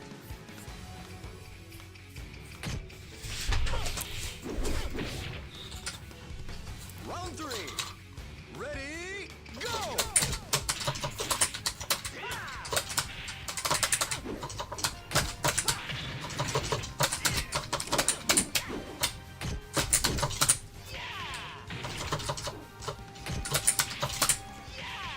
Knockout.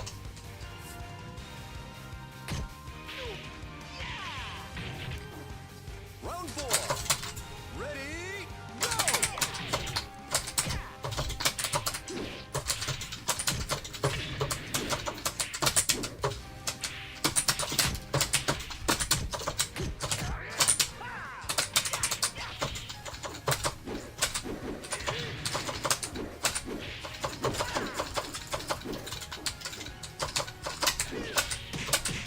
Ring him out.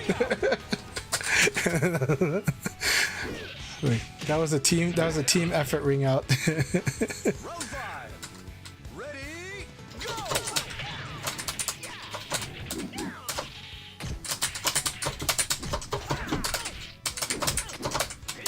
Very good.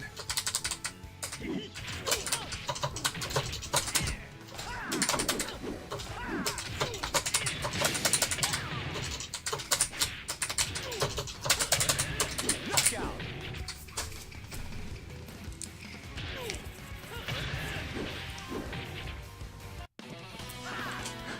Good games, good games. This will probably be my last one coming up soon here, but I really enjoyed all this time. Well, I'm definitely gonna fight if I can. I'll try to fight Jacko, but we'll see. Ray Blade's in the way, and I don't know if I can get through Ray Blade, but we'll see. Yep, team effort ring out. Give me a fist bump. Round 1. Ready, go! Look at that uppercut. That's so cool. Man, it's gonna take a while to learn these animations from Durrell, but it's good.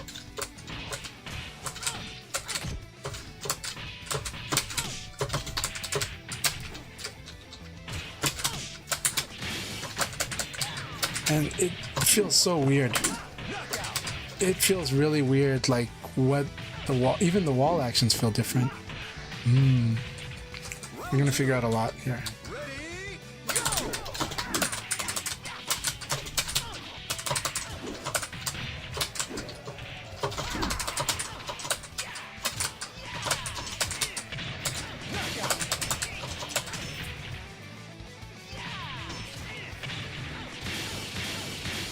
Yeah, getting the push buttons on the side is so... Ready, go!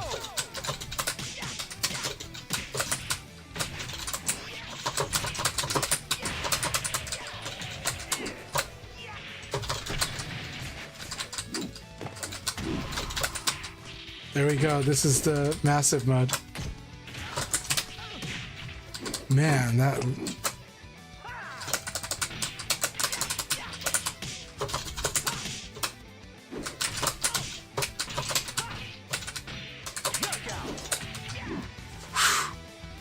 I wonder how the wall combo would have been affected against this mode, though. That would have been cool if it did combo. I want a serious fight.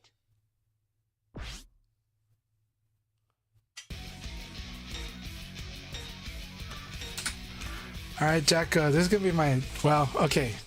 If I win against Jacko, which is a big if, because Jacko will probably beat me up. But if I win against Jacko, then Guibert will be my last match. But... let's see.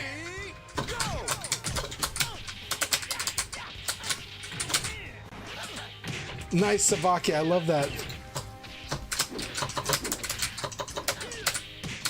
That thing beat the 4-4K, yeah.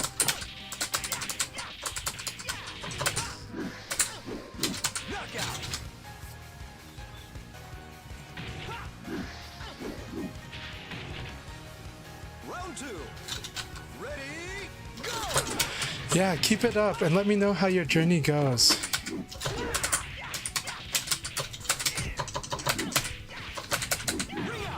Like, let me know how your journey goes. I really appreciate you, and I'm glad it works. And your go is so much fun to fight against Pink.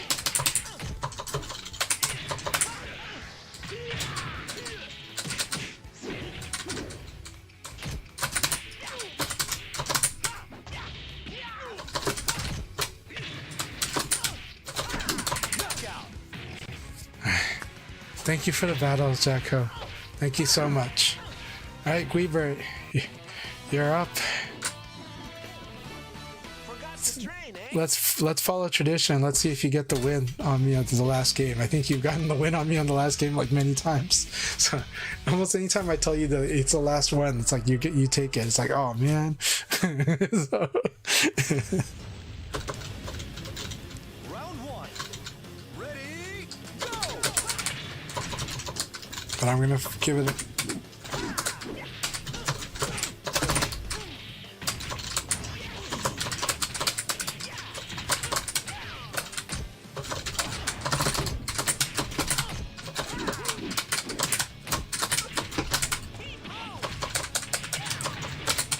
So that right there is the example of the mix-up, what I did with the elbow. First time, I did the elbow, and I did uppercut, and he defended. So after that, I did elbow, and then I threw, right? And it worked out, and I won the round, right? That's the power of a mix-up. Now, mix-ups are not guaranteed. There are hacks for the mix-ups in this game.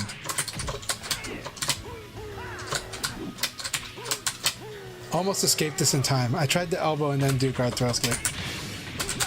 And I didn't win on time, but this move is also fast. So I always forget that this charging tackle, this running tackle, if he presses the people's K early enough, I don't think I can outspeed that.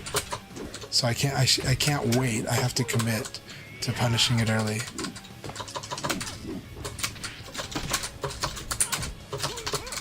Good.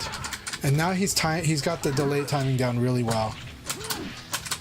And that's Leon's uppercut. This Leon uppercut really can win these weird situations.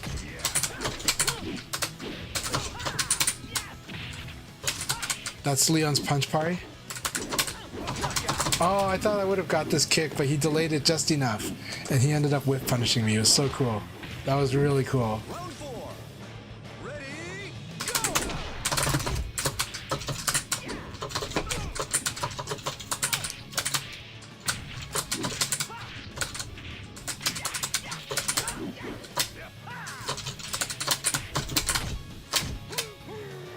Good. He went to back. His throw mix-up has been really good.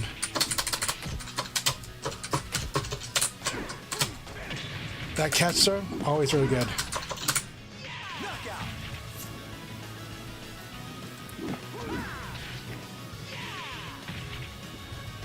manage your budget as best you can. It's good to manage the budget.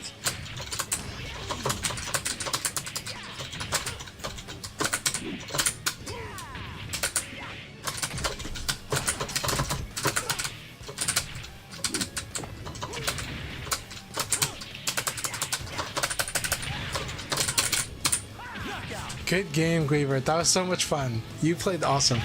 I enjoyed that battle so much. Good game, my friend. Good game. Hey, this time I got to win the last game. So, that was a really fun battle. You're playing awesome. Keep this up. It's so good. All right, y'all. You have a good one. This room will still be here. I'm gonna play P5X and then rest. So, not gonna lie. Thank you all so much. I had a wonderful time. As you know, every Tuesday I do this, but I would like to do more days, but it's just been hard for me to commit to that. When I can, I will. But this was just a blast. You guys have a good one. Happy New Year. Take care, and I'll see you soon. I plan to be in the Kai's League this weekend, but my daughter's got like birthday parties on both Saturday and Sunday, so we'll see if I can squeeze in a Kai's League. But whether or not I go to a Kai's League, you guys should participate in the Kai's League on Saturday and Sunday.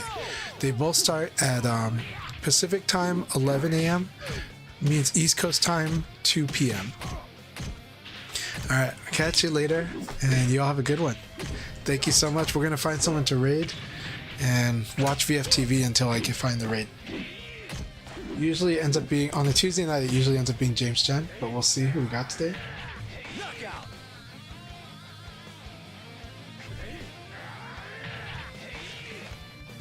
Let's see.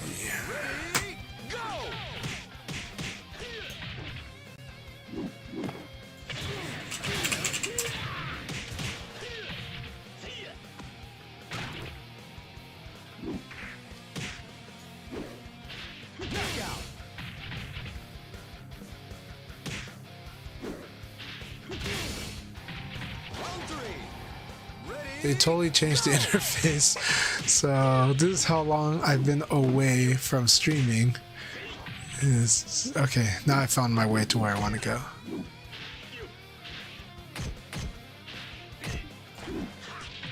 Alright, we got... Knockout.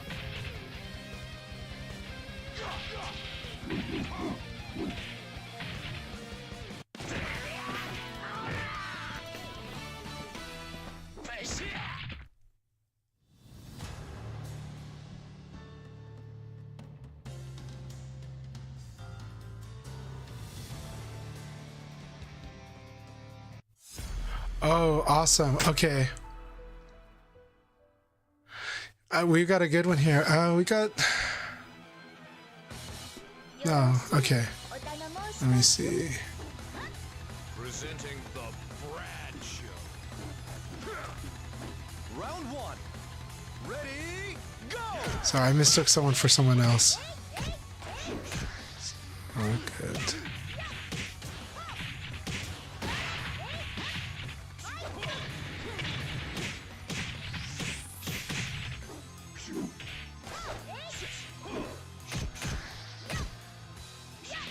Knockout.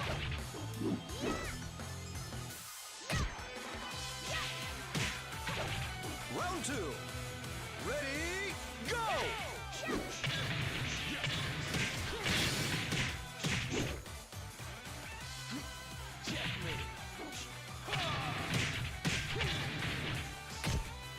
Knockout.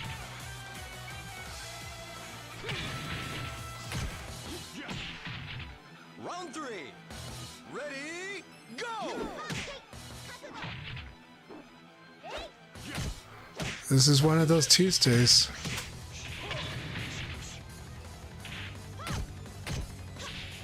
Well, let's support this person, okay? We got a variety streamer who is streaming Virtua Fighter 5 World Stage. So I do want to go ahead and support people that are doing that. So let's go ahead and go say hi to them and interact with them and see if they're how they were enjoying their VF journey, or if they have, help them out if they need help, or if they don't need help, enjoy the VF chats. Alright, here we go.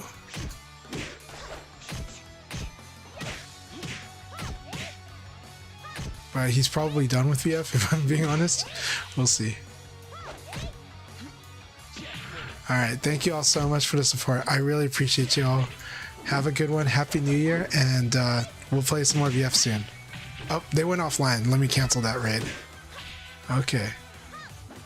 Saved. Alright.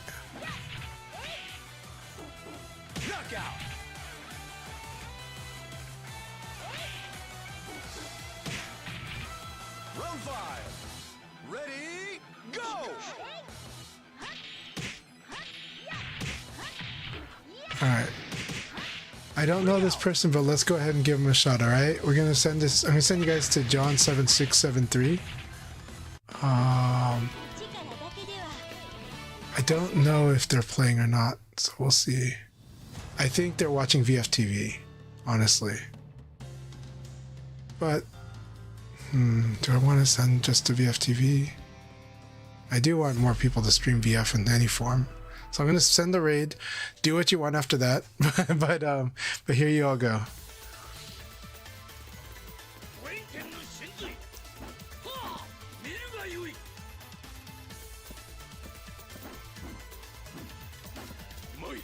Round 1. Ready, go!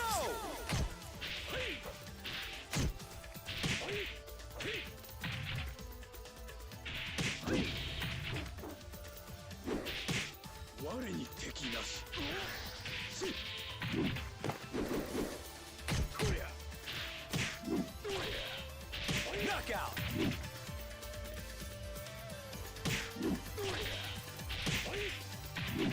Round 2. Ready, go!